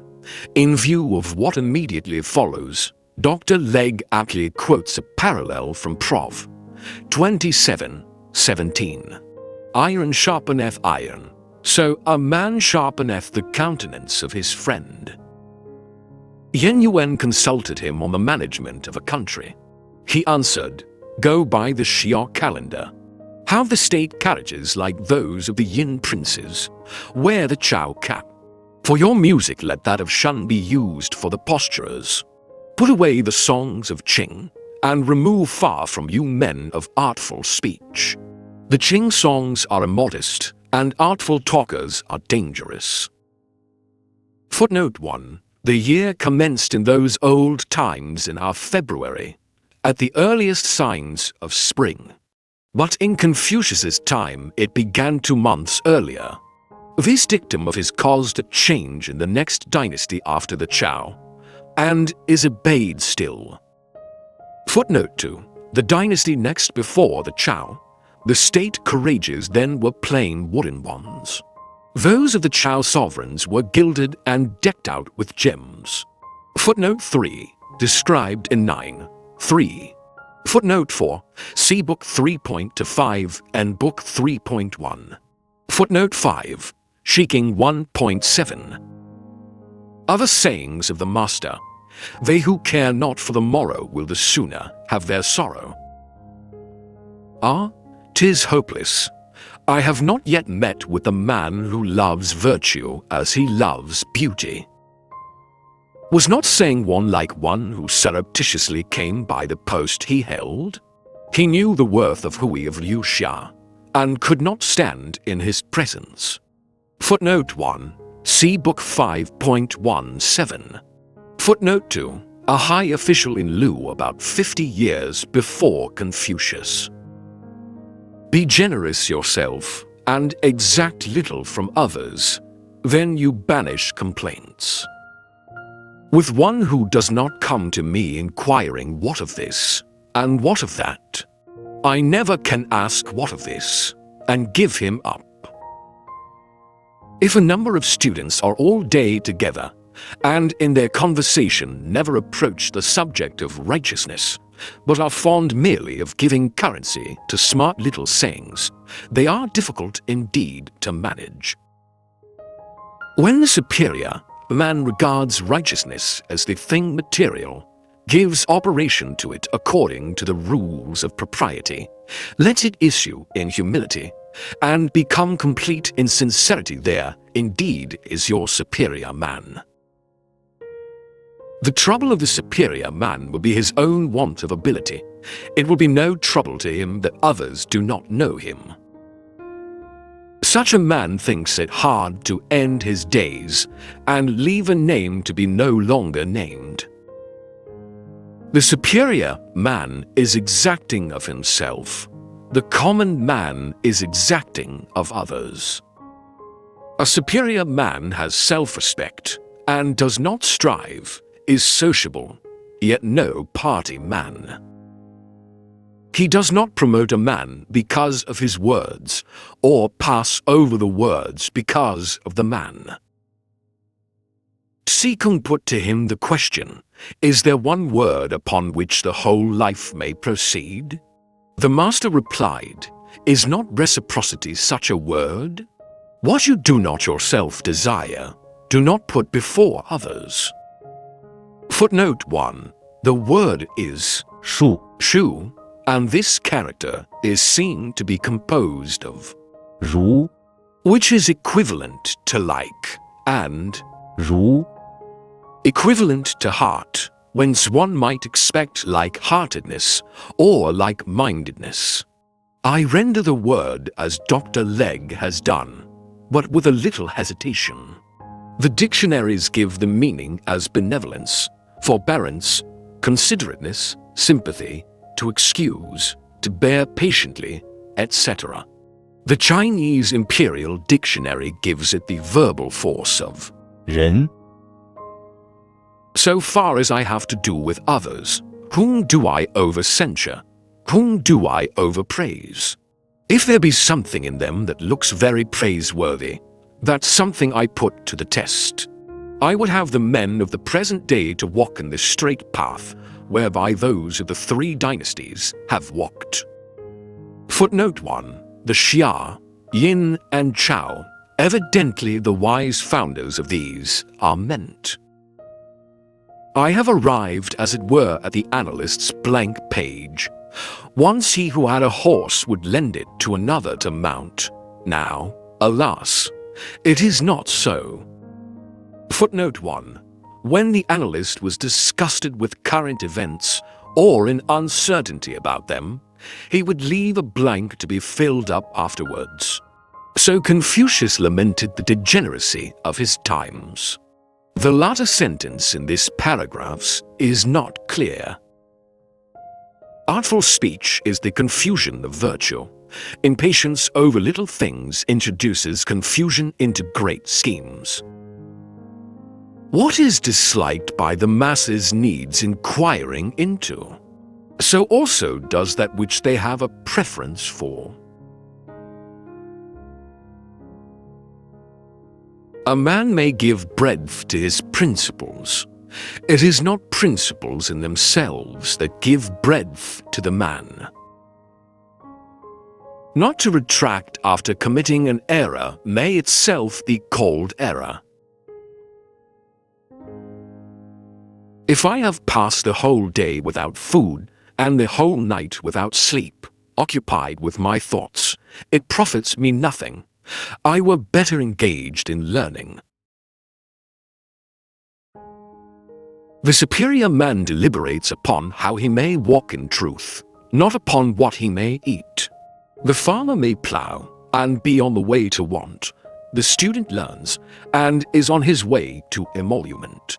To live a right life is the concern of men of nobler minds. Poverty gives them none. Whatsoever the intellect may attain to, unless the humanity within is powerful enough to keep guard over it is assuredly lost, even though it be gained. If there be intellectual attainments, and the humanity within is powerful enough to keep guard over them, yet, unless in a ruler there be dignity in his rule, the people will fail to show him respect. Again, given the intellectual attainments, and humanity sufficient to keep watch over them, and also dignity in ruling, yet if his movements be not in accordance with the rules of propriety, he is not yet fully qualified. Footnote 1. The 人 intellectual attainments must be subservient to a right regard for others. The superior man may not be conversant with petty details, and yet may have important matters put into his hands.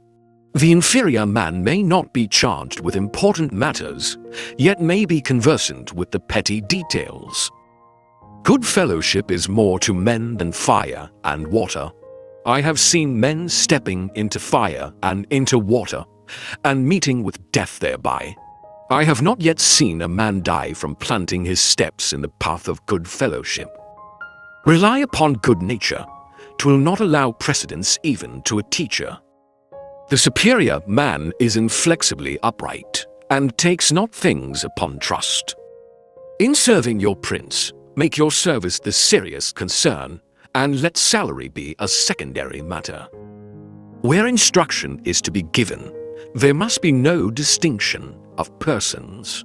Footnote 1. He made none in the case of his own son. See Book 16.13 and note thereon. Where men's methods are not identical, there can be no planning by one on behalf of another. In speaking, perspicuity is all that is needed. When the blind music master Mean paid him a visit, on his approaching the steps the master called out steps, and on his coming to the mat, said mat. When all in the room were seated, the master told him so and so is here, so and so is here. When the music master had left, Zichong said to him, "Is that the way to speak to the music master?"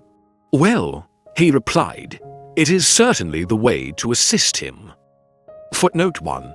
The musicians at the court were blind persons. See Shiking 3.1.8. Book 4.2. 5. This incident is recorded immediately after the last paragraph, evidently not only to show the sage's consideration for the blind, but to illustrate his sparing use of words. Footnote 2. For sitting upon, as we should say, the chair.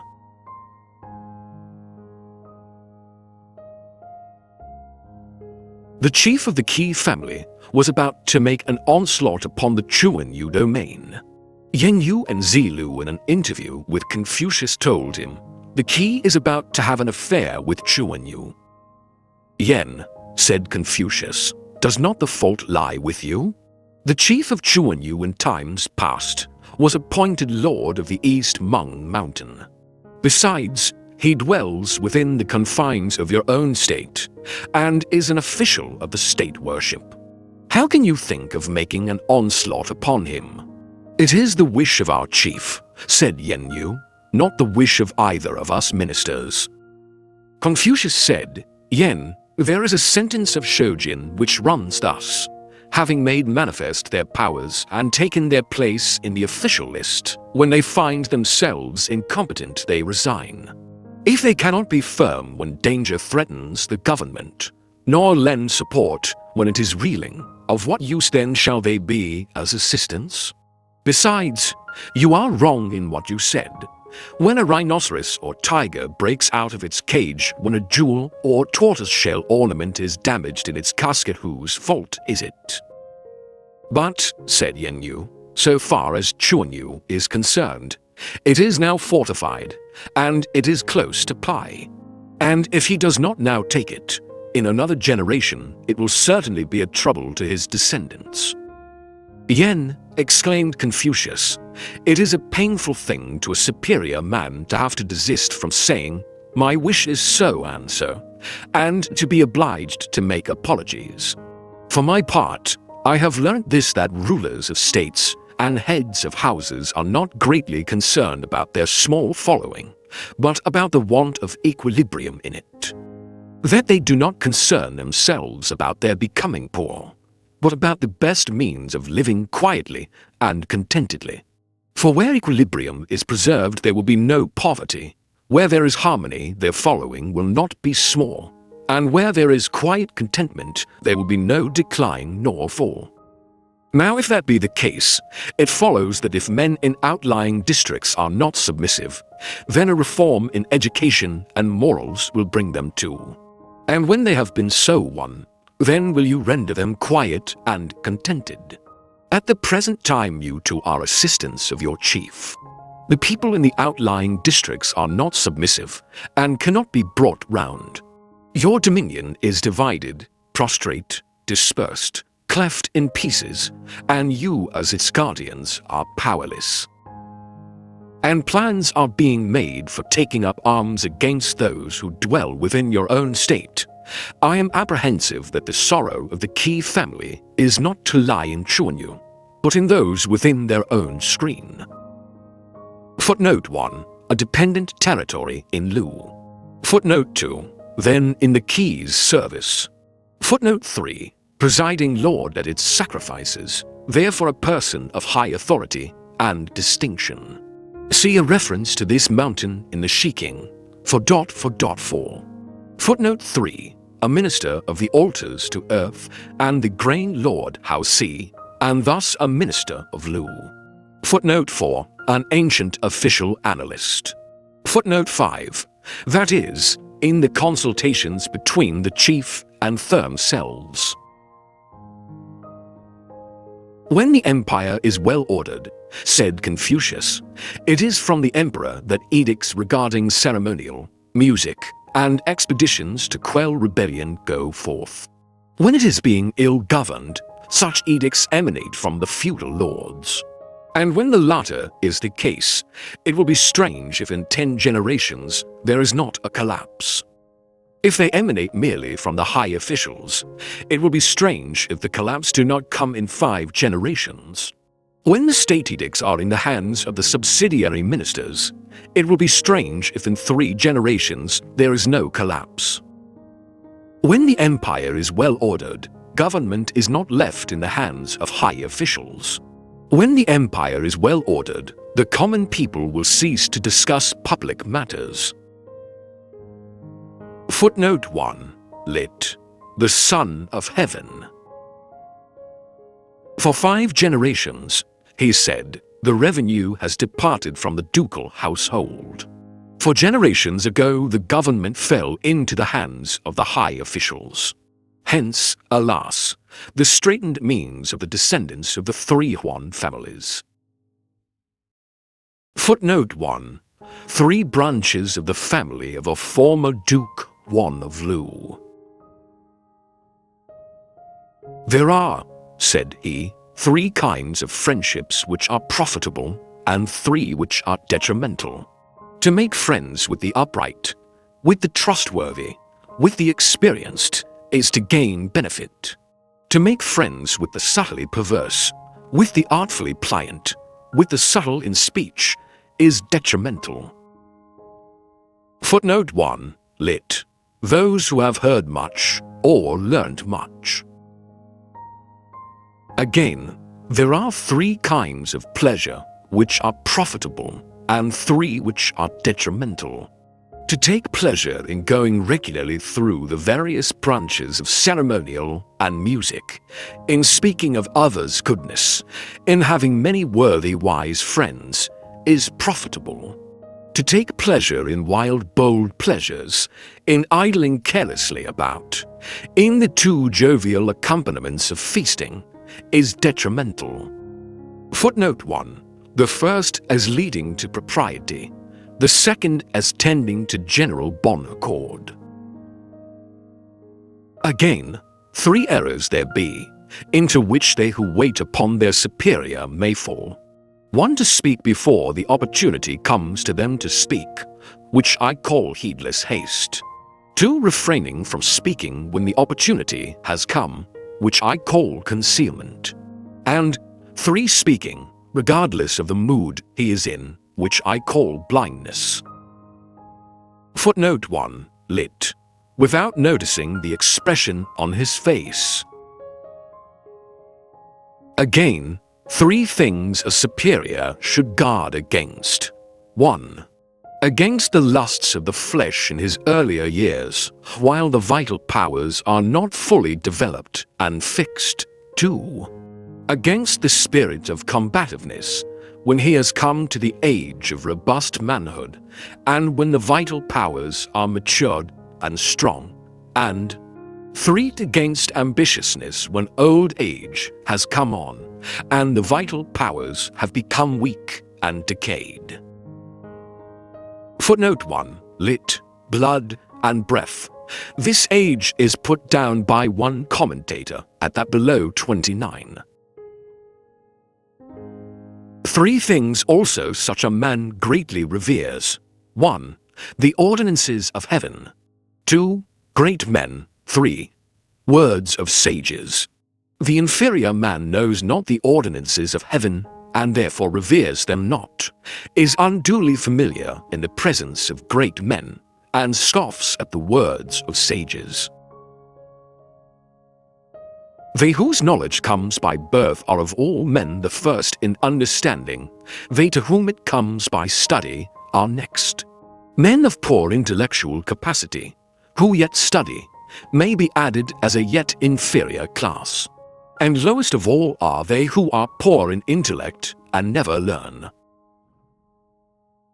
9 things there are of which the superior man should be mindful: to be clear in vision, quick in hearing, genial in expression, respectful in demeanor, true in word, serious in duty, inquiring in doubt, firmly self-controlled in anger, just and fair when the way to success opens out before him.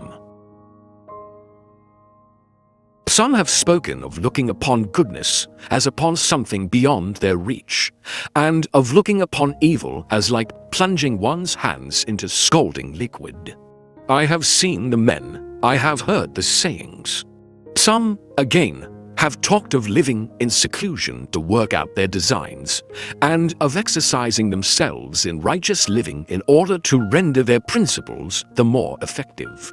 I have heard the sayings, I have not seen the men. Duke King of Z had his 1,000 teams of 4, yet on the day of his death the people had nothing to say of his goodness. Pei Yi and Shazi starved at the foot of Shaoyang, and the people make mention of them to this day.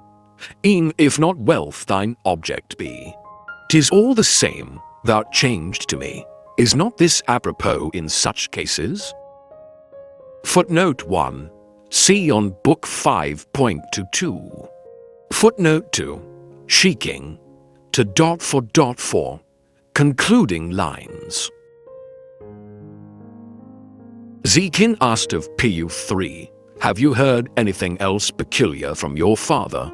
"Not yet," said he. "Once, though, he was standing alone when I was hurrying past him over the vestibule, and he said, 'Are you studying the Odes?' 'Not yet,' I replied. 'If you do not learn the Odes,' said he, 'you will not have the wherewithal for conversing.'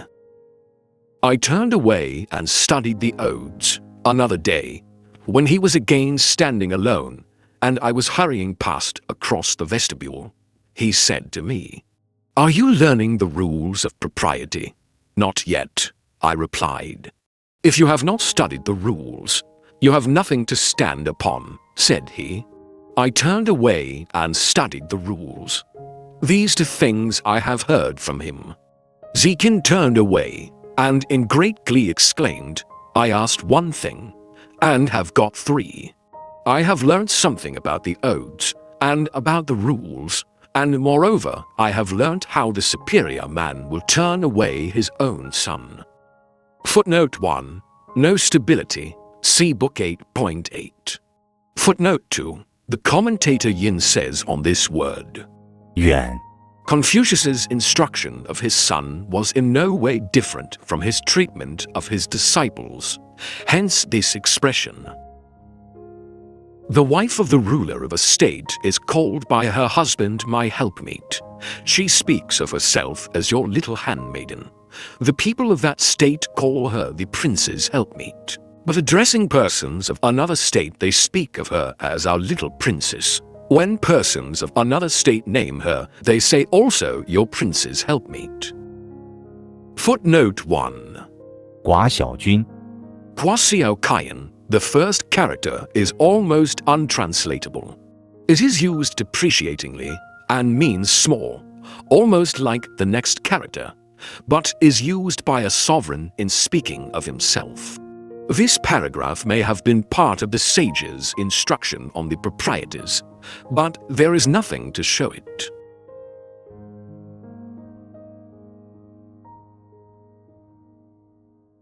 Yang Ho was desirous of having an interview with Confucius, but on the latter's failing to go and see him, he sent a present of a pig to his house. Confucius went to return his acknowledgments for it at a time when he was not at home.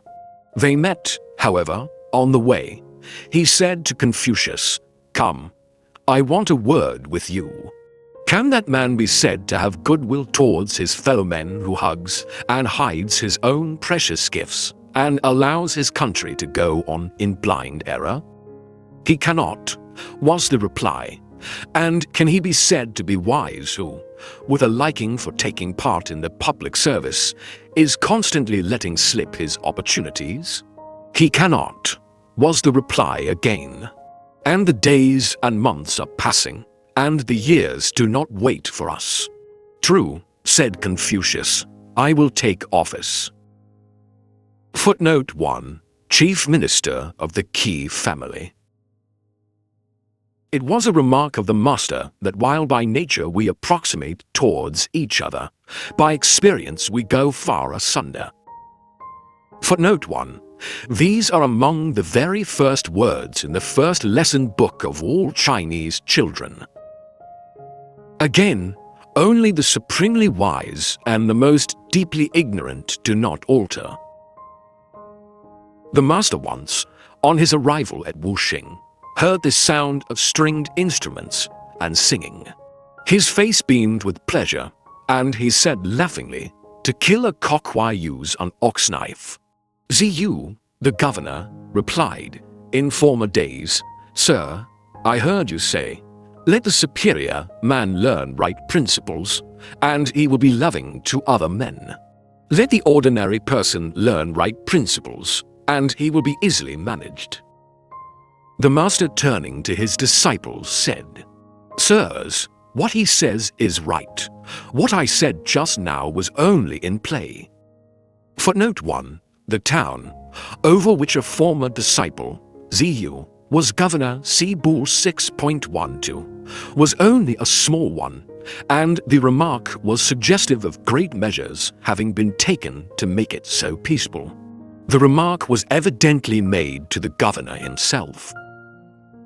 Having received an invitation from Kongshan Fujiao, who was in revolt against the government and was holding to his district of Pai, the master showed an inclination to go. Silu was averse to this and said, "You can never go, that is certain. How should you feel you must go to that person?" "Well," said the master, "he who has invited me must surely not have done so without a sufficient reason. And if it should happen that my services were enlisted, I might create for him another East Chow, don't you think so?" Footnote 1. The incident seems naturally to follow the last. The town of Wuxing was in this district of Pai. Footnote 2. As King Wan did at the founding of the dynasty. However, he did not go, and his conversation with Zilu, as in the former paragraph, seems to have been mere banter. Zichong asked Confucius about the virtue of philanthropy. His answer was, "It is the being able to put in practice 5 qualities in any place under the sun." "May I ask, please, what these are?" said the disciple. "They are," he said, "dignity, indulgence, faithfulness, earnestness, kindness. If you show dignity, you will not be mocked. If you are indulgent, you will win the multitude. If faithful, men will place their trust in you. If earnest, you will do something meritorious. And if kind, you will be enabled to avail yourself amply of men's services. Pehi sent the master an invitation, and he showed an inclination to go. Zilu, seeing this, said to him, in former days, "Sir, I have heard you say, a superior man will not enter the society of one who does not that which is good in matters concerning himself. And this man is in revolt, with Jung Mo in his possession. If you go to him, how will the case stand?" "Yes," said the master, "those are indeed my words. But is it not said, what is hard may be rubbed without being PG-95 made thin, and white may be stained without being made black? I am surely not a god. How am I to be strung up like that kind of thing and live without means?" Footnote 1. Governor of a place in the Jin state. Footnote 2. Lit. And not eat. But, as Dr. Legg says, the words may be taken passively. How can I be hung up out of the way of being eaten? The commentators, however, say that Confucius had in his mind his own means of subsistence. I think these words again are all simple banter with Ziyu. "Lu," said the master, "you have heard of the 6 words with their 6 obfuscations?" "No," said he, "not so far. Sit down, and I will tell you them. They are these 6 virtues, cared for without care for any study about them: philanthropy, wisdom, faithfulness, straightforwardness, courage, firmness. And the 6 obfuscations resulting from not liking to learn about them are, respectively, these: fatuity, mental dissipation, mischievousness, perversity, insubordination, impetuosity." Footnote 1. A translator has to resort to a roundabout rendering this paragraph to avoid uncouthness of expression and tautology. Poor Zilu comes in again for 6 hard thrusts. "My children," said he once, "why does no one of you study the odes? They are adapted to rouse the mind, to assist observation, to make people sociable, to arouse virtuous indignation. They speak of duties near, and far the duty of ministering to a parent, the duty of serving one's prince. And it is from them that one becomes conversant with the names of many birds, and beasts, and plants, and trees." To his son Peyu he said, "Study you the odes of Chao, and the South, and those of Shao, and the South. The man who studies not these is, I should say, somewhat in the position of one who stands facing a wall." Footnote 1. The titles of the first 2 books in Part 1 of the Shiking. "Etiquette demands it, so people plead," said he. "But do not these hankerings after jewels and silks indeed demand it? Or it is, the study of music requires it. But do not these predilections for bells and drums require it?" Footnote 1. The rules of ceremonial and music should be valued for their chief objects, propriety and harmony. But everything that was good in its aim was distorted to subserve people's particular fancies. Again, they who assume an outward appearance of severity, being inwardly weak, may be likened to low common men. Nay, are they not somewhat like thieves that break through walls and steal? Again, the plebeian kind of respect for piety is the very pest of virtue. Footnote 1. This seems, like the next 2 or 3 paragraphs, to be directed against the vulgar ways of the men then in office. Again, listening on the road, and repeating in the lane, this is abandonment of virtue. Footnote 1. See last note. In at the ear and out at the mouth, say the commentaries. But they make the listening the hearing of good words or instructions, and the repeating the forwardness to discuss what has been so learnt on the same road without allowing time to digest it. I think that, taken in connection with the preceding paragraph, it is simply an allusion to country gossip. "Ah, the low-minded creatures," he exclaimed. "How is it possible indeed to serve one's prince in their company?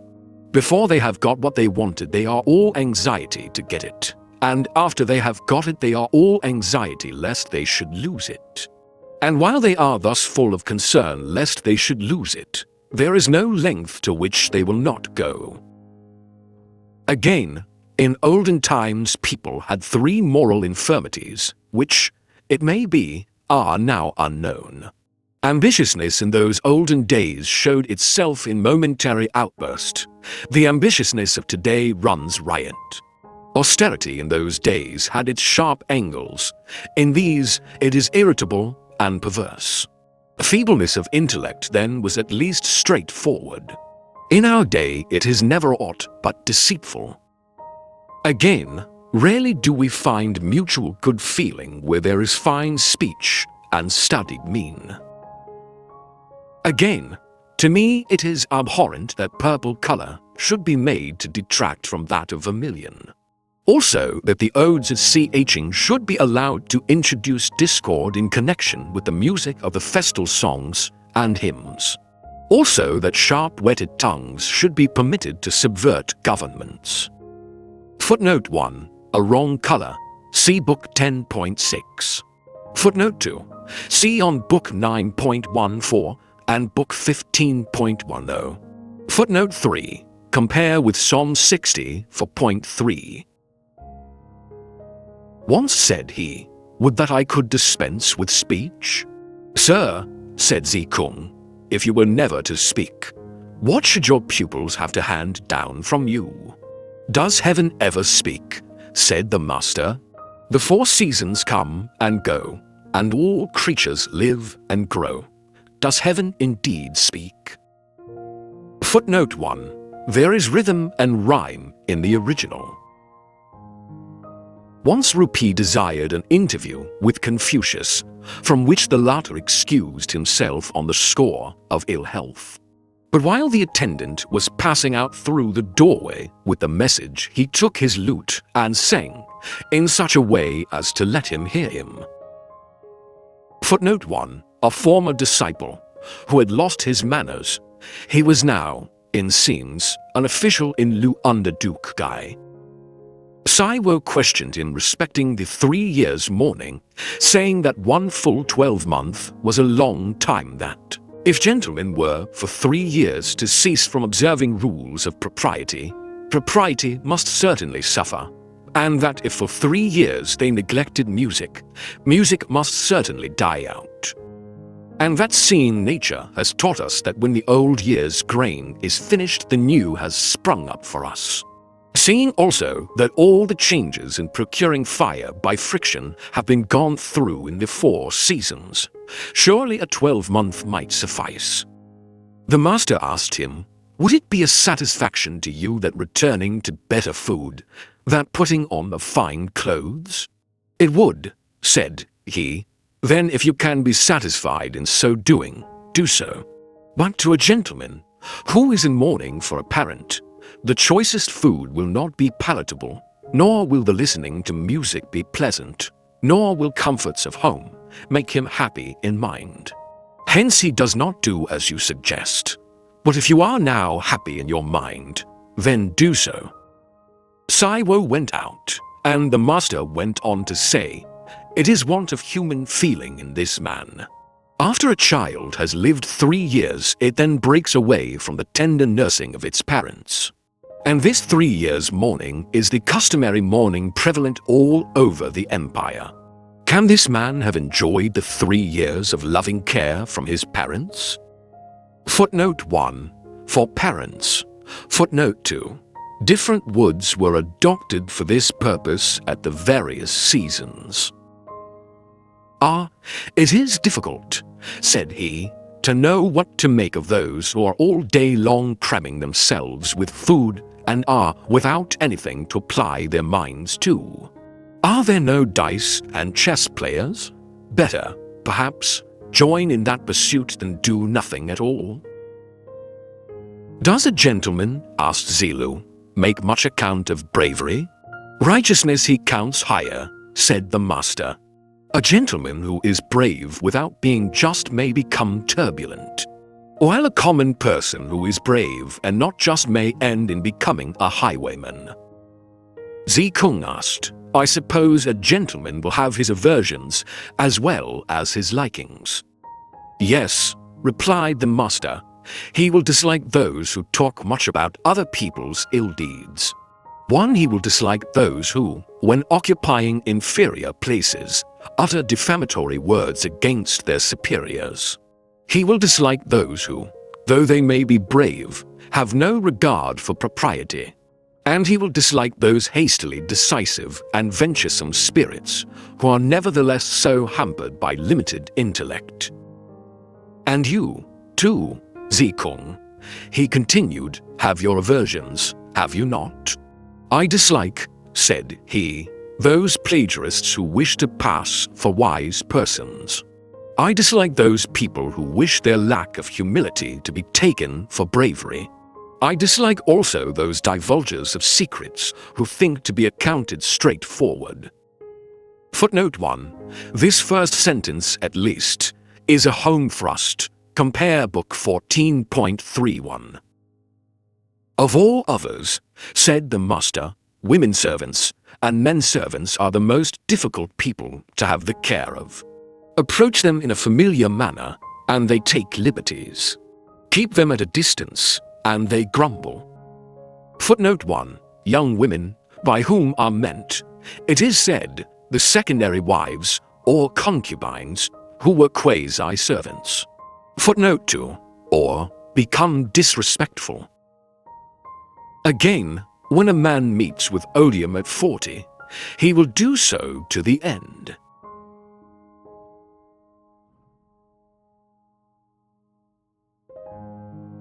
In the reign of the last king of the Yin dynasty, Confucius said, there were 3 men of philanthropic spirit, the Viscount of Wei, who withdrew from him, the Viscount of Qi, who became his bondsman, and Paikan, who reproved him and suffered death.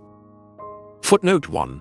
For the sake of clearness, I have here inverted the order of 2 sentences which make up the paragraph, otherwise they are unintelligible, except to one well acquainted with Chinese history. The last king of the Yin line was a sort of Nero. See my introduction to the Shiking, page 17, where these 3 men are referred to as his ministers, admonishing the tyrant in turn, the last having his heart torn out for his pains. Wu of Ryuxia, who filled the office of chief criminal judge, was thrice dismissed. A person remarked to him, "Can you not yet bear to withdraw?" He replied, "If I act in a straightforward way in serving men, whither in these days should I go, where I should not be thrice dismissed? Were I to adopt crooked ways in their service, why need I leave the land where my parents dwell?" Footnote 1. In lieu, see Book 15.13. Duke King of Tsi remarked respecting his attitude towards Confucius, "If he is to be treated like the chief of the Qi family, I cannot do it. I should treat him as somewhere between the Qi and Meng chiefs. I am old," he added, "and not competent to avail myself of him." Confucius, hearing of this, went away. The Tsi officials presented to the court of Lu a number of female musicians. Qi Huan accepted them, and for 3 days no court was held. Confucius went away. Xieyu, the madman of Su, was once passing Confucius, singing as he went along. He sang, "Ha, the phoenix! Ha, the phoenix! How is virtue lying prone? Vain to chide for what is o'er, plan to meet what's yet in store. Let alone, risky now to serve a throne." Confucius alighted, wishing to enter into conversation with him. But the man hurried along and left him, and he was therefore unable to get a word with him. Footnote 1. He only pretended to be mad in order to escape being employed in the public service. Footnote 2. Reminding him, perhaps, of his own words, see Book 9.8. Zhuangzi and Qi Ni were working together on some plowed land. Confucius was passing by them and sent Zilu to ask where the ford was. Zhuangzi said, "Who is the person driving the carriage?" Confucius answered Zilu. "He of Lu?" he asked. "The same," said Zilu. "He knows then where the ford is," said he. Zilu then put his question to Qi Ni, and the latter asked, "Who are you?" Zilu gave his name. "You are a follower of Confucius of Lu, are you not?" "You are right," he answered. "Ah, as these waters rise and overflow their bounds," said he, "'tis so with all throughout the empire. And who is he that can alter the state of things? And you are a follower of a learned man who withdraws from his chief. Had you not better be a follower of such as have forsaken the world?" And he went on with his harrowing, without stopping. Zilu went and informed his master of all this. He was deeply touched and said, "One cannot herd on equal terms with beasts and birds. If I am not to live among these human folk, then with whom else should I live? Only when the empire is well ordered shall I cease to take part in the work of reformation." Footnote 1. Two worthies who had abandoned public life owing to the state of the times.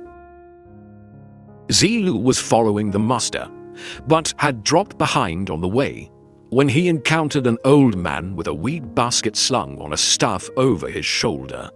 Zilu inquired of him, "Have you seen my master?" "Sir," said the old man, "who is your master?" "You who never employ your limbs in laborious work. You who do not know one from another of the 5 sorts of grain." And he stuck his staff in the ground and began his weeding. Zilu brought his hands together on his breast and stood still. The old man kept Zilu and lodged him for the night, killed a fowl, and prepared some millet, entertained him, and brought his 2 sons out to see him. On the morrow Zilu went on his way, and told all this to the master, who said, "He is a recluse," and sent Zilu back to see him again. But by the time he got there, he was gone. Zilu remarked upon this, "It is not right he should evade official duties. If he cannot allow any neglect of the terms on which elders and juniors should live together, how is it that he neglects to conform to what is proper as between prince and public servant? He wishes for himself personally a pure life, yet creates disorder in that more important relationship. When a gentleman undertakes public work, he will carry out the duties proper to it, and he knows beforehand that right principles may not win their way." Footnote 1. That is, without answering the question or waiting for a reply to his own. This old man was another of those worthies who had withdrawn from the world in disgust. Footnote 2. The attitude when making a bow. His respectful demeanor softened the old man. Footnote 3. Enough had been shown to Zilu, during his stay, of the good training the 2 sons had received. Among those who have retired from public life have been Pei Yi and Shi, Yu Jung, Yi Ye, Chu Chong, Hui of Liu Xia, and Shao Lin.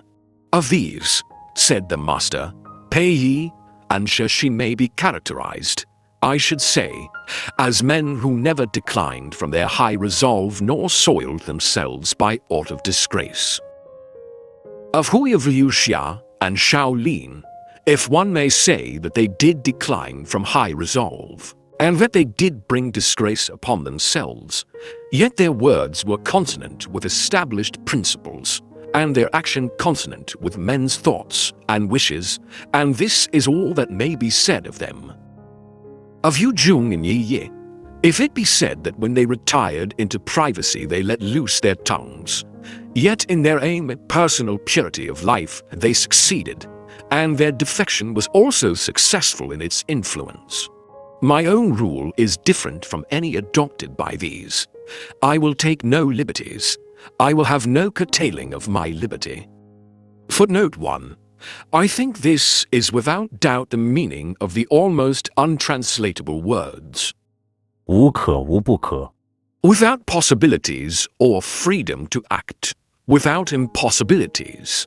He would do what he thought was right under the circumstances, and not slavishly follow anyone's example. The chief music master went off to Shi. Kan, the conductor of the music at the second repast, went over to Zhu. Liao, conductor at the third repast, went over to Sai. And Kaiwe, who conducted at the fourth, went to Jin. Fengsha, the drummer, withdrew into the neighborhood of the Ho. Wu the tambour went to the Hon, and Yang the junior music master, and Xiang who played on the musical stone, went to the sea coast. Footnote 1. These are given as examples of men who retired from Lu, disgusted with the state of things at the court. Confucius had made reforms in the music, see Book 8.15 and Book 9.14, and taught these men what was proper in regard to the words as well as the music employed. But the disorder and usurpation of imperial state by the duke was too much for even the musicians. It was the custom for the feudal lords to have 3 meals a day, at which the musicians performed. At the imperial court there were 4, with separate conductors at each. The Duke of Lu aped the sovereign in this. Anciently the Duke of Chao, addressing his son the Duke of Lu, said, "A good man in high place is not indifferent about the members of his own family, and does not give occasion to the chief ministers to complain that they are not employed. Nor without great cause will he set aside old friendships. Nor does he seek for full equipment for every kind of service in any single man."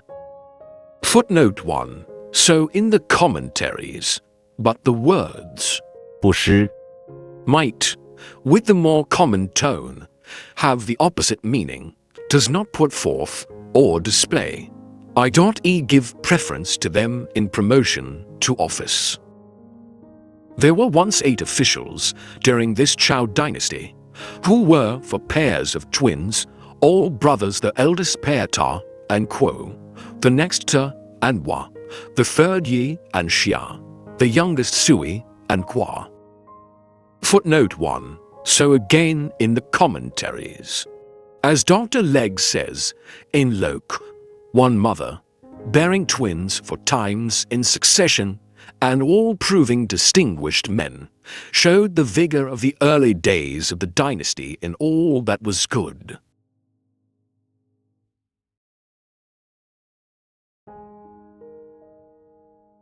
The learned official, said Zichong, who when he sees danger ahead will risk his very life, who when he sees a chance of success is mindful of what is just and proper, who in his religious acts is mindful of the duty of reverence, and when in mourning thinks of his loss, is indeed a fit and proper person for his place. Footnote 1. Lit. Of grief, that is, really grieves, and does not perfunctorily perform a mourner's duties. Again he said, if a person hold to virtue, but never advance in it, and if he have faith in right principles, and do not build himself up in them, how can he be regarded either as having such, or as being without them? Zixiao disciples asked Zichong his views about intercourse with others. What says your master? He rejoined. He says, they replied, associate with those who are qualified, and repel from you such as are not. Zichong then said, that is different from what I have learnt. A superior man esteems the worthy and wise, and bears with all. He makes much of the good and capable, and pities the incapable. Am I eminently worthy and wise? Who is there then among men whom I will not bear with? Am I not worthy and wise? Others will be minded to repel me. I have nothing to do with repelling them. Sayings of Xia. Even in inferior pursuits, there must be something worthy of contemplation. But if carried to an extreme, there is danger of fanaticism. Hence the superior man does not engage in them. Footnote 1. Occupations, say the commentators, such as agriculture, gardening, doctoring, divination, and the like. The student who daily recognizes how much he yet lacks, and as the months pass forgets not what he has succeeded in learning, may undoubtedly be called a lover of learning. Wide research and steadfast purpose, eager questioning and close reflection, all this tends to humanize a man. Footnote 1. Results in humaner feelings towards others. As workmen spend their time in their workshops for the perfecting of their work, so superior men apply their minds to study in order to make themselves thoroughly conversant with their subjects. When an inferior man does a wrong thing, he is sure to gloss it over. The superior man is seen in three different aspects. Look at him from a distance. He is imposing in appearance. Approach him. He is gentle and warm-hearted. Hear him speak. He is acute and strict. Let such a man have the people's confidence, and he will get much work out of them. So long, however, as he does not possess their confidence, they will regard him as grinding them down. When confidence is reposed in him, he may then with impunity administer reproof. So long as it is not, he will be regarded as a detractor. Footnote 1. This is taken as referring to his conduct towards his own superiors. Where there is no overstepping of barriers in the practice of the higher virtues, there may be freedom to pass in and out in the practice of the lower ones. Footnote 1. The disciple is certainly not equal to the master here. Ziyu had said, the pupils in the school of Xia are good enough at such things as sprinkling and scrubbing floors, answering calls, and replying to questions from superiors, and advancing and retiring to and from such. But these things are only offshoots as to the root of things, they are nowhere. What is the use of all that? When this came to the ears of Xia, he said, there he is mistaken. What does a master, in his methods of teaching, consider first in his precepts? And what does he account next, as that about which he may be indifferent? It is like as in the study of plants' classification by differentia. How may a master play fast and loose in his methods of instruction? Would they not indeed be sages, who could take in at once the first principles and the final developments of things? Footnote 1. That is, what student, less than a sage, but requires to be led gradually on? Further observations of Xia. In the public service devote what energy and time remain to study. After study devote what energy and time remain to the public service.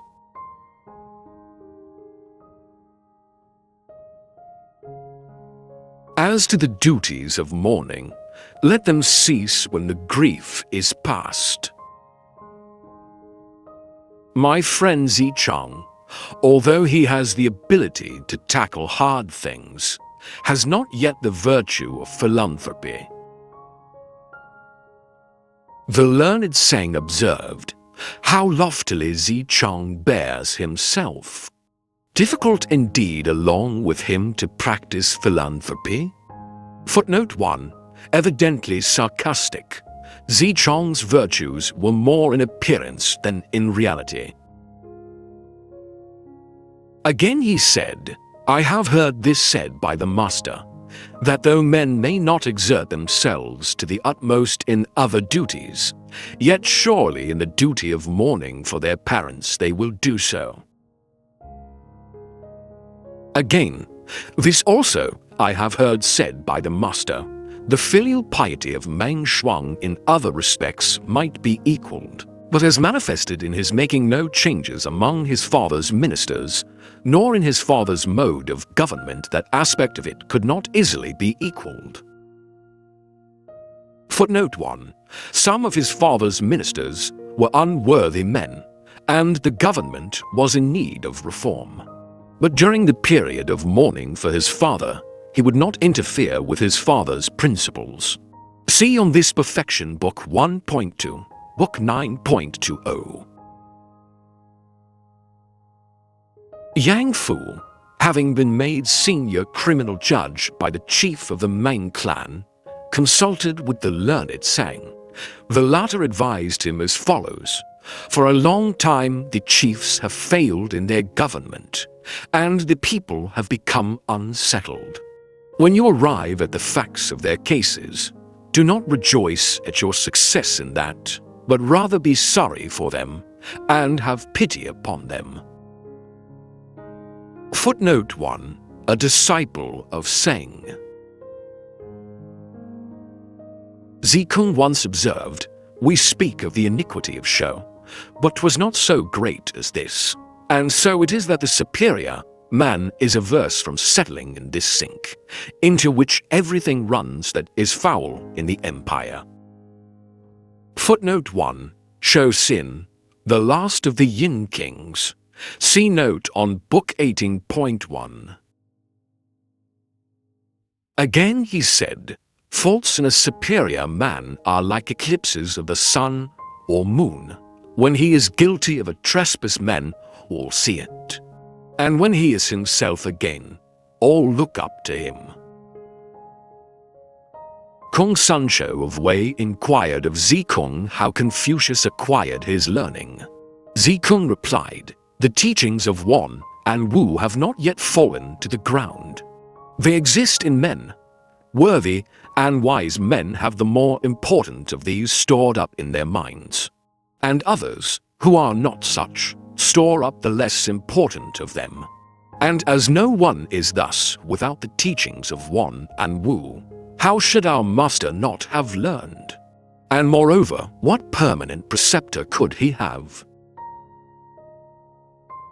Shasun Wusha, addressing the high officials at the court, remarked that Zikung was a greater worthy than Confucius.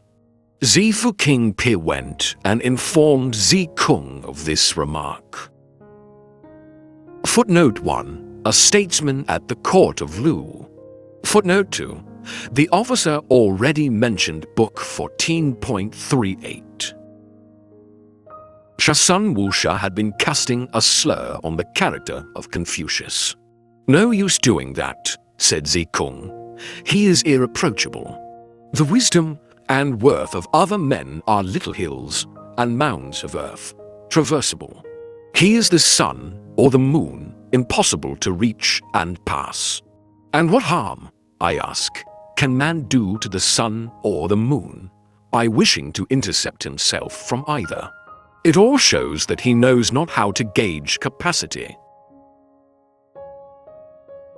Zikin, addressing Zikung, said, "You depreciate yourself. Confucius is surely not a greater worthy than yourself."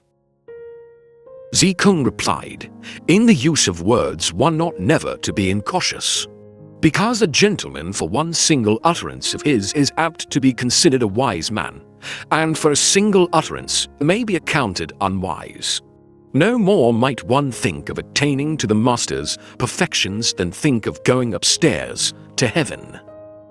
Were it ever his fortune to be at the head of the government of a country, then that which is spoken of as establishing the country would be establishment indeed. He would be its guide, and it would follow him. He would tranquilize it, and it would render its willing homage. He would give forward impulses to it, to which it would harmoniously respond. In his life he would be its glory. At his death there would be great lamentation. How indeed could such as he be equaled? Footnote 1. Lit would come. But, as in the Odes, the word has the meaning given above.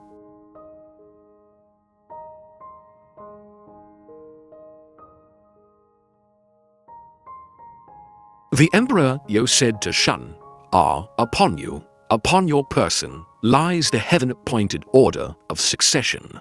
Faithfully hold to it, without any deflection. For if within the four seas necessity, and want befall the people, your own revenue will forever come to an end. Shun also used the same language in handing down the appointment to you. The Emperor Tong, in his prayer, said, I, the child Li, presume to avail me of an ox of dusky hue, and presume to manifestly announce to thee, O God, the Most High and Sovereign Potentate, that to the transgressor I dare not grant forgiveness, nor yet keep in abeyance thy ministers. Judgment rests in thine heart, O God. Should we ourselves transgress, may the guilt not be visited everywhere upon all. Should the people all transgress, be the guilt upon ourself. Chao possessed great gifts, by which the able and good were richly endowed. Although, said King Wu, he is surrounded by his near relatives, they are not to be compared with men of humane spirit. The people are suffering wrongs, and the remedy rests with me, the one man. After Wu had given diligent attention to the various weights and measures, examined the laws and regulations, and restored the degraded officials, good government everywhere ensued. He caused ruined states to flourish again, reinstated intercepted heirs, and promoted to office men who had gone into retirement. And the hearts of the people throughout the empire drew towards him. Among matters of prime consideration with him were these: food for the people, the duty of mourning, and sacrificial offerings to the departed. He was liberal and large-hearted, and so won all hearts. True, and so was trusted by the people, elegetic, and thus became a man of great achievements. Just in his rule, and all were well content. Footnote 1. The titular name of the founder of the Yin or Shang dynasty. His private name was Li. Footnote 2. For the reason, see Shiking, Odes of Shang, for point 5. 3. In the next ode, he himself is called the Dusky Monarch.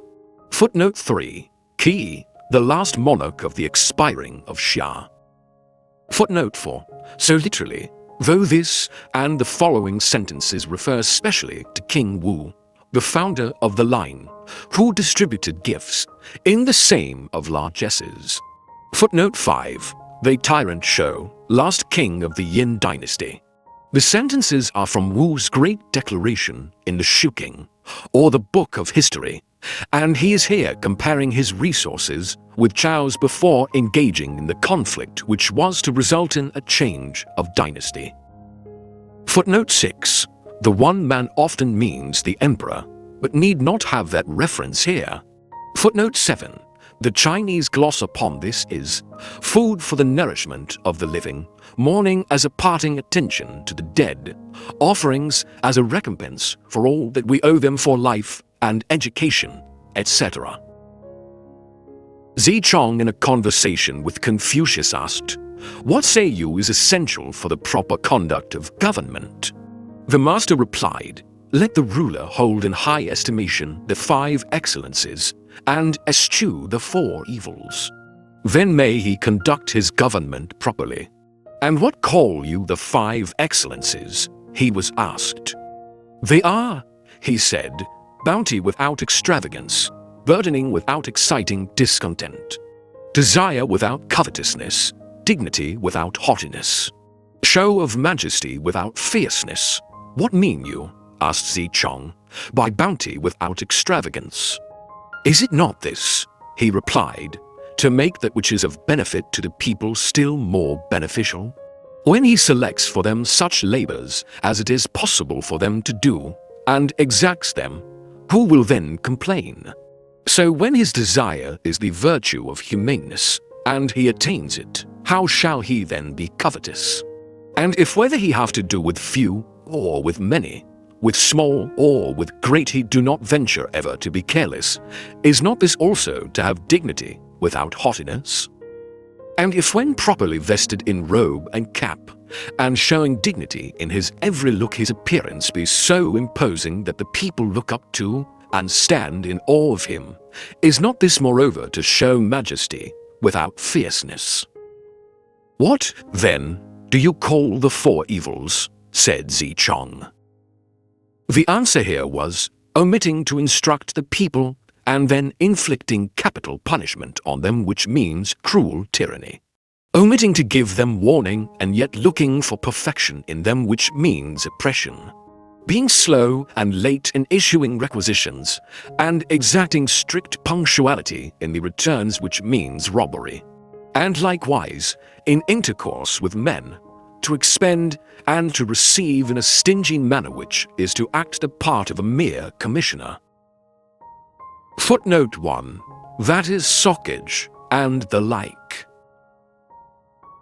None can be a superior man, said the master, who does not recognize the decrees of heaven. None can have stability in him without a knowledge of the proprieties. None can know a man without knowing his utterances. Footnote 1. The learned commentator Ching says here, the man who recognizes not the decrees of heaven sees harm coming to him, and is sure to shrink from it, sees a way of gain, and is sure to be all haste to get it. How can such be a superior man? Footnote 2. See Book 8.8 and Bull 16.13. Thanks for watching. Please like the video and subscribe to the channel for more excellent content.